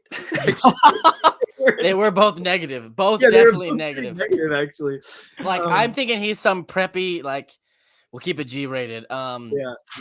This very preppy, snotty, rich kid. I'm like, he's got all the equipment. He's that guy that's like over there, like, hold on, I gotta film a video. Everybody, hold on, Move out of the way. Move. What's Get out that of my hat? shot. What's that hat about? Yeah, what's the hat? Yeah, exactly.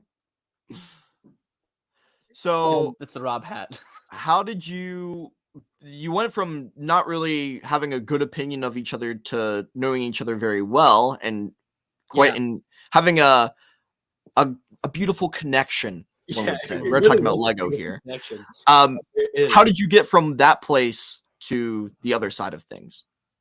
I think it's just the classic, like, don't judge a book by its cover kind of Mhm. situation. Just like the more time spent with him, like the first day. I forget the first day that everyone was there. Was it like Thursday? I think it was Thursday. Thursday afternoon. Your first date didn't go so well. First date didn't go Yeah. great, but I'm always like, give him a second date kind of guy. Just to see. Yeah. Like let's just in case I'm gonna make sure. I'm not missing anything. Yeah. And after that, it was like I was like, where is Zane? Where is he? Where is he? Where is he? I was like constantly like seeking him out. I made a joke. Do you remember the first joke that I made? I don't think so. Okay, all right. I remember it, but it's not ELPN appropriate. Matt Matt Mellish Mellish, show brand appropriate. Yeah, it was a joke. We were all standing in a circle, Rob. You remember that? And I made a joke about Some crude joke. I am some crude assuming. joke, and me and you were the only ones laughing. Like everyone else is like, "What is going on?" You'll have to remind me on our show tonight because I don't remember this at all. Can you find a non-G-rated way to say it, Zane? We're popping pieces off. Okay, that's enough. That's enough. That's enough. That I was G-rated. remember. I don't know if that was the first one, but I think that was like the big click. Yeah, that No. makes sense. That makes sense. And then Right. it was at Brick Fair that I showed you the Krispy Kreme video too. Yeah. That's exactly what it was. That was awesome. Oh But, man. Go check out if you want to. If you have cruder humor more than I Oh do. my gosh. Yeah. If you're probably on the older side, you'll love following these two on social media and checking out their show. But it's certainly not the type of humor that I find necessarily funny. Yeah. But Yes, don't It's lie. definitely a show for the a-holes. Right. Is what it is. Right. They were making some TikToks at breakfast on the last day that I was just making Oh mine yeah, about. that's true. So go check them out Good on stuff. TikTok. That way you can find the start of the ELPN podcast. Well, I But- appreciate you giving us the shout out and having us on too, even Of though course. it's not No, look, I know that I'm just because I'm not a fan or not just because I What can't did you just appreciate say? Zane, you know what? I'm leaving. I'm just getting because kicked I am not just because my humor is just because my humor does not match your twos, you twos, used The two of twos, us, the the two of two you. of yours, the two of yours. That doesn't mean that someone who's watching wouldn't. And I think you That's- both can you can be funny. It's Yeah. just not And necessarily we when- are funny. when I went on my show. But I do want to give you guys a chance in a sense. And I want other people to see for themselves if they like you and put your name out there. So Appreciate that. if the 4 people who are watching are interested, you're more than welcome to go check them out. So anywho, what got you into talking about starting a podcast together? Because from my memory, I remember sitting I was driving because you two were drinking some adult beverages. Oh yeah. And Yeah. you two were in the back of my car talking about what ESPN stands for. ELPN. Oh yeah. Oh yeah. That's were how trying to the figure that name out. came about. Was we were talking about? I think at that point, Matt, do you remember if we had come up with? Had we decided that we were going to have a podcast? I have yes, you did, because I remember you talking about that, and Zane was like, "No, it's gonna be great. This is what we're gonna do," and you're like, It's funny because both of us like retelling that story are like, yeah, that night like we were very excited about it, but then the next morning we were like, are we gonna? "What make happened? What it?" happened last night?" It was a very what Legit. happened that night, you know? But it was actually Dom who was like, you guys gotta do that, like actually have a podcast. Like, it push was to that just next having a step. lot of fun, like chatting with each other and hanging out and being silly. That and Dom, like I credit Dom for like really pushing me to like, I guess push Zane. But Domino. yeah, exactly. But it was just like we have fun hanging out, and we would love to like have other people, I guess, participate in that too. Right. So Right. You want Yeah. to make your own sort of group within this larger community as a whole, because Yeah. you two enjoy Lego in a different way that other people might not or might, Yeah. and like you have your own sense of humor that can be available that really isn't in a lot of ways in the Lego space, because it does skew younger, and your content is definitely geared towards what I would think would be an older audience, but in today's day and age, who knows? yeah, I'm that's just True. I'm old school. You're Uh, but so where did the idea for a podcast come from? Was it just you two bantering back and forth and be like, oh, it'd be cool to do our own show? Or- Yeah. It was honestly like this like the classic. This is a hilarious conversation. We should totally start a podcast. Oh yeah, there's a TikTok that we've even been sent by people, and we're like, it's that. It's like, ha ha ha. That like literally exactly what he said. So much fun. That's so funny. We should start a podcast. Like that's it. I love it. Yeah. I love it. And you did. So it was Dom pushing you, and it was you pushing Zane. Because was Zane hesitant? I don't know. That's a good question. Zane?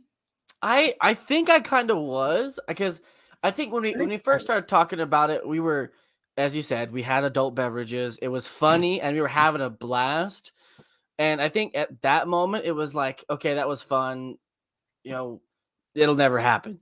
You know, I wasn't nervous, but I wasn't hopeful. You know what I mean? I didn't. It's an put all my- idea. yeah, I didn't put all my eggs in the basket yet.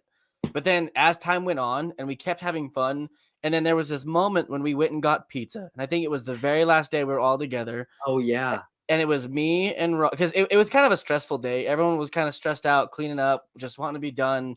Yeah. And I was like, you know what? I'm gonna go get the pizzas because no one can decide on what we're doing. We're just going. Yeah, that was a Rob, mess. you're driving. I'm going. And Brett, Dom Dom. wanted to come with or something like that. Yeah. And so we just went. And me and Rob made joke after joke after joke. And like it just rolled and just kept rolling. It wasn't like a lull and we made something funny happen or just normal. No, it was just funny the entire time. Even Dom was dying the whole time. Yeah. And that's when he was like, y'all have to do this. And we Right. were like, okay, you know what? We're funny drunk. We're funny sober. We're funny. We're just having Anytime. fun no matter what, at any time. And I think that's what bumped me to like, all right, I'm going to put my eggs in this basket and hope it works. Yeah. Yeah. No, I mean, it's gone well so far, you know, right. And you We're two number seem- what? so far. Fingers crossed. you two seem to be having a lot of fun. I know you both enjoy it. And it's cool to see you two having this newfound friendship within the community that wouldn't have happened would it have not been for you two both being at Brick Fair, Virginia together. Truly. Where it all started. Literally. And I think that Yeah. it's been incredible to watch for someone who's kind of on the outside and someone who knows this guy a little too well. Hey. But I also wanted to get into the story because Zane has recently posted it on TikTok and we were talking about it briefly on the Stud Buds.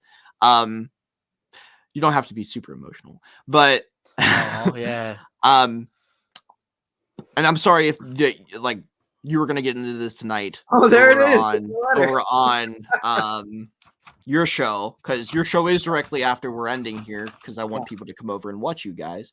But maybe we can talk about it very briefly. Yeah. Rob comes up to me at Brick Fair and he's like, Matt, do you have Zane's number or Zane's address? Do you Yeah. have Zane's address? Because I wanna send him something. I'm like, oh, I'm sure I can get it. I think I might have it somewhere. Why? What do you want to send him? Oh, well, I want to send him the Mos Eisley Cantina because that's a Lego set that I just, it means a lot to him and I would want to do that for him. Meanwhile, like, I've known Zane for over a year or more. And I'm like, they must be really close now. I don't know what happened at Brick Fair, Virginia. And I'm like, oh, don't worry, I'll get you his address. But holy crap, that's a heck of a gift to give him because it meant a lot to Zane, and I want him to kind of talk about that if he feels comfortable doing so. But Yeah. it was very kind of you and very generous of you to want to as a newer friend. And Rob, do you want to kind of talk to that as to like what motivated you to want to do something so kind? Yeah, well, I mean, so Brick Fair ended on Sunday at like, I want to say it was like 3 or 4 o'clock, and then we all like took apart the mocks that we had there. I had a mock. I have my little like habitat. I used mock. I had to take it apart. It's a mock. It's a Yeah. mock. Two pieces Yeah. together are a mock. Mock builder. No big deal. No big deal. But afterwards, like Zane said, we went and got pizza and we were hanging out at the hotel. And we were just all having like really awesome conversations. I had a really, really great, like deep conversation with Dom that night. And then I had a really awesome one with Zane. And that's where like, I think one of the questions that gets asked a lot between like AFOLs at conventions is, oh, how'd you get started like with Lego? Or, did you have like a dark period and how'd you get back into it? Right. And so I asked Zane that because like we'd been hanging out all weekend. I was like, I don't know this guy's like his origin story, right? So he tells me about it, the story of getting his first set. And I just appreciated like the vulnerability and just openness, like with me having been someone that he met like literally 3 days prior.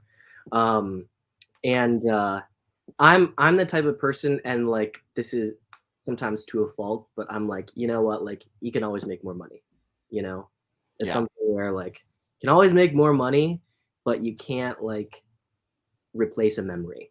I remember I was at I actually don't remember where I heard this, but this guy, he was talking about he took his daughter to some concert or something, and for like an extra $100, he found out at the concert, for an extra $100 you could do like a meet and greet with the performers. Wow. And he was like, absolutely, I'm paying the extra $100 to like be my daughter's hero for the night. Like I'll make that $100 back, no problem. But like that memory that she'll have and that I'll have with her, like that's irreplaceable.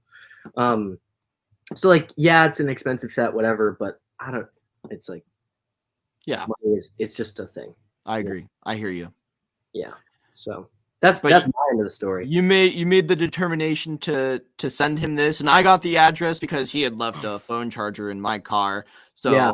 I had to. Yeah, it get worked the out. address from him, and I sent it to you directly. And Zane, do you wanna walk us through your emotions opening up the package in the mail, because it's on TikTok, but you go from, oh look, I got a package from my friend Rob, and Yeah. into something very emotional. I got lost for words. So let's. I don't know how in depth we want to go with this, but let's just take it back. We'll take it. My childhood, okay. This is almost couple therapy territory.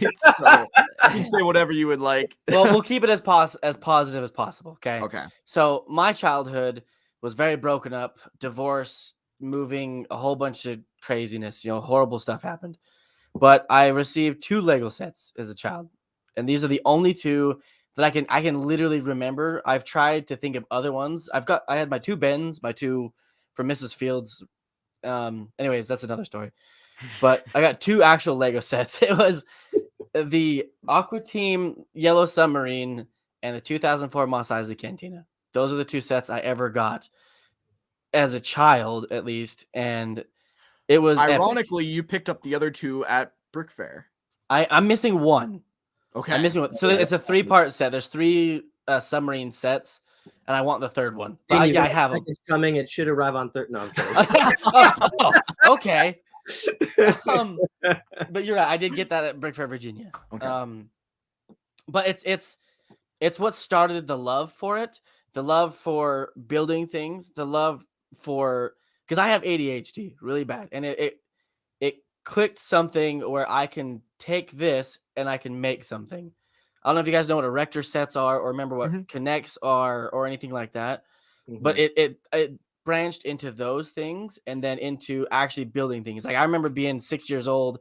I don't know if y'all ever did this, but I went to a construction site and took a whole bunch of like 2x4s and plywood and made my own like fort in the backyard out of just scrap wood. And my mom's like, that's a hazard because there's like nails and like screws and like I'm gonna take an eyeball out. But like it just started it all. Okay. And then fast forward, I grew up and I started wrestling and I had to take care of my brothers and my mom worked a lot just because of all that stuff. And it's just life, And so I grew out of it and it became the dark era. Right. Then I met this guy. His name is Matt Mellish. Okay. On TikTok. And I had just, it branches into all of y'all. So I got one set, and it's the Poe Dameron's Orange X-Wing right there. Okay, that one for Valentine's Day for my wife. And I built it, and it just, that overwhelming flood of just serotonin and ecstasy, just wow. And I was doing my drone stuff and having fun with that, but then I saw Matt.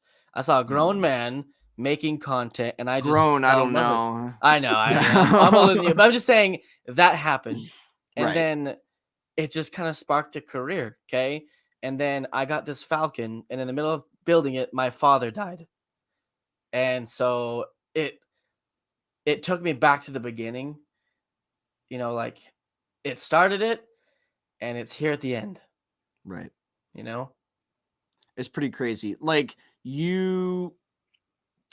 how do I put this? You've had a very emotional Lego journey, and it's hard for you. I think an emotional journey, just in general in life. Part of that.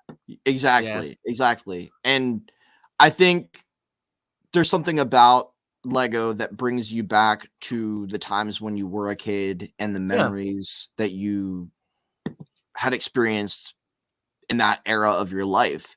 I mean, that's part of the reason why I love it so much. It takes me back to the start. Yeah. I mean, granted, my early life wasn't great. I was bullied in middle school and whatnot. But still, like, it took me back to the things that I loved most during that time, which was being alone and building Lego and watching Star Wars and things that I could enjoy on my own. And you have an amazing journey with, some trauma in life that Lego has kind of not, I guess, I wouldn't say it helped you cope with it, but maybe that would be wrong. Now it has. I would say Lego now has become like I see videos all the time. They're like, it's not a hobby. I just can't afford therapy or something like that. And it's like therapy's too expensive, so I bought car parts or I bought a Lego or stuff like that. So the fact that Rob got this took me to the beginning, took me back to a happy moment. You know what I mean? Like it's happy building. Like Lego is my escape from reality. And I had this conversation with my executives today about how when you grow up, I've been waiting for that moment where I realize I'm an adult. Like something clicks and like, because as a kid, you see adults, they have power, they have money, they can do things. And you're like, someday I want to be that. But when does that happen? When do you get that click that you're now an adult? It doesn't. You're just a bigger person that now works and has bills. That's facts. And so you just have more Lego, responsibilities. You do. Yeah. I feel like Lego keeps you humble in that aspect. Like you're an adult, you're working, there's that grind, there's just all this stuff. But then you take a step back, and whether it's Lego, whether it's cars, whether it's a hobby, it takes you back to a happy place to where you can decompress and continue to be the creative, loving, happy person that you're meant to be. You're not just that burnt out, sour, hardened, working person. Right. You know? I think Mikey said it really well. It's an emotional experience that you get from this hobby. Like, because not only does it connect you with your childhood, but like you mentioned, it connects you with everything that was involved within your life. And I don't know. It's just, there's something special about it that I'm sure other people have with other things, but it seems like Lego, it's a bit more special. Rob, is there anything that you think that Lego connects you to within your life, a time in your life, more on whether it's emotional or not? Sure, for sure. So yeah, and also real quick with the Lego set, and I said this in the letter, but like, so on our show we have like this reoccurring thing. It's not like a segment necessarily, but just a topic that will come up where it's like, Zane and I, it's like yin and yang, right? And there's like several different things. I can't really, Zane, could you think of one that like an example? There's a quick yin and yang. Yeah. Set versus figures. Yeah, set versus figure, right? So I love minifigures. He loves the set. But yes, beauty. Anyways. Beauty. But one thing that like I've never actually like talked about, but I've kind of noticed is like Zane and I had very different like, I guess, childhoods or like upbringings. And as far as like, I'm trying to figure out a way to say this and not sound like an a-hole. Excuse me. An a-hole? But a fool. I've lived like a very privileged life. My family very well. You're blessed. You're blessed. Very, very blessed. And like every birthday, every Christmas, I remember getting Lego sets and being super excited about them. I have pictures on pictures of different birthdays and stuff. But like what I noticed with Zane is like he, to his core, is a giver, right? And I saw that at Brick Fair, and I've just kind of noticed it, and like that's like his like it's just who he is, right? So the set for me was an opportunity for him to be someone that was on the receiving end. Because like for example, the pizzas, very small thing, but like in the grand scheme of things, for me, it's like a very big thing. Like one of my love languages is acts of service, right? And he was like, I don't care who pays me back for it. Like, I just want to have a good time. I want to enjoy everyone's presence. Like, everyone's going to be hungry. Let's just go get the pizzas, right? We were all upset Like not Oh, yeah. not at you or anything like that. We were all just like in a bad mood because we were all hangry. Yeah, everyone Yeah. needed pizza. We just needed food, and I didn't want to be the guy that's like, all right, guys, I didn't want to point fingers and act like a dad, but it got to that point where I was like, You all right, were I'm the just entire taking this. weekend. You were. Yeah, that's true. I'm That's such fact. a dad. I wouldn't. But we needed it. We needed it. Yeah, I didn't want to be though. I didn't want to be that guy. And I'm like, oh my gosh, Zane. Yeah, sorry. But yeah, so like I wanted to give him that. But with Lego, with my childhood, I mean, like as far back as I can remember, Lego has been like a part of my life. And I stopped collecting. It's the classic, you know, A full story. Stopped collecting in like middle school and didn't collect all through high school and college. But I still remember like in the what's it called? Dark period, dark ages, Dark Ages. dark, both, whatever. I would still like go down to my parents' basement and just kind of like look at the Lego. I wouldn't really do anything with it. I would just like go down to the basement, just look at it. All right, it's still there. All right, cool. All right. Like Weird. verifying the backup Yeah. plan's still there. You're like, maybe we'll come back to this. But last Christmas, my little brother got COVID, and so we couldn't go to any of the like family events or parties or whatever. We had to like do a full, you know, shutdown. And so my dad, I was bored out of my mind. I didn't know what to do. I was like, I don't know what to do with my hands. And Dad, he was like, well, you know, there's a bunch of Lego in the basement. Well, they got me the Imperial Shuttle for Christmas because they would give me like a little Lego set every Christmas or whatever. And I was like, I really want to build more Lego. And he was like, well, you know, there's a bunch of Lego in the basement, all in the bins. What I was going to do once I retired was just go down there and try and rebuild all of the sets. And I was like, we're doing that now. So we went, and it was like this awesome bonding experience to have with my dad, where we would just like come down here, and like my dad is not a very talkative person. And so like we have this relationship where, you know, we play sports together and watch TV, watch shows, watch sports. But there isn't a whole lot of like talking, I guess. And so we would come down to the basement and just rebuild Lego for like 2-3 hours a day. And it was this awesome experience for me to spend time with my dad and rebuild Lego. And now it's exploded into like the TikToks and all that jazz. But yeah, I mean, Lego has always been a part of my childhood and my life. So it's great. That's great. Yeah. That's great. Amazing. and- So just with my story really quick, shout out to my mom for holding down the fort to Aw. powerhouse through. I mean, I tend to talk about like the tragic side, and I feel bad because my mom was always there, like through everything, working 4 jobs for me and my 2 brothers, killing herself to give us Christmas presents and do her best. And I feel like I need to like give her a little love, you know. P.S. I talk to her every day. You don't be weird about it, okay? It's a mom thing. It's good to show appreciation to your family, and Yeah.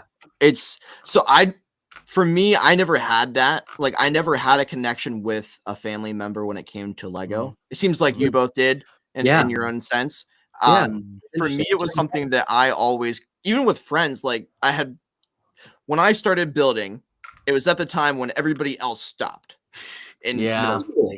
I was always a step behind, and I didn't really have very many friends growing up, but a couple along the way kept up with Lego. Every once in a while we'd chat about it, and I had like maybe 2 or 3. But getting into high school, that was when my kind of dark age hit.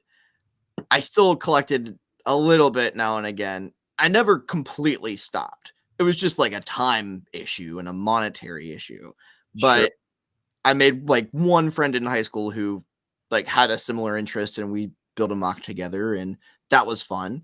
But honestly, for me, Lego has been something that I can solely like go to and have like alone time with when I was faced with like some darker times in my life, when I was bullied in middle school and stuff like that. So being a content creator as well, like that's spurred it on even more to create a community. And now I finally have the ability to share it with other people, like you guys, going to conventions and talking on here together. It's a lot of fun to finally have friends that I can get excited about the hobby with on a bigger scale.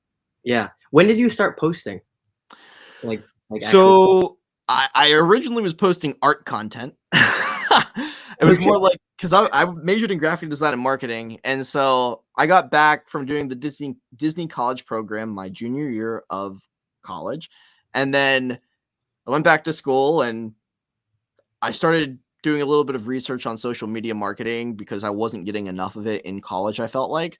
And I went into the YouTube space and I heard about this thing called TikTok and how it was going to transform all of social media. And short form content was the future. And boy, I'm glad that I did that. I'm glad that I started posting videos. And originally it was graphic digital art, not graphic as in like it was all G-rated. We'll put it that way. You know, man, I just want to say my mind did not go there until you mentioned it. Well, with you two here, I think some of this, I have to be very specific. Yeah. So it was graphic design, digital Photoshop, and Illustrator, that sort of thing. Adobe Suite stuff. And I was posting even like not only digital art, but fine art like painting and sketching, but it didn't take off. And I posted one video about a Lego mock that I created being art in a sense, showing that you could use any medium as art. You could use Lego as your art. And that video got like 40,000 views. And as I kept posting more and more Lego content, I realized that there was an audience for it. And I just kept going. It was the pattern recognition. You're like, oh, okay, like this is something that like there's a big audience for and gets traction. Right. Yeah. It felt like art in and of itself was too big of a niche. And I had to niche down into absolutely. Ooh, nice. Zane, I didn't do that. I didn't do that when you were telling your story, Zane. Hey, I felt emotional. I needed to do something goofy. All right. Yeah, that's fair. That's fair. Zane. Right. That's Zane. He has his own What- balance. His own Wait, Matt, what year was that? that was 2020. That was 2020. So I started posting in 2019 before the pandemic. The big C hit.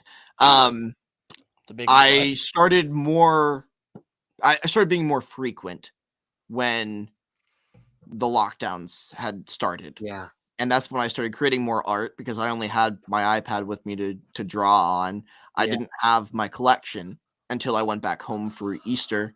And that's when I posted one video and it took off. But I, since of course, have been traveling with my Lego, which is a whole other problem in and of itself. Traveling as in like moving like From place to place. dude, is that awful? Is that terrible? I'm gonna have traveling mat dance. Traveling Matt. I'm a traveling Lego content creator. It's like a circus. But I was moving for my job because I was a residential assistant for the quarantining students at my college. And I was working at their branch campus and overseeing them. And then I went back to their main campus during the summer and back to their branch campus during the fall. So that was 3 moves. Then they ended my position doing the in-person stuff. Is that Diesel? That's Diesel. Sorry. Hi, Diesel. I ended the in-person stuff right before Thanksgiving of last year. And then I started living somewhere else. And then that lease ran out. But my landlord had already found someone else to live there. And so I moved here in May, where I've been living for about half a year. So it's worked out nicely to where I'm staying here for a full year and then making a decision about where I'm going to go after that. But that is why I don't have stuff like Zane does with the Star Destroyer and the Falcon all built. Yeah. Or you even with like, I mean, I have my Death Star, but that's been built. I have the UCS Ooh, built. It's just speaking of there's Death no Star. place to, like display them in the background. What UCS sets do you have? That I've talked about. Beautiful. How's the Walmart? Well, Walmart. Walmart's good. I buy Lego at Walmart. It's a good thing. Not promotional ad here. Zane, for those of you who don't know, sponsor us. for those of you who don't know, Zane does make his own wall mouse that he custom prints using a 3D printer, and you you can buy them. They are available online at Crustacean Creations. So he will be having a Death Star Is that a .com? wall mount. .org? Nope, on Etsy. Oh, let's see. Is that a .com? Nope. Dot It's org? not. Etsy. I'm waiting to get like at least .edu? like 8 mounts before I throw a .com at the end of that. I'm waiting. Crustaceancreations.org. .net. .net. Oh my. Dot Anyways, AOL. if you're looking for a wall mount to input into your wall to display your Lego, head over to him on Etsy. But anyways, it's going well. No problems. Yeah, I just barely hung it up today, so it's gonna be Okay. there for the next month as for testing. But I put it really low to the ground in case I usually put chains on it, but I wanted to try the desert. It's literally like this far from the ground, so if it snaps, it's there. But I usually test it for like a month, whatever I decide, whether it's chains or So scary. Lego. It Yeah, is that scary, is but it's not scary. that far. It's not that far off the ground. If it did break, it wouldn't hurt anything. Yeah. Anyways, It would be Um, like what's his face in Spider-Man dropping it, you know. Oh, good Although lord, that, no. that does Ned. Ned destroy- drops yeah, it. yeah. Oh, P.S. ADD moment here. Take this journey with me, shall we? We haven't talked once about your ATTE, good sir. Let's Oh, talk yeah, about that's right. We should talk about that. Is it Um, sponsored by like anything? here. By Zavi? It is sponsored by Zavi. This entire stream is sponsored by Zavi. They're not paying me for the stream. They gave me this free set. But no, they were kind enough to send this to me because I am one of their affiliates involved in their ambassador program.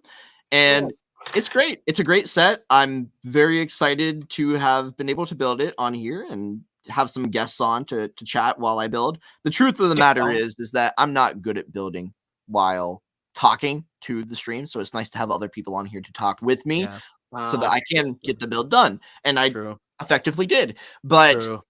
if you wanted to save on Lego, you're more than welcome to do so by using code Matt over on Zavi.com and using the link down below in the description. That way I get some sort of kickback.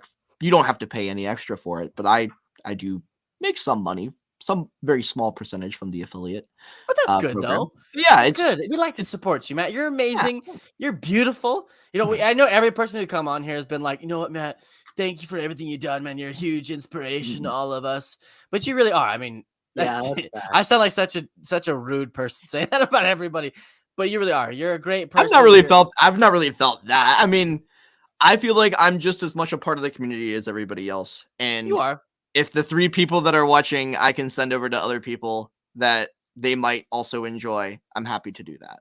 Well, I mean, I'm not saying you're anything better than me. I'm just trying to help, boast you a little bit. He's better than No. me. I appreciate your support. I appreciate your support, and you know I would support you through all that you do. And Oh, I you're amazing, I Matt. am. It's fact. So Fact. um You think that the set is it smaller than you expected it to be? Okay. you I- own it? Yeah, Yeah. yeah. Oh, Does he own it? I'm not gonna lie. Honestly, when I first got the box, Rob, I'm not gonna lie to you. I kind of thought it might be one. I thought because I can't find the stupid thing anywhere. Oh, I'm not being ungrateful or anything. When I first got the box, I was like, "Did he say no?" And then I picked it up and I was like, "Wait, this is a lot lighter than I thought." yeah. Wait a minute, what is it? No. And then it became emotional. It was a whole thing. Oh, Yeah, I have that one and the 2008 one, and You know? the 2008 one is not as like that I one. guess Robust, structurally sound, if that makes sense. solid. Yeah, solid. It's not as solid. Because Robust. the new one has more pieces, but it's smaller, so it feels much- Compact. So Yeah. I also have the one from 2014. I think it came out in 2014 or 2013. Which Same which year as one the did you gunship. say? Episode 2. 13. The episode. Gunship's 13. It was the same year as the gunship, so it was 2013. Okay. Yeah, It I think is around this same size, but I also feel like this is a little bit smaller. it's just Um a little too small. See, the thing is that in all honesty, it has a high amount of detail. It's very compact. It's solid as a model, but there is a lot of interior space, which I can really appreciate that the other ATTEs didn't have. This, Yeah. even though it is smaller than the 2008 one, you can fit more figures in. I feel like there's more seats. It's made to True. at least. And I don't know, I would say it's a higher quality and a higher build. So, I mean, it's really good. Well, it just broke. Oh, Super high okay, quality. build. and- Snap. I really like it, but ultimately, like, to me, this is why it's so good. Like, this Yeah. figure Oh, those is the tank reason figures. that you want to So buy it. good. Wait, I is just- Zane is the set guy and you're the figure guy, Rob, or is Yeah. vice versa? Yeah, I'm the figure guy, and I just acquired so I got the last Cody and the last Rex that I needed, and now I have all of the Rex and Cody minifigures. I Nice. was very excited about that. Yeah. But I think the minifigure looks great. The only thing is just like if the visor was a bit different. If it was dual molded into the helmet itself, I would have preferred that That would've been over the need to produce helmet holes and put all of the Never thought about accessories for all the troopers. I just don't see the need because they Yeah. don't have it in the films, and I understand the playability factor, but at the end of the day, just produce a better helmet. That's whatever. This is what everybody wants anyways. Yeah, yeah, I know. It's a great figure. It's really it's good, but it's not like amazing. Like the Phase 2 Rex. I agree. That one is And it doesn't even have a hole for the rangefinder either, but yet it's still somehow a better figure. I don't the Rex. Yeah, understand. that's true. I never thought about that. The weird part is about Lego clones right now. It's a combination. They're all And- terrible. No, they're not. Oh, terrible. sorry. It's a combination of It's not Castle, okay? If you know, you know. it's a hybrid. It's a hybrid between the Clone Wars armor and the Episode 3 armor. So this looks a bit more cartoon-like in comparison to the older version of the Phase 2 figures. If Yeah. that makes any sense. Yes. Oh yeah. Also, what is the camera setup that we got going on? Oh, you got the 2 cameras. Like that's amazing. I'm supposed to be interviewing you. no, I want to hear about the cameras, man. So I have my GoPro right here, even though it's a Oh, it's little a lagging behind. GoPro. Because if I snap up here, you'll see me. It's really delayed. Yeah. But this is my Nikon Z6, which, folks, if you're interested in content creation, don't go and buy a very expensive camera. I have it because I Just love use your phone. photography. I Yeah, love use your photography. phone. Use your phone. Dom uses his phone. Right. I'm using Ethan my phone uses right now. Ethan still uses his phone too. Like, Yeah. My phone. I'm using my phone. right. So yeah, you don't need a Yeah, but super we were high quality mentioning good setup. content creators, Zane. Ah, you're right. You know what? Yeah. You're right. Sorry, everybody. Don't do what I do. Yeah. But You I can have do what Zane does. Just make content like Dom or Ethan. Just do better than me. Just do better. Just do better. better. I have my HyperX Quadcast microphone, which has color changing in it. Like, I don't know. It's just I've accumulated things over time that I've used and that have become a part of my repertoire. Yeah.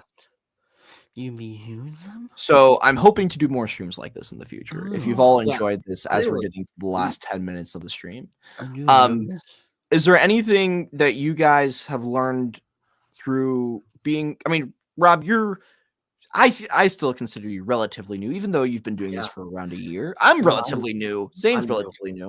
I'm But very in new. comparison to the folks who have been around for, I guess what I'm saying is you have a different perspective, which I can appreciate Yeah, sure. because you were newer to the party and you took Sure. what other people were already doing, maybe, and applied Ye- your own perspective to it. Is Yeah. there anything that you've learned over the past year while creating content, or maybe like just being in the Lego community that you would So- impart to everybody who's watching? Yeah, as far as like content creation goes, one of my mentors, he talks about people usually go right to pattern creation as far as like trying to create their own thing or their own trend, right? But you really have to start off with pattern recognition, and then after a long while, then you can start to create your own patterns. Right. Which, like, for example, the mat dance, right? Like that's a pattern creation, but it's still in a way pattern recognition, because you recognize, okay, like TikTok, you can do these dances and they can go viral, right? Mhm. And also that was just like commitment. Like every time I would see a Matt dance, I was like, man, like he is committed. Like I don't know that I man. could do like a video every single day like that. That was awesome. I'm glad that we're saying was. I'm glad that we moved on. I'm When's very- it coming very back, happy. Matt? Yeah. When's it coming back? Part two.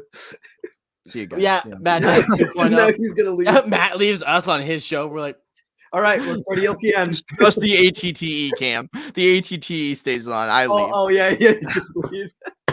We hang out with Cody. what's up, Cody? How you doing? But yeah, pattern recognition, that's the biggest thing, like especially for TikTok. I mean, TikTok is so interesting because it's just a bunch of creators copying each other, you know. Right. Mhm. And I say that in the nicest way possible. It's not like, oh, you're copying me or whatever. I think that's one Wow, of the that's beautiful happened. things. Yeah, but I would call it using inspiration. okay, let's say that. I like that. But like, I think that in the hundreds of videos that I posted, I've made like one original idea video, and it did quite well. I was very excited about it. But yeah, if you want to like start content creation, it's just like recognizing the pattern, and then finding your niche. It could be Lego, but like you said, Matt, earlier, the like art was too big of a niche. You needed to like niche down even Right. more. That was something that I learned because I initially didn't even start posting about Lego. I mean, it was like you, where I posted a Lego video just to be like funny, and I Right. was like, oh, this actually got some traction, and there are people that are on this app that enjoy this same thing. Let me kind of lean into this a little bit. But yeah, like you said, I'm definitely new. I'm a total newbie. It's interesting because like with I don't think that's a bad thing. Like I No. said, I really do think that is a good thing. yeah, well, and I mean, like even if I thought it was a bad thing, it's not like I could change it anyways, you Right. know. But I've never experienced TikTok through like the month of November and December. It was very interesting. Like my For You page, it felt like I was just watching the same video over and over again. It was like the voice filters, everyone using the voice filters, and then everyone being like, "Oh, it's Halloween. Now it's Christmas." It's like, all right, like we I get get it. it. All I want for Christmas. That's enough pattern recognition, pattern creation. Let's create some new patterns here, people. Wait, it gets better. Wait till the advent calendar comes out. Well, that's what I was. And about to get Matt's into. coming to town. Yeah, that's what I was about to get into. So what I'm gonna do this year, I'm trying to get one. This lady on Facebook Marketplace, she hasn't answered me yet, but I'm trying to track down an advent calendar from a past year. I found one from like 2011 That's smart. that I would like to do. That's different. Yeah, to kind of like be a part of the advent calendar content, but something that's different than what everyone else is seeing, right? Well, Matt does a lot of stop motion with his. At least he did last year. Yeah, I'm It excited definitely- to see them all. You It- know, it- I'm sure, they're- like after the third day, I'll be like, all right, that's enough. No more, no more. And It- then they it go gets till the so 24th. So I mean, it's Yeah. good. I mean, it's easy content. It makes sense. People do. I'm not hating on anybody, but by the time it's over, you're like, thank God Christmas is over. I can't. I'm so tired. And then it repeats because like even people you don't follow, they're doing it. So you're finding new content creators Yeah. that are also doing it, and you're like, Well, Matt, it's Ugh. you, and then who else does something like different with the advent calendars? I think Okay. Maticus. I forget what Oh, Maticus yeah. does. Maticus does like a alternate build or something. right? Yes, right. Yeah. yeah, yep. Well, I'm excited to see those, you know. But I don't know, that could be some famous last words. We might be I might be stitching this video, you know, 2 months from Right. now, like, oh my god, thank Oh goodness no. it is done. I mean, it's a lot of honestly, it's a lot more work than a lot of people think. right? Yeah. When depending on how you create the video, like for Manicus, he's making an alternate build with it. It's often very difficult Oh. to use few parts to make an alternate build of something. Yeah. For me, like, I don't know, those sorts of videos where I'm either reviewing a set or a figure or something like that, it's more original, but it takes a lot more time because I'm trying Yeah. to do it in the most quality driven way that I can. Yeah. And exactly. so I put a lot of effort into it. So I genuinely hope people enjoy it, but I can understand the Yeah. repetition causing a lot of annoyance and frustration amongst the rest of everyone who's just kind of putting it out there. Well, and I think that like going back to your question of what I guess advice do you have as a content creator, it's interesting, like having started creating content myself, I look at videos on TikTok in a very different way. Right. You know, and I'll like spend an hour or whatever just swiping and watching funny videos like everyone does. But there are also those videos that are very creative where it's like, wow, like let me watch that again, not just because it was funny or whatever, but like let me watch how they filmed it and like what. Break it down. Yeah, exactly. Break it down. So that makes you appreciate it, if Yeah. anything. Yeah. So For sure. yeah. it'll No, be very cool. Very cool. Very cool. No, I really do appreciate like talking to people who are outside of the space as well, or people who are new to it, people who Yeah. are not even Lego fans, and seeing what their opinions are. So Yeah. I think it adds a freshness to creating content, because it's sometimes hard when you've been doing it for over a year. Once you get to that point, I think that's when you start kind of falling into your own traps that you've set of, okay, I'm just going to kind of, this is the style of content that I'm doing now, and I'm not going to really experiment. I was talking with Epic about this a couple hours ago, and it's just like, I want to go back to the time when I was, I don't know, having more fun and not necessarily being strict about what I'm posting. Yeah. Yeah. That was Same. something with well, I guess it's just everything. I was gonna say with ELPN, but like everything that I post is like, man, like this is for fun. Like it's Lego, you Right. know. Like don't take yourself too seriously, killer. Like it's Yeah. no big deal. It's a kid's toy. It's right. it's a video, you know. And for me, it's like, you know, you're gonna get 1,000 to 3,000 views on average on this. Like, just have some fun with it, man. Like it's no big deal. Well, speaking of that, Rob, do you want to give your first opinions on me? Speaking of a couple thousand views and everything like that. Oh yeah, we never got into this. So when we were at Brick Fair, Maticus had his Avengers Tower.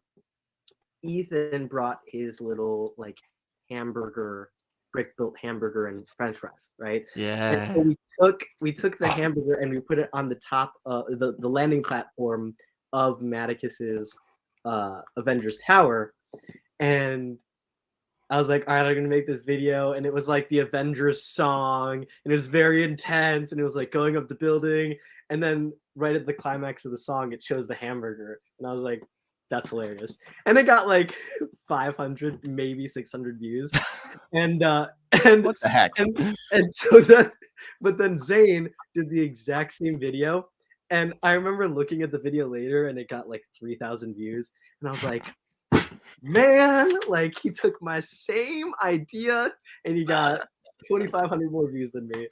And so that was my first impression of Zane.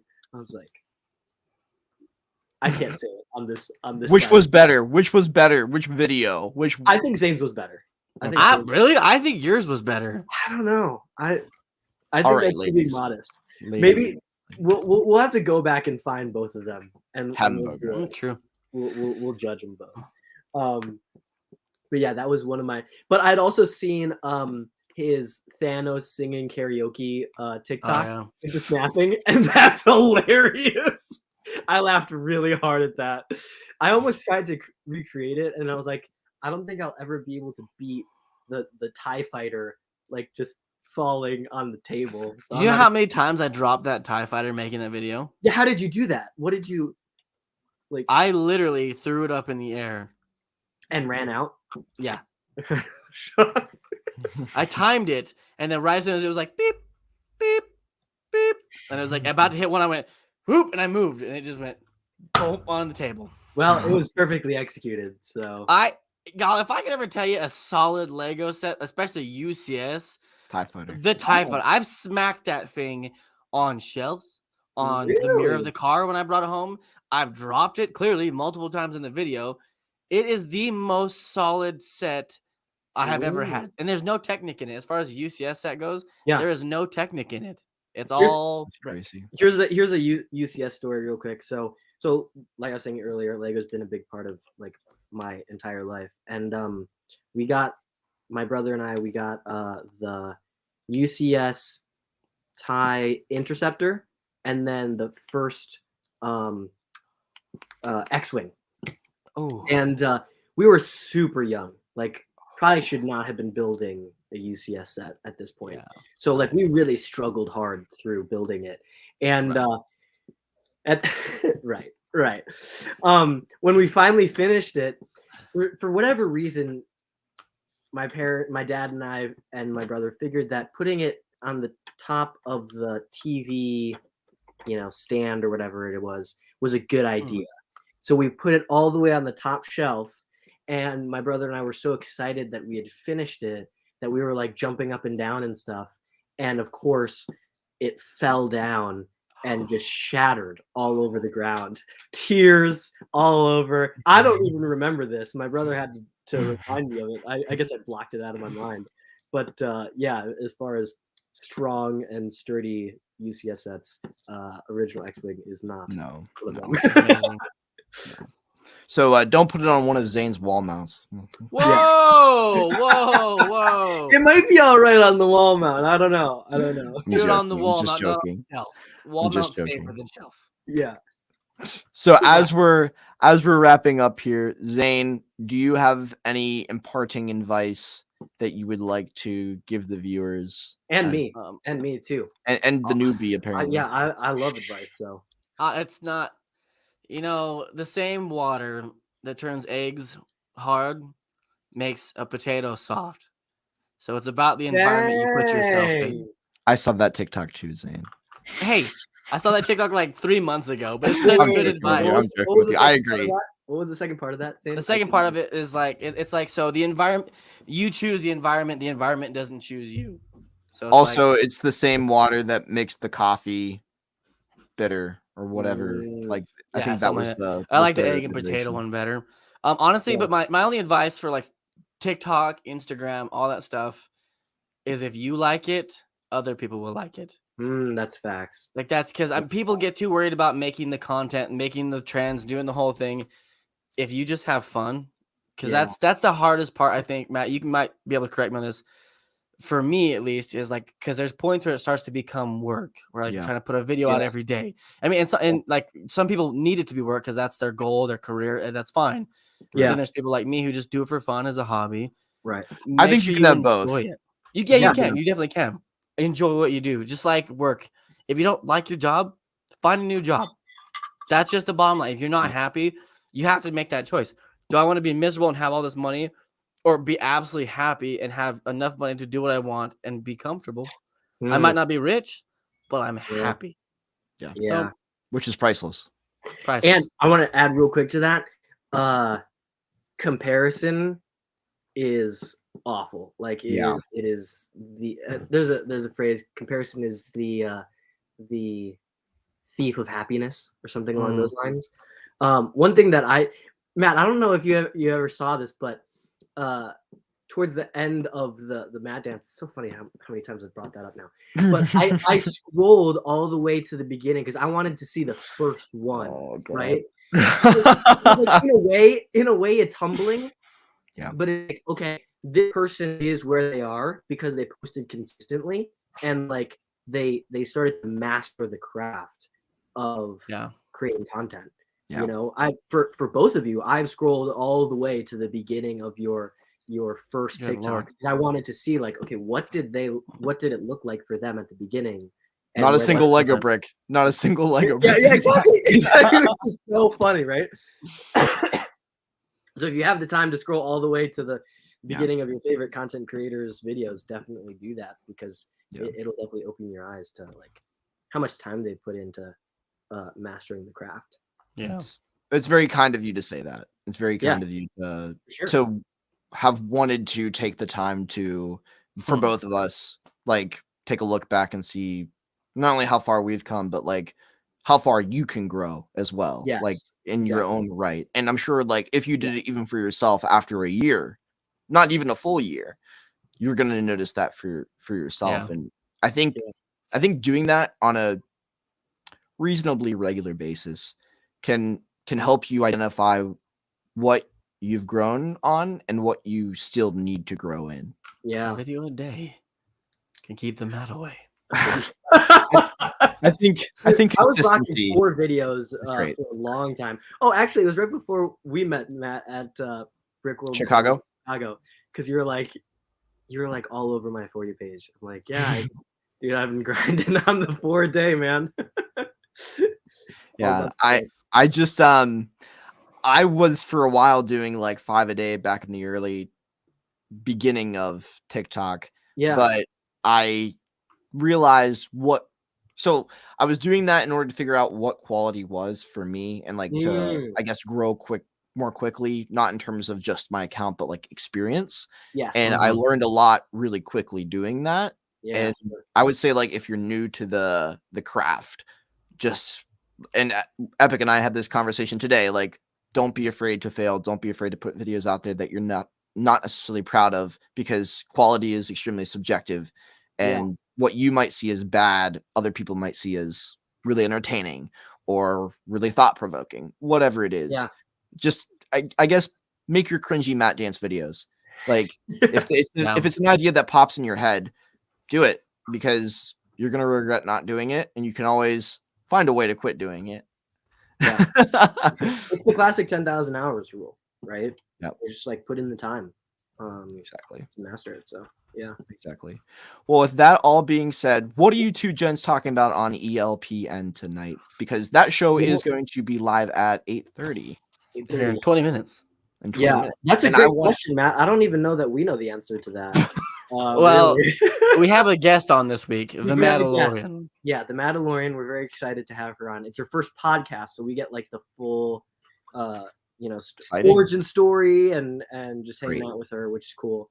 I was gonna mention this earlier, but ELPN is like the least Lego podcast that you'll ever listen to. You know, It's the we're trying to- creators you love, but not Lego. We're Yeah. trying to include it more often. We're trying to incorporate more Lego into it. But we've got would you rather questions, which are always super fun. The Mandalorian is our first guest of the season, so I have some questions that I want to ask every single guest. Yeah. So and then do kind of like a mashup video of that. So we have some questions for her. What else, Zane? We do memes sometimes. I Oh, mean, memes? as you know, Matt, we do memes on Memes. StudBuds as well. We do drafts every now and again. Oh yeah. We do a draft of like themes. So instead of doing drafts are really a tier popular. list, they really are. People do enjoy the draft. So instead of doing on StudBuds, we do a tier list of like our different rankings and stuff. But on ELPN, we do a draft where we both pick 5 sets or 5 themes or 5, and just have fun with it and just go. And it's kind of when Dom was on the show, me and Dom kind of battled it out to see who had the better lineup. He picked the better lineup, hands down. But in the first two picks, I think First 2, he just got them all he immediately. had like Star Wars and Lord of the Rings. Right out the gate. And I picked Bionicle though. He didn't have Oh, Bionicle. Yeah, he that's was so mad. surprising. He was so mad you got Bionicle. Yeah, that's cool. Well, it sounds like the folks need to go and check out your show if they haven't already. Like I said, it is geared towards an older audience, but if you Yes. enjoy, let us say, crude humor and drinks, Your adult discretion is beverages, Yeah. not apple cider. Go and check these two out over on ELPN, and maybe someday they'll have me on. Who knows? But That's if you want. You have to watch the show first, Matt. Well, and you You- also, I mean, you have to be okay with the non like G-rated content. Too. I can still be there. I don't necessarily have to. You have to just participate. put That's up true. with yours the entire time. No. Well, for Dom, we had push pops. So for you, we would just have you pick a candy instead. Oh yeah. Or a drink or non-alcoholic drink. Are we allowed to say what the drink of choice is on this live stream or Yeah, is it- you're able. You're it's able. the drink of choice tonight is a pickle martini, which I don't know how I feel about it. It's the Mandalorian's drink of I choice don't think I have. because the guest gets to pick. But do Wait, you know so about you pickle all juice? drink Yep. the same stuff? Yeah. So Most of the time. There's times that we don't, but if we can, we try to. Right? Understood. Okay, that's cool. No, if I were to have a more adult show, I think that's very appropriate. I like that. Yeah. I think that's cool. All right. Right. Well, I will leave you two to your show, and I hope that folks will transfer over and go check you out if they're interested. And if not, that's cool too. But amazing. for me, I'm exhausted because I've been on this stream since Yeah, go 3 get some o'clock food or talking something. to. Yeah, I need some food. I've been talking to Yeah. starting with Ethan and everybody else. So, Zane, I will see you next week on the Stud Buds show. And until then, take care. Deuces. Boys, thanks for coming on. I appreciate it. Of course. See ya. See you around. Bye-bye. Alrighty. Well, my friends, that is going to wrap up this live stream. Yes, I built in full the ATTE. It only took me about 5 hours, 4 or 5 hours. And I was talking with other people and hanging out here on YouTube Live. So for you, it probably will take the same amount of time, maybe a little longer, maybe a little shorter, whatever. But it's a great set. It is a little smaller than I had expected. I was missing one piece. Maybe I'll find it after I'm kind of cleaning up here when the stream ends. But it's this gear piece that should be going right in the middle, on the middle foot. You see how there's gear pieces on the side right here? There should be one on the middle foot. But I have the 2 extra pieces right here that I need to place on it. But with that all being said, folks, like I had mentioned at the beginning and throughout the show, this is sponsored by Zavvi. So if you're looking for a discount on Lego, go check out Zavvi.com. Use the link in the description. You get 10% off Lego sets that are 4 months or older, plus 10% off any collectibles on their website, non-Lego items that is, as well as 20% off all apparel. And they have some great graphic tees, hoodies, and more. Thank you, Zavvi, for providing this Lego set for this stream. It was a fun one to do, and I hope to do more streams like this in the future. So let me know who I should have on as a guest next time I do something like this. Maybe I'm going to build a UCS set or a larger, probably more pricey set like this one. Until then, guys, thank you so much for watching. Take care, and be sure to go check out all the other content creators that I had on the show. Bye!